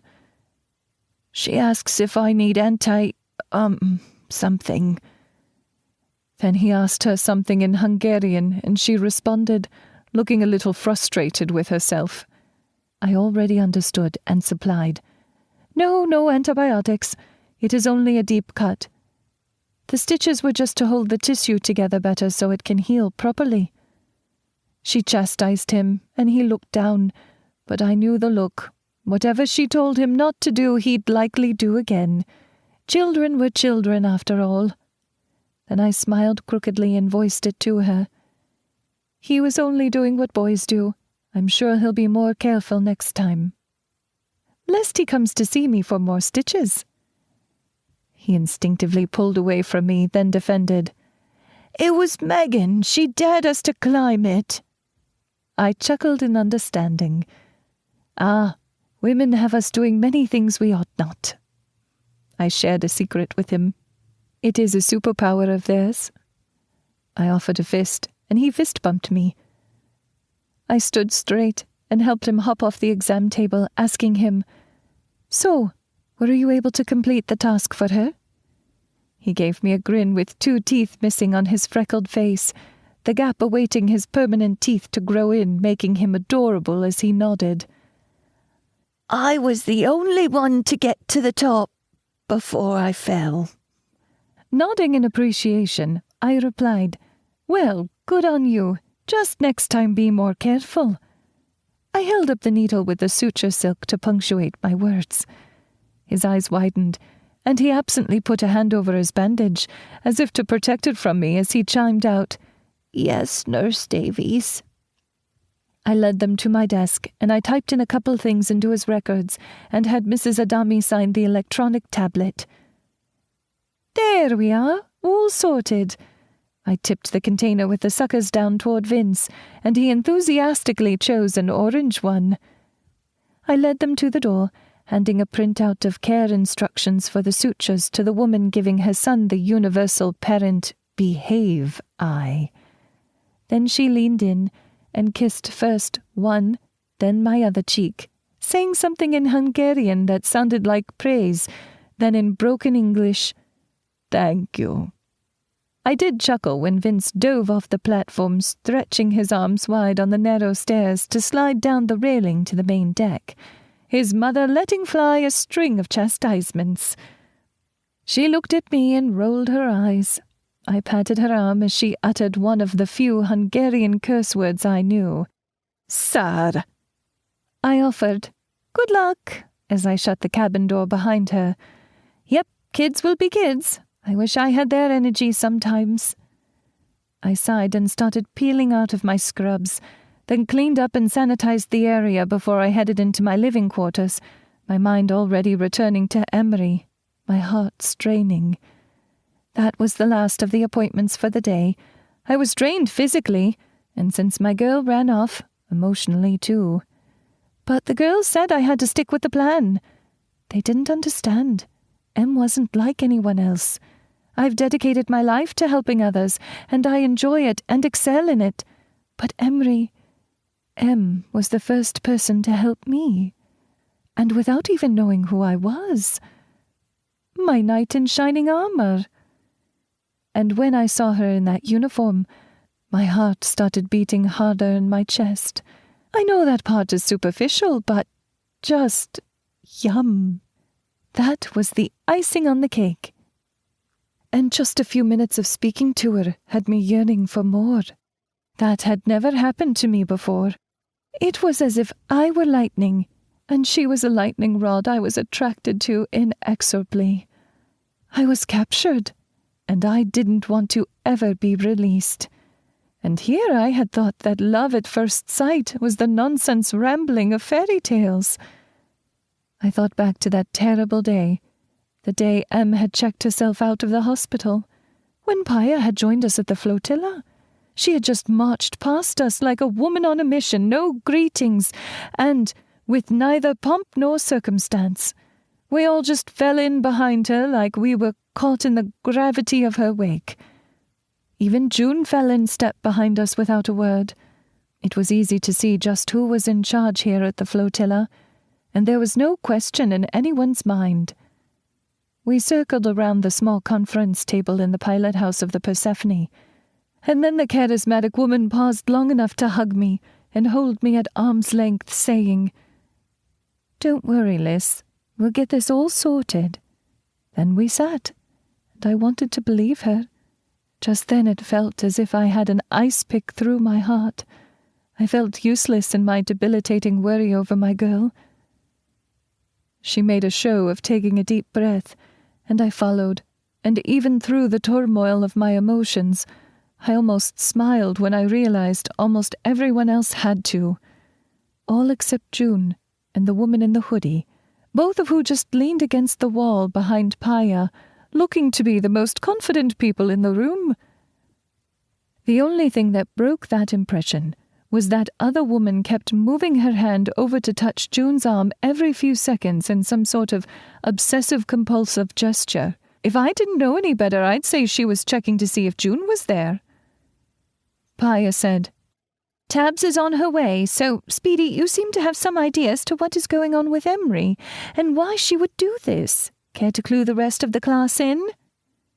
All of our eyes swung to the runner, who had almost impossibly curly hair. She looked around at all of us, steel in her eyes as she reached up to absently twist the gorgeous Celtic wedding ring on her finger. Then she exhaled when her eyes met mine, and she gave me an almost apologetic smile filled with the kind of pain and knowing in it, which told you she knew what she was talking about when she shrugged and stated plainly, "She loves you." I stared at her. That was her answer. I mean, it made me happy that others could see what I had hoped to be true. What was worse, most of the group were nodding with the sad realization on their faces, chiming out in a group, "Oh!" I was about to explode into exasperated pieces all over the floor. Before I could try to dive over the table to shake Lenore until her meaning dropped out of her pockets, Paya's gaze moved to the window. I found myself looking as well as a beat-up old sedan pulled into the car park. Even in my distress, I had to smile when Tabby Cat popped out of the beast and started motoring our way. The woman was a multi-millionaire, and she drove an eyesore of a junker when she could drive any car in the world. She sort of reminded me of those copper-top batteries with all the energy she had, topped off by her copper-colored hair and eyes. She took the steps two at a time as she headed up to us, moving like a 20-year-old instead of a 30-something. She opened the door and backed in, trying to look all sneaky, as we all just stared at her until she turned around and froze.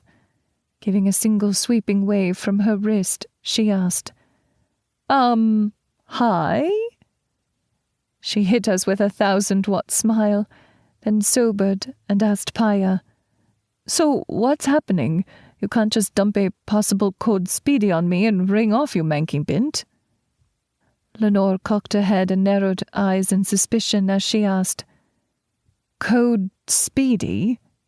Paya fluttered her eyes at the runner and said, "Shush now, sweetie, the adults are talking."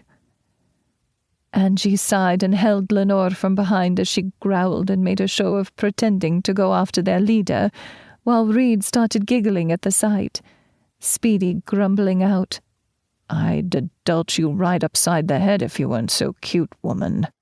And the space exploded into chaos as everyone started speaking at once, slinging one-liners and playful banter back and forth. Again, I wondered if I was caught in some sort of tragic comedy. Were these women always like this? I glanced over to see June was still just leaning against the wall, looking every inch the superstar she was, and she winked at me and brought her fingers up to her lips, and then I was wincing at the shrill whistle she produced. All eyes swung to her, and she didn't say a word as she smirked, but the other woman said in an American accent, "Ladies, please, stay on point." June nodded once to punctuate. Paya shoved Tabby's shoulder playfully, moving the woman toward the last open chair at the table, then said, "Right then, Speedy, you were saying." Lenore again looked far too knowledgeable on the subject as she sobered quickly and said again, "She loves you, Liz, and she's ashamed of her affliction. She never wanted you to see her like that. Wouldn't want to see any pity in your eyes. So she's running."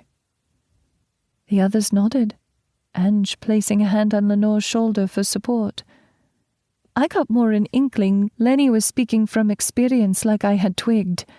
I just blinked and whispered, But why would I ever look at her in pity? I love her." She hugged herself. That was something I have never seen from the headstrong woman who had tamed McGrath, the muscular Irish handywoman of the Flotilla. Insecurity. Like a big sister, Angie was grasping her shoulder. Lenore shrugged and said, "It's because she loves you she is running.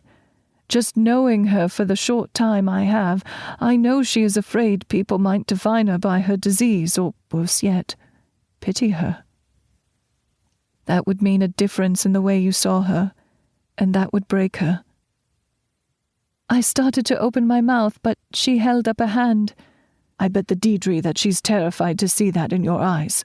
No matter how misguided that may be, fear has a power of its own that sometimes has people seeing the logic from a skewed lens." I blinked at her. I knew I didn't give a shite about Emery's affliction, and I was hopeful all the women in the room knew that too. It scared me that it might be possible Emery didn't know it. I looked at Speedy.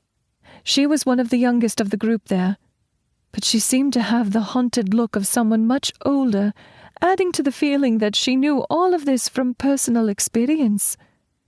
I whispered, "What do I do?" I was lost.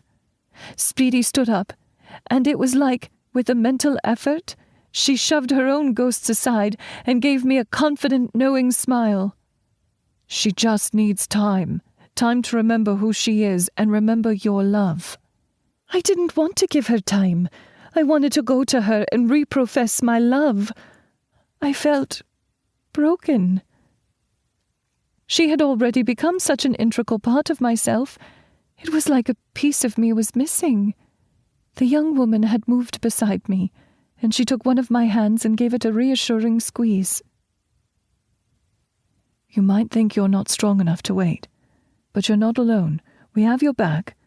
In the meantime, we have to come up with a grand gesture to remind the woman how you really see her." Cocking my head, I whispered to myself, "A grand gesture?"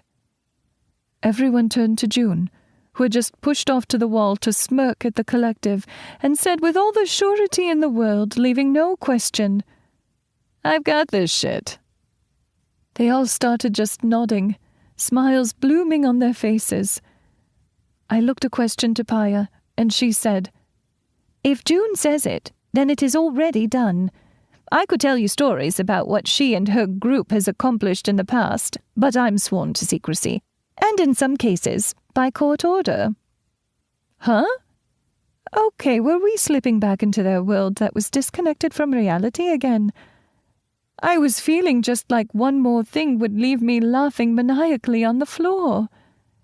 It was Reed who chirped out, "Who's that?" We had followed her gaze to where she was pointing out the window to the pier. A middle-aged woman was standing at the gangplank. Then she looked at a slip of paper and scurried up the ramp. I asked, "Mrs. Brown?" I rushed to the door. Paya and Tabby followed me, with Paya putting her hand out to say, "Sit! Stay!" to the rest. They all made disappointed groans. Speedy barked and sat on a chair, waggling her middle finger at her boss. Was that smart? Apparently so, because Paya looked pleased as punch by the gesture and bobbled her head. Ange called after us, "Don't think this gets you out of telling us about this bloke you are running off to the States to meet, woman." Paya gave me an evil grin until June asked Ange before the door closed, "What?" Then the stylish woman grumbled, "Drat." I had to ask, "You're meeting someone in the Americas? Is it a romantic encounter?" She sighed and looked at an extremely interested-looking tabby and said to me while giving her best mate the evil eye, "Maybe." I couldn't probe any more as we got to the main deck to see Mrs. Brown knocking on Emery's cabin door. I asked as I moved ahead of the other women, "Mrs. Brown?" She stepped back, seeming indecisive as she looked at her clasped hands. "Miss Davies? Miss Doshi? Emery had me drop her off here from the hospital. Just wanted to check up on her. She's not answering." I cocked an eyebrow. Had the girls been mistaken when they thought they saw M's car driving off? "She's here?" She shrugged. "I dropped her off here a couple hours ago. She was talking to me. She said maybe we could talk. I shouldn't have helped her check out. What if she has a relapse? Paya looked concerned and stopped her. "So she's here then?" Then she was getting her master key out and knocking on the door. "Emery, are you there? It's Paya Doshi. We're coming in." She unlocked the door, and we all swarmed in like women on a mission. Tabby said as she moved through the main room toward the bedroom, "Maybe she's asleep." I shook my head and said what I knew to be true. "She isn't here." Tabby stopped and glanced in the room anyway, then looked back at me. I shrugged. "Her noble steed would have come running out to greet us." They all looked like my trolley had skipped the rail. I prompted, "Madrigal." Paya gleeped out and, "Oh!"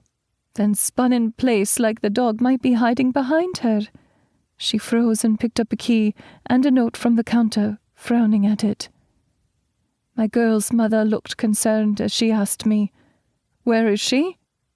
I started, "Lenny thinks she—" But Tabby interrupted from the drafting table that my girl has put up an invisible no-fly zone around.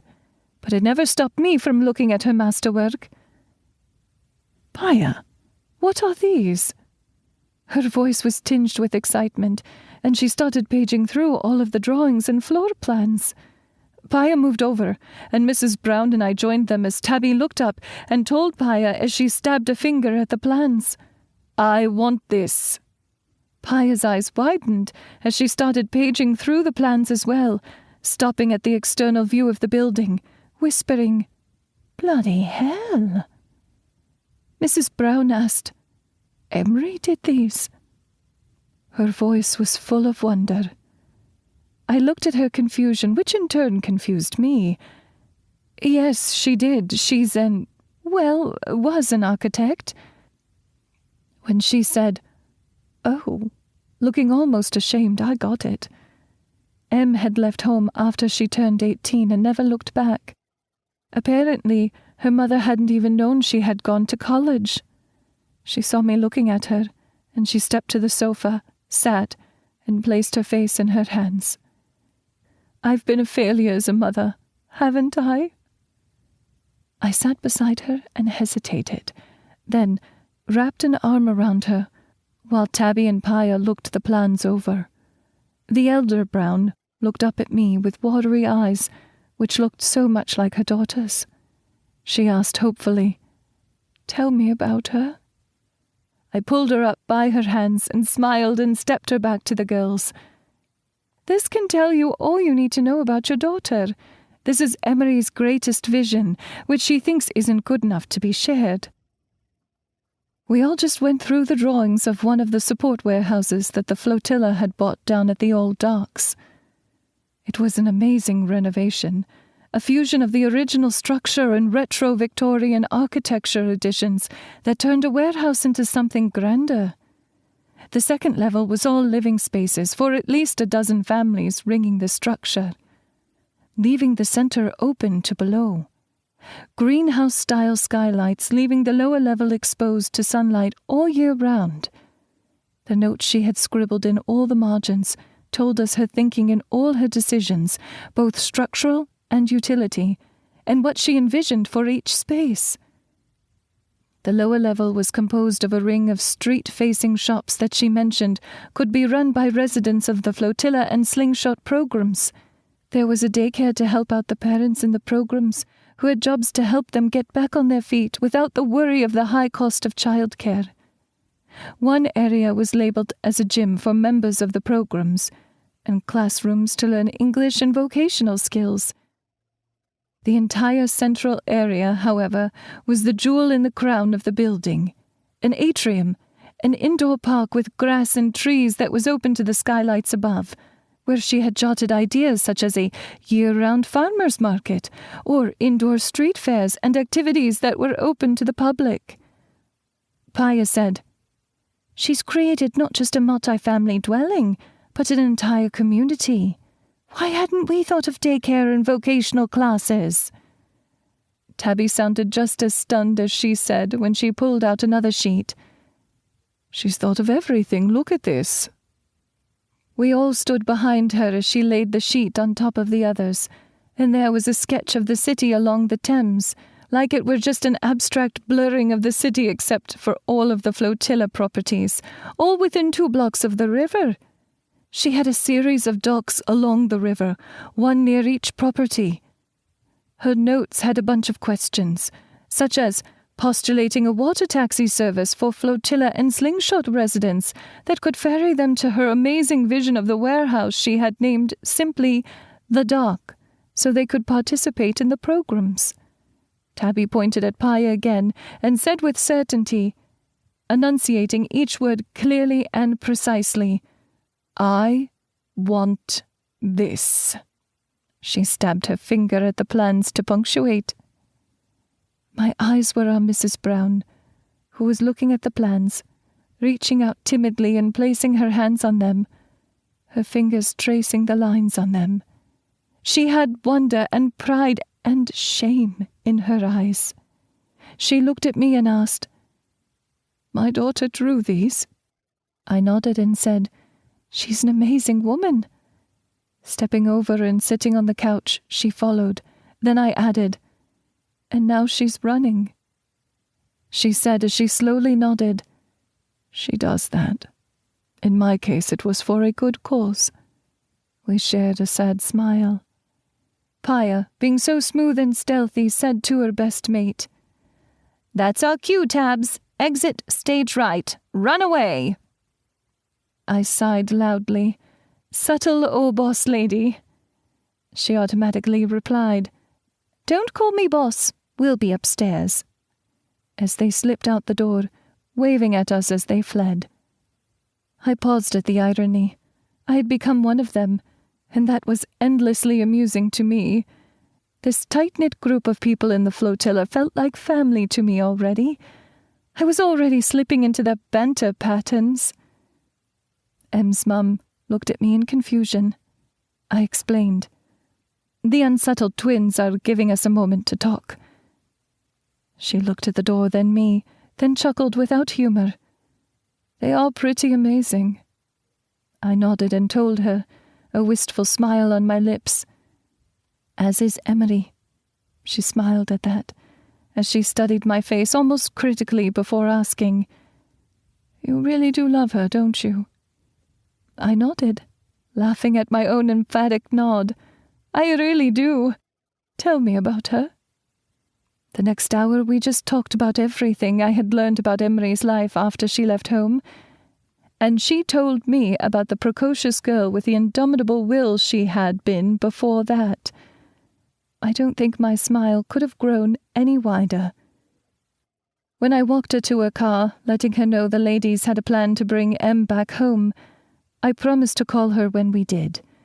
It was a bit shocking when she said, "I can see what Emery sees in you." She hugged me and was off. Then I turned my eye on the rambunctious women up in the pilot house and steeled myself for whatever convoluted plan they had dreamed up to find and get my girl back to me. And now, here is what June had called E-Day, and it was almost time for me to do my part, now that June's plan had been going on all week. Softening the target, They acted like it was some sort of covert mission, and I had been swept up in it, going crazy in anticipation. That was my last appointment. So I locked the clinic's door and headed into my cabin to get ready for that night. Chapter 11. Slightly Perturbed Birds. M. Another one. Robert droned on and on. I sighed heavily and exhaled as I moved past the stubborn bloke, pulling up my slicker over my hat to brave the storm raging outside the toll house, while he sat with his feet up on the counter, playing that slightly perturbed birds game on his mobile. This whole week had been insane. To my immense shock, the committee who ran the College Road toll gate had taken me back immediately. I expected to be sacked like every other time my employers were inconvenienced by one of my episodes. They were very accommodating, though they had somehow heard I had checked out of AMA, so insisted that for 2 weeks the attendants were to double up. That was it. They didn't seem put out or even shown pity. Mrs. Green, who had been the one to speak to me, said everything matter-of-factly like this sort of thing happened every day. It was surreal that the most mind-numbingly boring job I had ever held was the most understanding people I have ever worked for, and they didn't judge. So, to my surprise and endless torture, they had assigned Robert to be my second, telling him it was about time he got off the night shift anyway. I slapped his feet, and he lowered his legs to let me through the forest of black night scabiosa and snapdragon flowers crowding the small space, saving a little stuffed nurse bear from falling to the floor as I opened the door.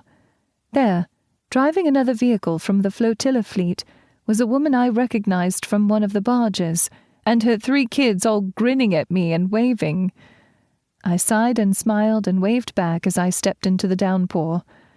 I moved to the driver's window, and the woman rolled it down and just held out an adorable little brown bear in a nurse uniform, complete with a stethoscope. I accepted it and sighed as she handed me a quid. I tossed it into the basket, and she went through when the gate rose without a single word. I knew better than to ask any questions. I stood there in the storm and just watched her flip a U-turn and toss a coin in the other basket and drive off down the way she had just come. The children all smiling and waving the whole way. It was an adventure to them, and a lesson in embarrassment for me. I looked to the toll house and said to Midge, who was standing in the doorway, watching me instead of coming out into the miserable weather, "Traitor, what kind of support dog are you?" Robert supplied helpfully. "One a spot smarter than you, I'd assume." I narrowed my eyes at him as I rejoined them in the shelter of the booth. "You can be replaced with the business end of a toilet plunger, you know, mate." He chuckled at me as I tossed the bear to him, which he placed in a pornographic position with another nurse bear on the counter. I cocked an eyebrow at him as I slapped his feet again, and he let me through to my stool. He pointed out for the 76,203rd time, "They're not going to stop until you do the right thing and get out of my flat and go home to your girl." I chuckled and pointed out, "You're obligated to say that and just want me out of your man flat." He complained, "You've gone and girled it all up." I sighed out, "Your limited vocabulary is showing. You mean I cleaned it up." He shrugged and went back to slinging birds on his mobile. "Semantics. And I have purple curtains now. Purple. What self-respecting ladies' man has purple curtains?" I had to chuckle at him. The poor bloke didn't have shades that worked at his flat, and you could see him wandering around in his boxers from the street if he moved too close to the window in his room. I know, my retinas had been burned out the first time I inadvertently looked up there from the sidewalk. I've not seen such an expanse of zombie-pale flesh in my life. I gifted him some curtains the very next day, and helped put them up myself to save further destruction of my or anyone else's eyes. But truly, the bloke was a godsend. True to his word, he took me in, no questions asked, and Midge and I have been crashing on his pull-out sofa bed ever since.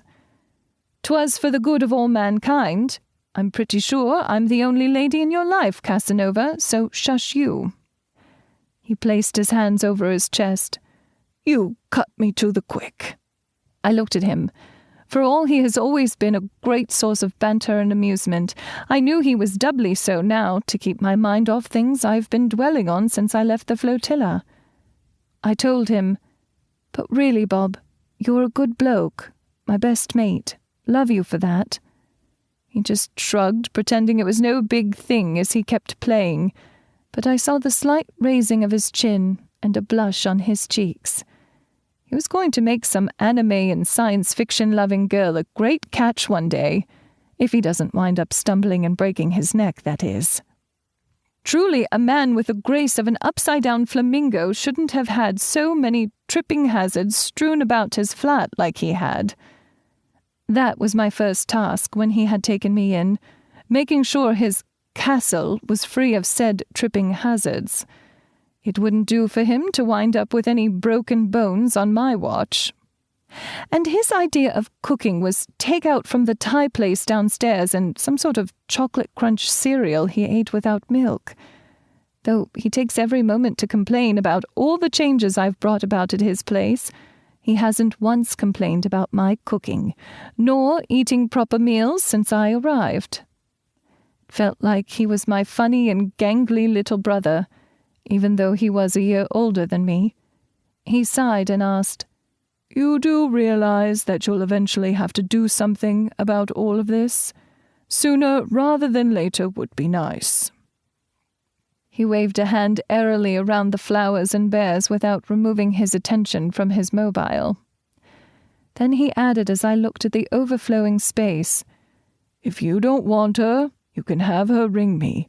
I've a regal chin, so I've a chance, right? I smirked and tossed another bear at him, which he bobbled in his hands, dropping his mobile, then bashing his head on the tabletop when he bent to pick it up, and almost falling off his chair when he pulled back, overcompensating. I bit back a chuckle, and he eyeballed me suspiciously, then added the bear to his suggestively posed nurse bears, making a bear erotic scene. I exhaled long and slow. You're incorrigible. He obstinately went back to his game. It's one of my endearing traits. Tell your Margolis this when you bring me up. I wasn't going to win, so I let it drop. Instead, just looking down to where Midge curled up in front to the heater vent, soaking up the heat. You're as bad as he is, girl. Then I told Robert while I settled in to let the water drip off me as I tried to warm back up. She's not mine anymore. It was his turn to exhale dramatically, looking over his mobile to take in the forest of flowers and menagerie of bears. Pull the other one, will ya? I had to stop to follow his sardonic gaze. It was overboard and sweet in a cutely awkward way. All these knights, dragons, and nurses. I'm not daft and knew very well the symbology. And I was weakening. I had been determined to stay as far away from the Flotilla, as far away from her as I could. I just knew that everything would be different between us when she saw me flopping around on the deck of the barge like a break-dancing narwhal. And of all the people in this world, I didn't want to see that look which it instilled into every person I have ever known. And I wouldn't be with someone out of pity, no matter how desperately I loved her. I looked around. Was I wrong? It was too late, though, wasn't it? Even if I had been wrong, I had still run from her. How could she be with someone so monumentally fucked up? Yet, I looked down to the tiny space left on the workspaces that wasn't covered by the offerings, and marked the log, indicating I had interacted with a vehicle. Under interaction, I simply wrote despair. When the caretakers saw the last dozen or so pages of our logs, they were going to be 100% confused. Robert flatly refused to deal with them anymore and just made me take the gifts. They would always just ask for me when he tried. It had been the day following my flight from the hospital, after showing up for work with Robert after speaking with the committee that it all began. We had settled in, punched the time clock, and looked over the log from the night shift. The new girl, Juanita, had only one entry, entered at the very end of her shift. She looked almost manic as she said, "Thank the great spaghetti monster in the sky, the morning shift has arrived." I approved of the woman's sarcasm. You needed it for this job.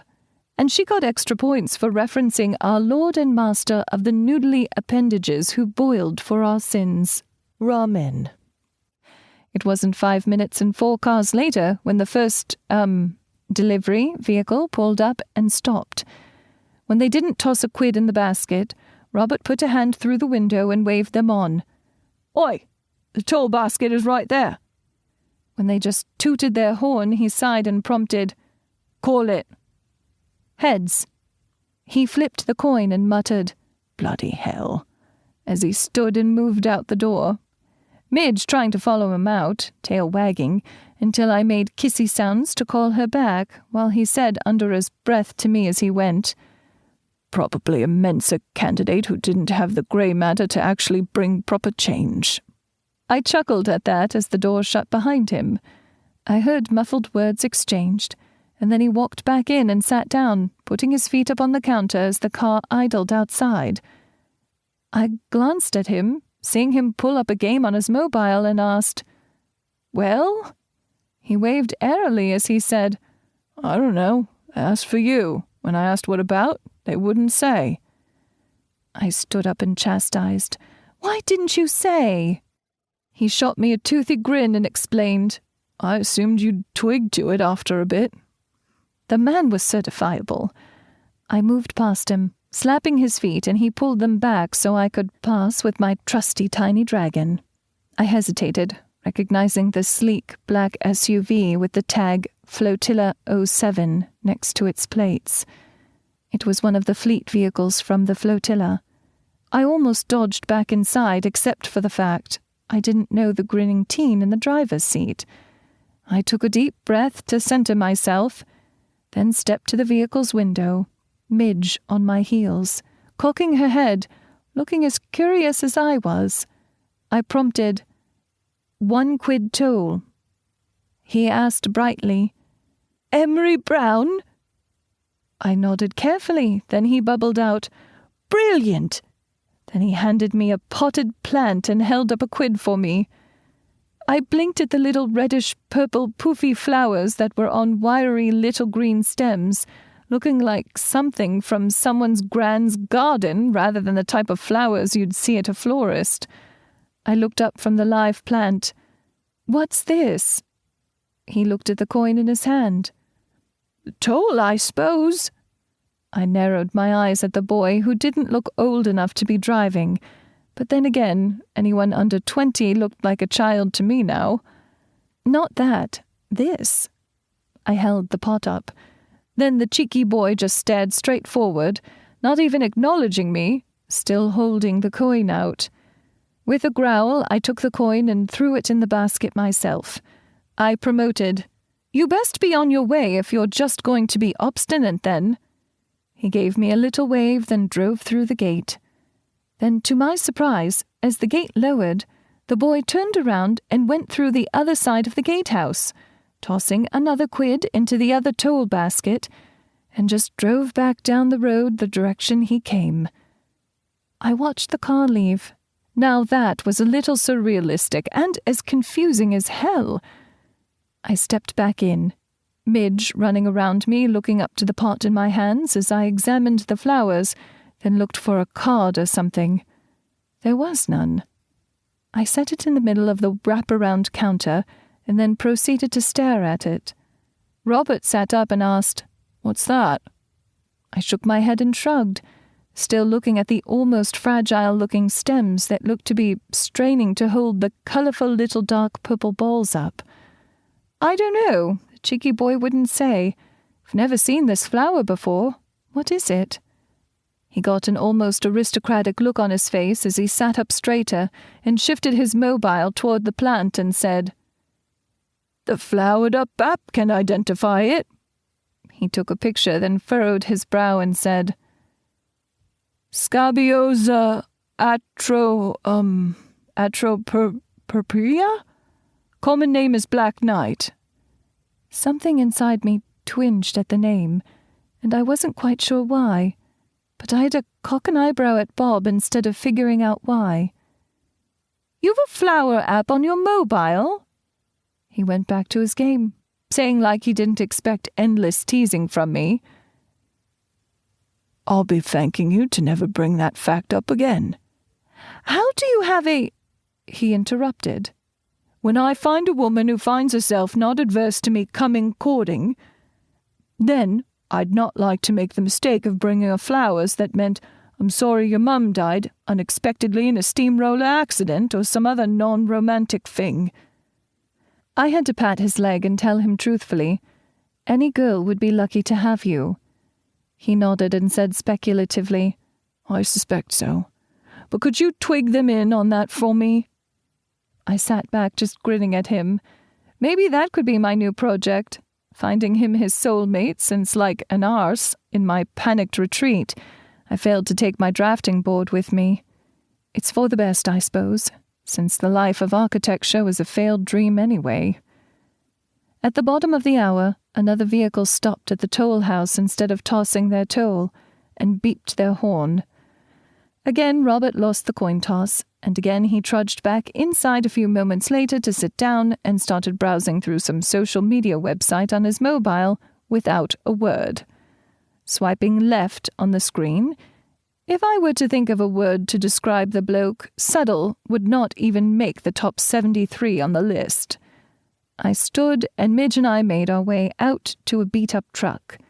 A huge bear of a man I had seen around the pier asked in a deep, gravelly voice which sounded like ancient stones grinding together, "Emery Brown?" I nodded as I cocked my head in curiosity. He just nodded back and handed me some potted flowers, snapdragons, then held out a coin. It all hit me like a runaway carriage. The Black Knights, and now snapdragons? It was Liz, playing on her romanticized version of our first meeting. I narrowed my eyes at the man, who went about ignoring me, just holding out the coin, a smile threatening at the corners of his lips. I grabbed the coin from him and growled out, "No need to be smug now, man." Tossing the coin in the basket, I watched him motor through the gate and just turn around to go out the other gate. I couldn't help myself. I smiled at the flowers as I stepped back in with my trusty dragon. My heart ached for what I had lost, and I wondered if, in time, Liz wouldn't see me as some sort of broken person.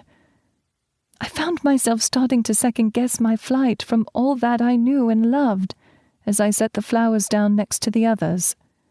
Bob supplied without looking away from what he was doing. "Snapdragons. Didn't even use my flower app." Exhaling and grinning, I pushed my heartache back down behind my shields. "Thanks for that, Captain Obvious." "I live to please." The top of the next hour, another vehicle stopped at the gate. It was another Flotilla fleet vehicle. Robert didn't even look up from where he was reclined back. Midge curled up asleep in his lap. He just waved his hand in the air airily. "I believe this one is for you." I exhaled and stepped over his legs and out into a chill breeze. It was Bea, the hugely muscled woman who worked on the mechanical and plumbing systems for the Flotilla and Slingshot properties. I think she may be mute, since I've never heard her utter a single word, yet she somehow communicated well. I moved up to a window, and the woman gave me a wink and held up a cute little bear in a nurse's outfit, making it dance in the air. Okay, it was simply adorable. Doubly so being held by the woman who had biceps as big as my thighs. My exasperation and embarrassment couldn't come to full bloom, what with the look she was giving me, It was as if she could see right through me, my fear, my pain, my heartbreak. And that look somehow conveyed so many things to me, most startlingly, understanding so deep I had to look away from her eyes. I muttered to her, "What makes you so damn insightful?" She smiled and shrugged, and then moved her hand out the window with a coin on her thumb. With a flick, it spun toward me, and I instinctively started to lift a hand to catch it, but instead, my eyes widened as I followed the arc over my head to see the coin land perfectly in the toll basket. Wow! I turned back, but she was already gunning the engine through the open gate. I scurried to the other side before she could turn around and watched her flick another coin in the other basket. That was both entertaining and impressive. I waved at her from the hip, and she smiled and waved back as she roared past. Then I looked down at the bear in my hands. "Hello there. You're such a cutie. I think I'm going to call you Little Liz. That will teach her to be all sweet like this." Oh, Lord, I was rhyming now. When I re-entered the toll house, Robert looked up and made a grabbing motion toward the bear. I hugged it to my chest. "Get your own bear. This one is mine. Little Liz." He harumphed. "No flowers?" I made the bear dance in front of his face like Bee had done. He snapped his teeth at the little thing, and I pulled it back protectively, stroking it. Animal. "Please put that on the list of my redeeming features when you speak to your nurse about me. So that's a regal chin and an animal in—" He stopped, looking at the stapler I had picked up, eyeballing him. Then I prodded. "Why, oh why, do I put up with you?" "Because you'd be on the streets if you had a more sensible best mate, I suppose." I tapped the tip of my nose and pointed at him. "There's that." Then I let him see the little bear as Madrigal opened her eyes long enough to determine if it were a chew toy or not. I looked around at the symbolism of the 3 gifts, and it almost broke my resolve. I missed Margolis so much it hurt. Then every half hour until we left for the day, different vehicles stopped to give me flowers or a bear. I was laughing maniacally by the end of my shift. There had even been one bloke, red in the face, panting and puffing on a bicycle, who pedalled up with a bear. He had come all the way from the Flotilla on the bike? I figured that had been the extent of the insanity as Robert and I retired back to his place. He noted, "It seems having a motor vehicle is more handy than public transit. The coach would have taken twice as long to get home. Maybe I should take the time to learn to drive myself." My eyes widened at that. "Hold the phone. You can't drive?" "I just thought you were being environmentally responsible by riding public transit." "Oi! I didn't say I didn't know how." "You just said you should learn." He pointed accusingly at me. "Don't go using facts and logic, woman. They're both lost on me." I had to chuckle at him. I can see that. We found out the next day that the madness had only begun. All week long, every half hour, a resident or worker from one of the Flotilla programs dropped by a knight, dragon, or nurse bear. The other attendants wondered what madness had befallen our little gatehouse. I'm quite sure Robert had given them exaggerated and completely inappropriate explanations. Judging by the various bear erotic scenes he had been setting up around the booth. I had the presence of mind to place little Liz on the do not touch list. I'll start worrying about my best mate's state of mind if he starts taking pictures of his efforts. I had long since broken, believing that perhaps I was wrong as to how Margolis saw me, but it was too late now. I was so conflicted and ashamed of how I handled the situation to be able to face her again with any shred of my dignity left intact. So it was best just to hold her as the most treasured of my memories, a reminder that there is truly good left in this world, which seems intent on beating us down. I knew now that one day I could be happy again. Chapter 12. Dark and Stormy Night. Friday was a dreary day. The storm gods were determined to show us mortals, who sometimes forget that we are subject to the whims of nature, who reigned supreme. This was punctuated by streaks of lightning that lit the sky, and rolling thunder that reverberated across the land, shaking the world with its power. The punishing downpour from the dark clouds and the grey sky, however, did not deter the delivery of the remainders of how important a cog Liz had become in the machinery of my heart. The days had been growing shorter, and near the end of the shift, the street lamps had already been on an hour. I was looking forward to getting back to Robert's flat and into some dry clothes.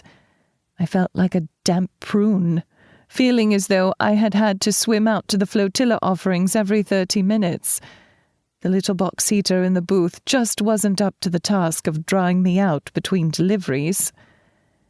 An hour before my shift was over, a car pulled up and started idling outside. Robert looked at the time and didn't even bother standing. It was, of course, delivery time. I mentally did a tabulation, knowing it was time for a black night. Midge made a distressed sound and snuggled into Robert's lap when I looked at her to see if she would brave the storm with me. Nope, the fuzzy traitor. I pulled up my slicker and looked down at my duck boots and sighed as I pushed out into the darkening evening. I looked up to see a tiny sporty car revving its motor. Behind the wheel was an expectant-looking Kimberly, and in the passenger seat sat Ray. The ebony woman swung her fingers from me to her eyes, then back again. Before I could think of anything to say as the window lowered, and Kim tossed a coin in the toll basket, and she revved the motor once more and they drove through. Ray pointing at me the whole time they turned around in the lights of the toll gate to go back the way they came after flicking another toll in the other basket. Ray never lost eye contact with me until they passed behind the booth. Gulp. That was frightening, but they were in on whatever Liz's plan here was since they arrived on schedule. Okay, now I was disconcerted and thinking about how terrible and selfish a person I was. I thought to escape, a last foray into the breach when our relief came, but no such luck. Another set of headlamps pulled up outside, tooting its horn as the three of us sat around watching the seconds tick down on the clock so we could do the time card punch dance. I sighed heavily as Bob just waved me off lazily with a flick of his fingers. I saluted him with my middle finger and pulled my slicker up over my hat. I exhaled and stepped into the rain. Midge was too smart to follow me out as she just sat in the doorway, cocking her little dodgy head, as if she were wondering how dense I was to willingly step out into the tempest. I narrowed an eye at her judging doggy eyes, then smiled at her as I turned to the Flotilla SUV and froze. A smiling Payadoshi was looking at me through the cracked open car window. Tabitha Romanoff was with her, as well as Angie Lenore and June Harris West. They were all just giving me cheesy, toothy grins and waving at me as I sputtered out, "Miss Doshi?" Then I looked down, feeling small under the chastising look the woman gave me. "Paya," I corrected. That made her beam that winning, far too cute smile she wielded adeptly like a weapon meant to disarm. I was disarmed. She chirped out with a surprising amount of compassion in her tone, and none of the admonition nor pity I had expected. "It's time to come home, Emery. We all miss you. Nurse Davies, Liz needs her heart back." With a smirk, she looked at the overflowing gatehouse. "You've been surprisingly resistant to her attempts to get you back." I glanced back to see the greenhouse the booth had become, and had to cover my mouth to stop a snort. Seeing Robert in the doorway, making two nurse bears kiss, and, never mind. Paya's face screwed up in humor, and she asked me without taking her eyes off the bizarre display, "Is that bloke right in the head?" I shook my head and said with equal humour, "Not even remotely, but he is my best mate, so I've got to ignore it." She kept watching him for a moment like one would a train wreck moving in slow motion before she pulled her gaze back to me expectantly. I shook my head. "I can't. Liz." Paya interrupted. "Loves you, you dense idiot. So do we. We hope you feel the same and will come home to the Flotilla where you belong." I whispered, admitting my own cowardice. She saw. Tabby almost crawled over Paya to poke her face into the window opening, her copper-coloured eyes ablaze.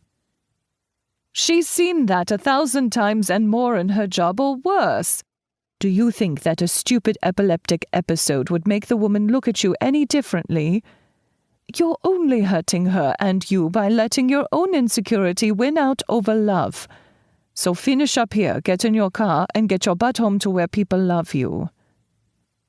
The others were murmuring their agreement with her chastisement, sounding again to me like a comedy skit gone so horribly wrong. I was so thankful for this dark and stormy night, the driving rain hiding the tears making their way down my wet cheeks. I whispered again, after a huge wave of rolling thunder passed, "I'm not strong enough." It was Bob that called out in an almost angry tone from right behind me in the storm. "Oi, that's so much bullshit, Em. You're the strongest person I know. Now either step up or forward my list of redeeming qualities to your nurse. It's actually okay to be happy, so stop running from it and wallowing in self-pity, and woman up."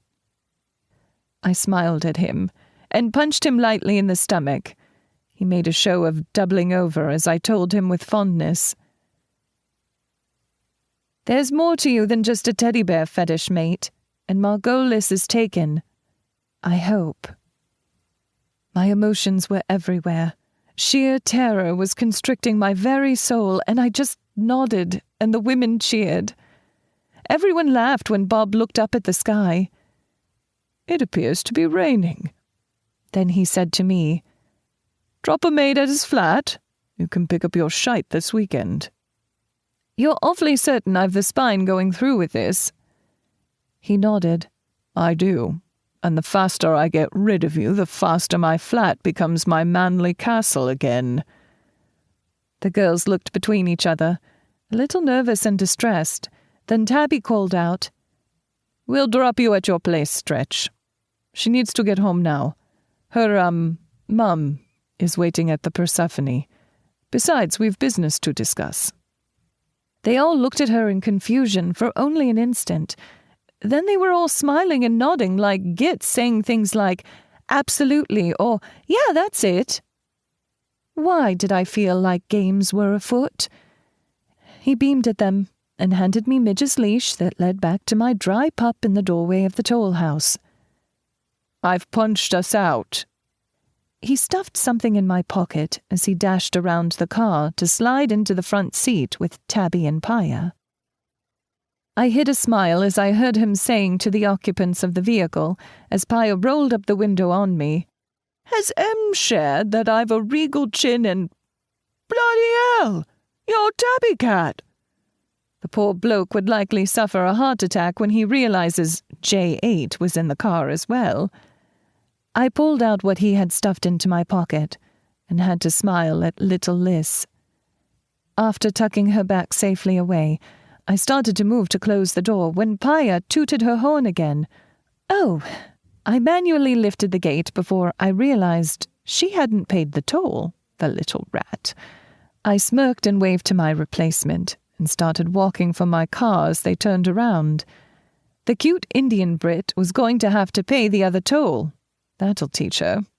A few seconds later, they were buzzing past me as I made my way to my car, tooting their horn and everyone cheering out into the rain from their lowered windows. Lunatics. True, but entertaining as hell lunatics. My heart was beating faster in an odd mix of appreciation and excitement as I realized that I was actually going to do this. I was going to earn Liz's forgiveness if it took my entire life, or as long as she would have me. If I hadn't already destroyed everything, that is. My pulse was so quick I started to worry, but I looked down at a wet and perturbed-looking little fuzzy dragon at my feet, and she wasn't whining or concerned. So it was just your everyday average panic attack, then. I chuckled nervously at the thought, but my mind was elsewhere, lost in the chocolate-brown gaze of the nurse who owned my heart and soul so completely. But what would I say? What would I do? I didn't deserve someone like her. I wasn't beneath begging for her forgiveness. All these thoughts were swirling around in my head as we slid through the passenger door of Old Annie. Midge shook, spraying water all over the inside of the vehicle. I sighed at her. I started Annie and sat there in indecision as her motor warmed up. Could I really do this? Go back to my life that had so much more promise, where I felt loved? Part of me was still terrified that Liz would look at me differently, and the others were wrong. It was the terrified child inside of me who had run before when the way my parents looked at me had changed after I came out to them. I could just drive with Madrigal and not look back. Then I wouldn't have to face my failings. I put the car in gear, my foot still on the brake pedal, as I looked at the intersection ahead of me. To the left led to my past at the Flotilla. The right, to a new life where nobody knew me and I could start fresh. I looked at Midge as I took my foot off the brake and drifted up the lane in the storm, the wipers barely keeping up with the torrential downpour. What do you think, girl? The sky lit up as we reached the intersection, and I slowed as the thunder rolled over us. I still didn't know what I would do when I looked down at a soft ticking sound to see that I had put my turn signal on. I hadn't even realized I had done it. I bit back a sob and composed myself, and sat up straighter as I saw the little arrow blinking left. I nodded, and we turned left, driving a route that I had driven so many times before. We drove past the park, and I was nervously babbling to Midge, asking her if she missed the pier as much as me, talking about anything but what was really on my mind. I slowed a bit when through the storm I saw emergency blinkers on the side of the road. Some poor bloke had broken down on such a miserable night. I did not envy them. Just a minute out in the storm at a time had me soaked to the bone. I closed my eyes and chastised myself, knowing I couldn't just drive past without asking if they were right. Bloody hell, Emery. You're not right in the head. I pulled in behind the vehicle, and then found it hard to breathe as my headlamps lit up a form. I blinked, knowing the lightning and rain were playing with my head. But when the skies lit up the world for just a moment, I saw standing in the rain, with a tire spanner in one hand and a pleading, hopeful look on her face, was the woman I had tried to profess my love to, right before I ran from her life. I just stared at her as the report from the lightning strike shook the ground. She was even more beautiful soaked to the bone like that, the rain flattening her already straight hair to frame her angelic face. I hear myself whispering as I mechanically took the car out of gear and pulled the emergency brake. Liz? My own voice was tinged with disbelief and awe. I slid out into the rain, my headlamp sliding Margolis in the night. I said in a hoarse voice to Midge, "Stay here where it's dry and warm, girl." I pulled my slicker over my hat and walked hesitantly to where the woman, whom I dearly loved playing nurse with, stood in the storm. I took a deep breath, remembering vividly the first time I laid my eyes upon this beautiful creature, and I channeled that moment as I said, as if we had never met, "Good evening, miss. You look to be in a bit of a spot." Her lips quirked up in a smile as she mimed innocence, then repeated the first words she had ever said to me. "Not at all, officer. I think I have this all sorted." Then she looked unsure of herself. The first time I have seen that on her face.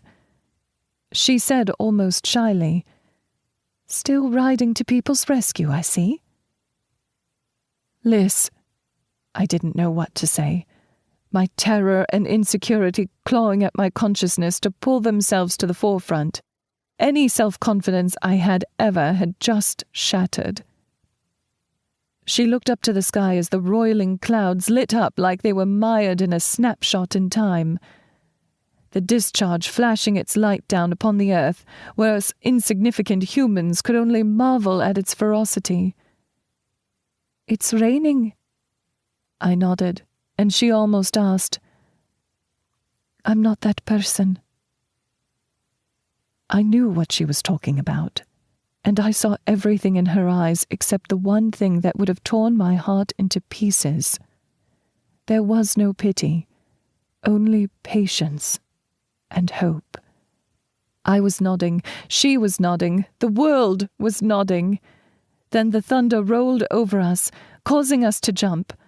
I looked past her and at the tire. "You don't have a flat." She shrugged and stated, "Doesn't mean that I don't need saving, that we don't need saving." She had just kept walking toward me as she spoke until she was standing directly in front of me. It was as if I could feel the gravity of her pulling me in, and I was lost to it, unable to pull free, and I didn't want to escape. I found myself in her arms and crying into her shoulder. "I'm so sorry, Liz. I'm a coward." She shook her head and pushed me gently back to hold me at arm's length so she could look me up and down. She shook her head. "No, you're Princess Charming, and that over there," she indicated Midge, who was going crazy in the car trying to get out to her, "is your noble steed."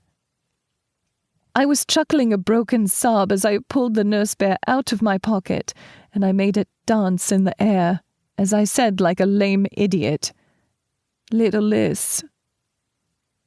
She chuckled, and I realized it wasn't just rain rolling down her cheeks. Shrugging, she mumbled, "It's something about every good plan needing animals." Then she started to lean down and hesitated, her lips just shy of mine. I swallowed, my whole attention on her lips, and I broke and stood on my tiptoes to close the gap, and we were kissing like we were desperately gripping a lifeline. Then I was crying as she held me. After a few seconds, she said again, "It's raining." "Yup." "Let's go home." "Yup." Then we both started to each other's cars, and stopped and shared a chuckle. She offered, "Let's take yours, so we don't inconvenience the little dragon." Bloody hell! I was so list-drunk that I hadn't remembered Midge wasn't at my side. I nodded, and we slipped into my car. Midge just about mauled Liz with her tongue. She had grown to love my nurse too. It was almost surreal. I hadn't lost her. I still had a home to go to with her. The Flotilla hadn't given away my cabin, the raven-haired beauty said as she tried to wring some water from her hair as I just stared at her in wonder. "The going home part works better if you actually drive." I smirked. Smart arse. All day, every day. Then she paused and said, "We can talk in the morning. We need to talk in the morning. But right now, I miss you." "I've missed you too. I'm so—" She held up a finger to stop me, cocking an eyebrow as I put the car in gear and we headed home. Instead, I offered, "Your battery will likely be dead in the morning if the car isn't towed." She winked and shared cryptically, "Doubtful. June has it covered." Then she reached over with the hand not petting the little dragon on her lap to grab my free hand. She whispered almost shyly, "Love you." I nodded. She had shown me the truth of that this week, and I felt inadequate and guilty as I whispered back the words that I had tried to before. "Love you too." I parked on the lane down from the Flotilla, it feeling oddly haunting to me to be doing that again, even though I had only been away a week, and to my endless embarrassment, as Liz walked me proudly to the Persephone and my cabin, unlocking the door for me. The people lining all the barges were all cheering and wolf-whistling at us. Dear Lord, it had to have been every resident plus some. As soon as we stepped in, her dropping the key on the entry table, she turned slowly and deliberately, blocking my way past as she crouched and unclipped Midge. Then she stood. "Now, about you running away?" I swallowed, but her eyes were burning with a fire that had certain interesting parts of me heating. Then she kissed me. Epilogue. It took us a week to get things sorted after we got our Emery back with our nurse Davies, and I was fielding in-depth questions about my impending holiday in the States. "Come on, Paya, just a hint. Was it that cute sound engineer, Tobias?" Tabs almost whined out. I shook my head. "Nope, stop prying. I told you we've been taking it slow. We want to be sure of things before we announce it to everyone." Ange asked, "How can you be sure when you've spent virtually no physical time together with—" "Oh, is it an older man? Tim Fearson?" I chuckled and shook my head at her fishing expedition. The Bints had even taken to bribing Zilrita over at London Harmony with hugs if she would give them a list of the blokes that came over with Harmony tracks for the meetings. Not Tim, though I'm not convinced he doesn't have a robotic lover. Now stop asking. We're thinking of making things official if this trip goes well. Otherwise, people would put so many expectations on us. Speedy opened her pie hole, so I shoved a pastry in it from the plate on the conference table in the Persephone to shut her up. I challenged her. "No." She chewed with vengeance, but was silent. There's a girl. Then I changed tack on them. "Now, before I need a ride to the airport, I want to make sure we have the dock all squared away. I don't want to hold up any progress on starting the renovation just because I'm half a world away." Speedy said from around another bite of pastry. "Oh, I can drive you." There was a resounding panicked chorus of "No" from the peanut gallery. I love Lenore dearly, but my heart can barely take the terror of riding with her. How that girl has never been cited for reckless driving nor been in an accident, I don't think we'll ever know. Tabs crunched on some microwave popcorn with a silly grin on her face. I prompted, "Enjoying ourselves, are we?" She nodded vigorously with a toothy smile, then munched another handful of popcorn. I rolled my eyes and winked at her. I glanced behind Lenny to the towering red-headed Irishwoman sporting that adorable pixie cut with shaved sides. She grabbed Lenore by the waist with her powerful hands and lifted her like a toy to move her aside so she could step up to the plans laid out on the table. Lenore gave her girl a little shove from behind, which was wasted on McGrath, who didn't even notice. She's the only woman I know who comes along to being as muscular as our Beatrice with her huge demolition hammer. The handy woman said in her playful Irish accent as she leaned on her arms, hands splayed flat on the plans. "It seems our dear Emery has thought of everything. The OHP signed a waiver as the building holds no historical significance. So the Borough Council approved the renovation after the city gave us the permits without suggesting any changes to the plans." I looked at Tabby, who was sitting by a positively pale-looking Emery. This was her baby.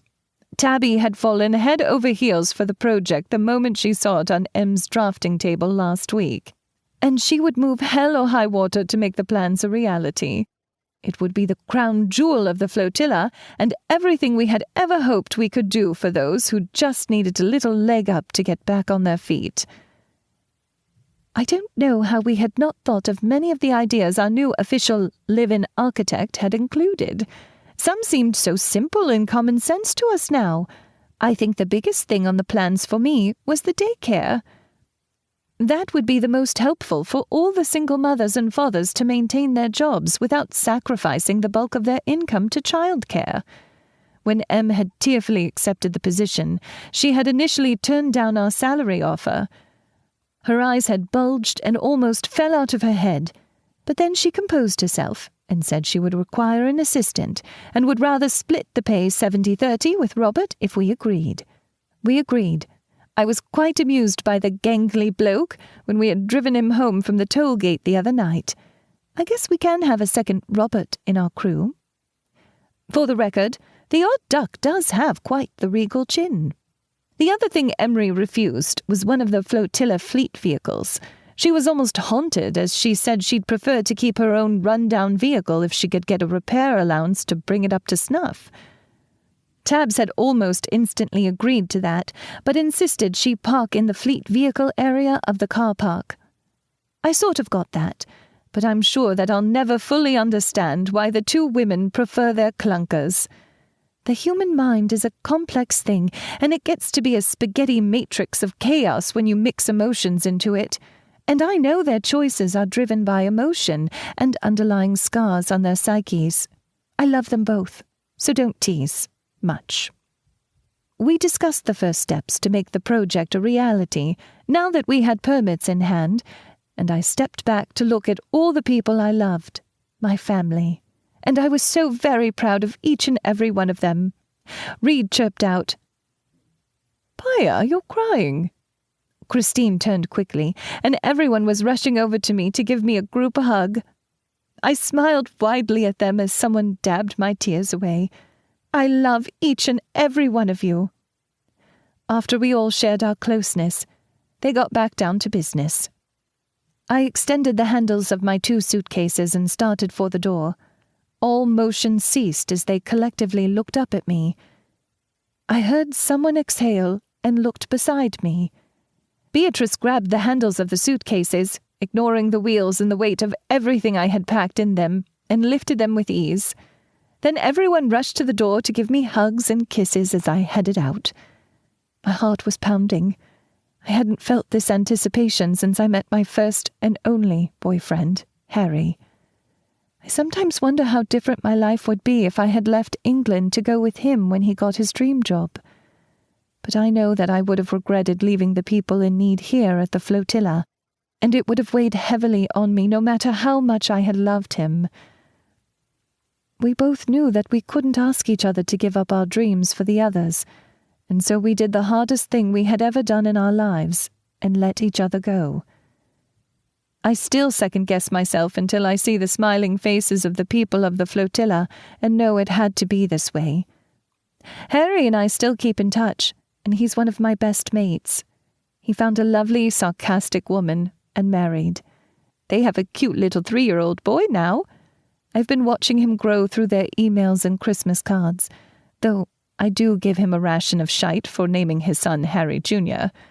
I've always been of a mind a child should have their own name, but these past 6 months, I have been feeling that excitement and anticipation of a budding romance. I had thought not to experience it again. I've never had the time to even think about dating, as I devote all my time to helping others.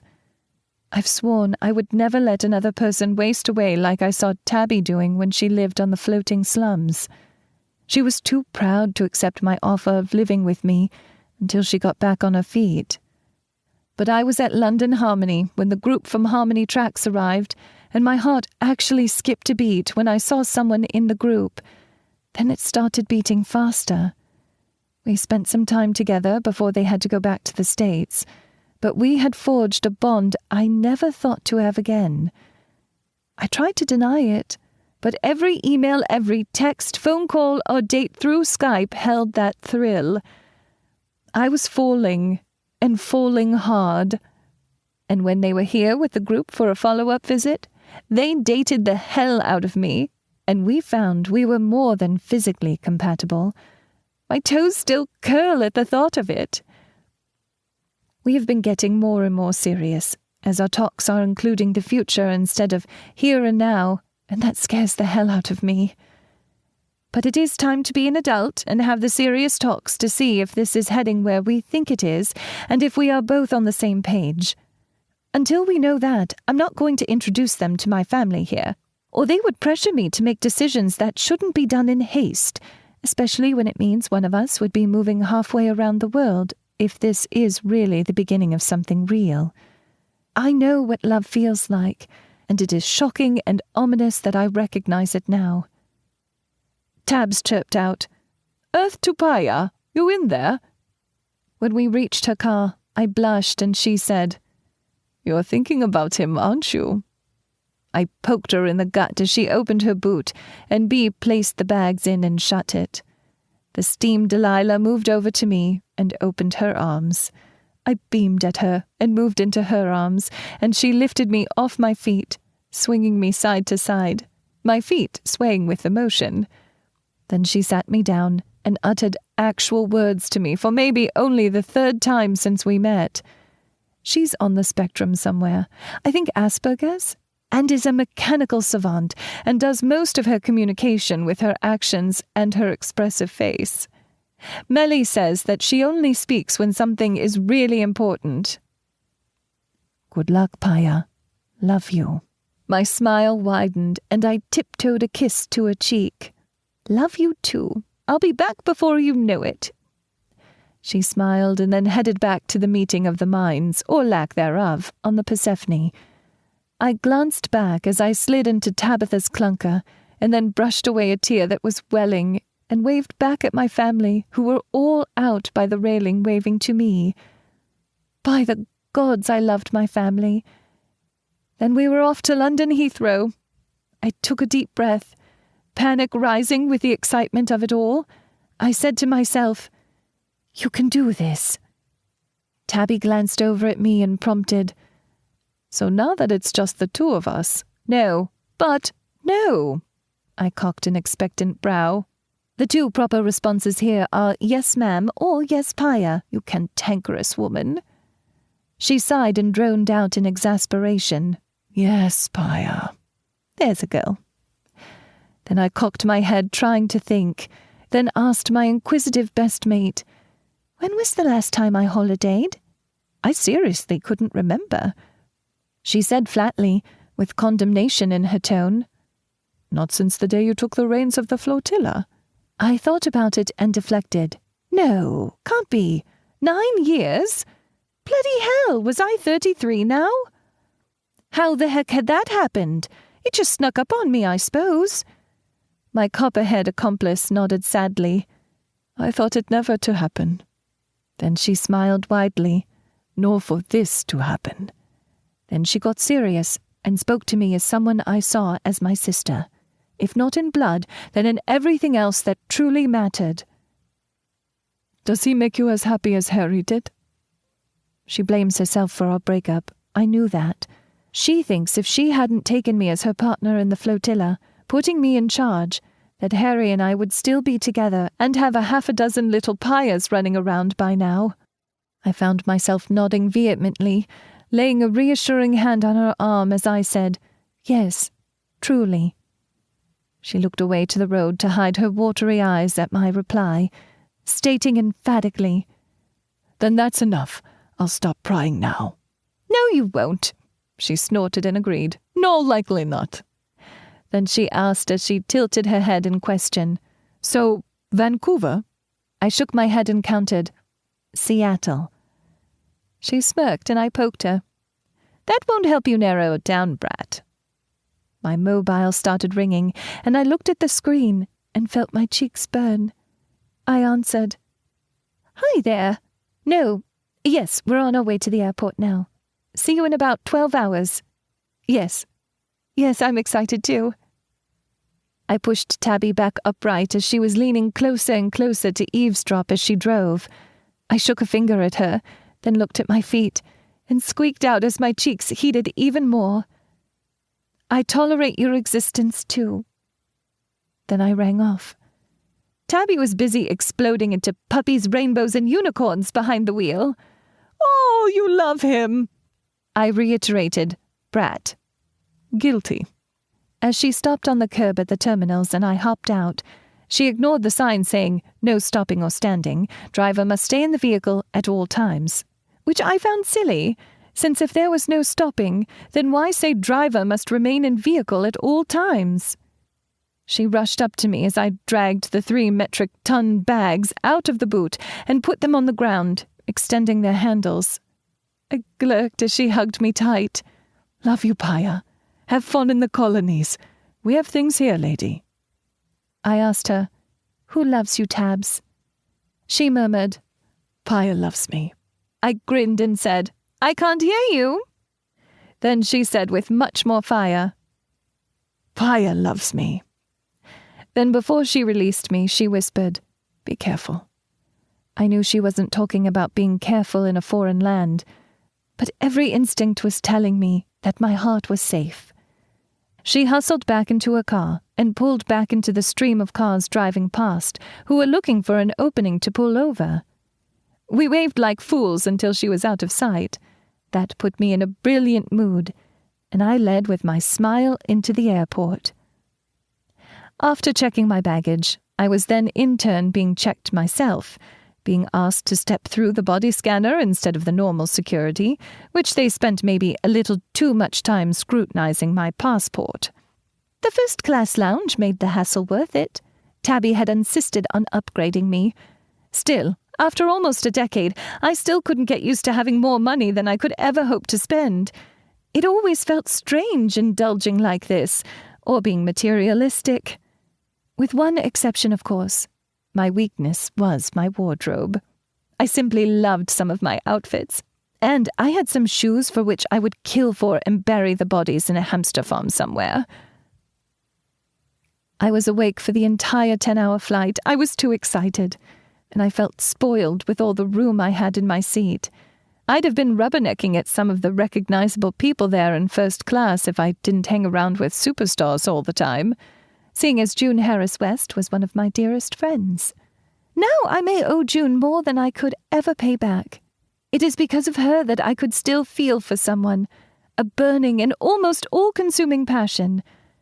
I'd resigned myself to just loving my work after Harry, pretty much figuring out that I was demisexual, and probably would never form another connection strong enough for a romantic relationship.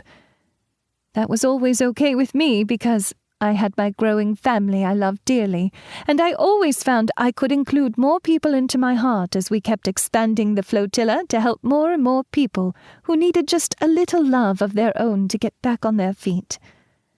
But now, here I was, flying half a world away to find out if what I am feeling is real. By the thudding of my heart and the smile I find on my face when thinking of them, I think it is. I trust my gut.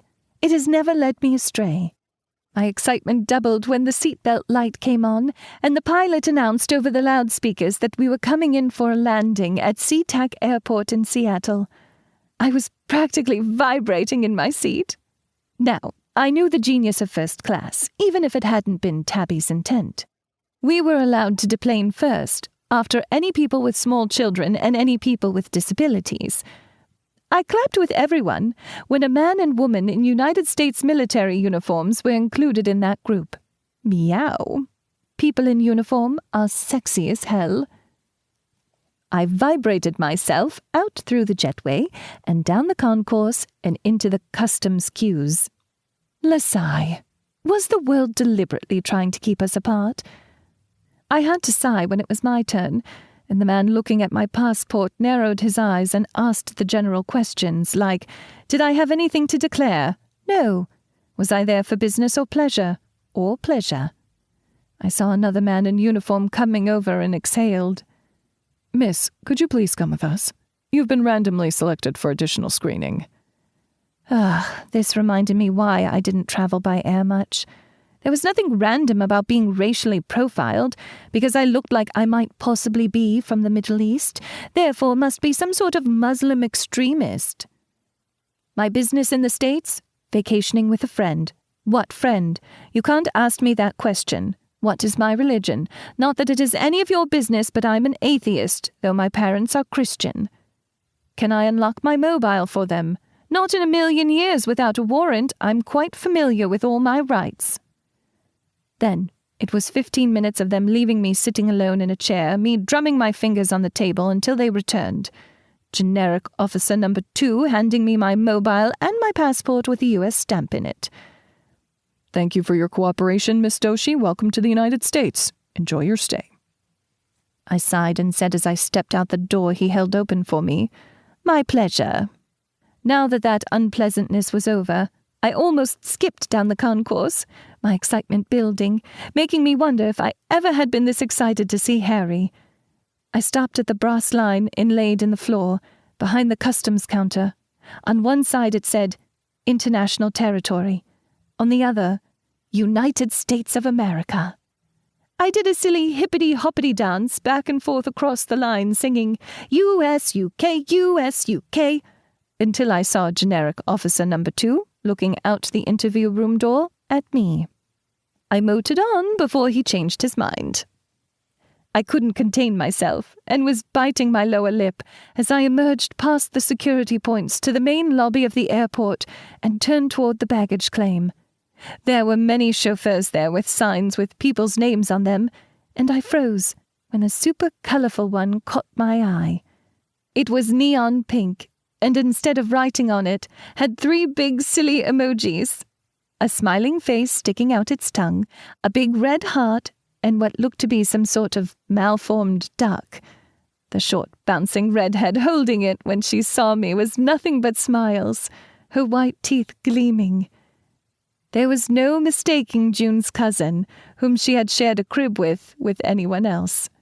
She had her own style, and mischief and fun just oozed out of her pores. I chuckled at the display. This would be my ride. Eve Rand. I stepped forward into the next chapter of my life. The end. To be continued in the Pike, New Beginnings. This has been Flotilla, Paying the Toll, written by Erik Schubach, narrated by Alison Voller. Copyright 2018 by Erik Schubach. Production copyright by Erik Schubach.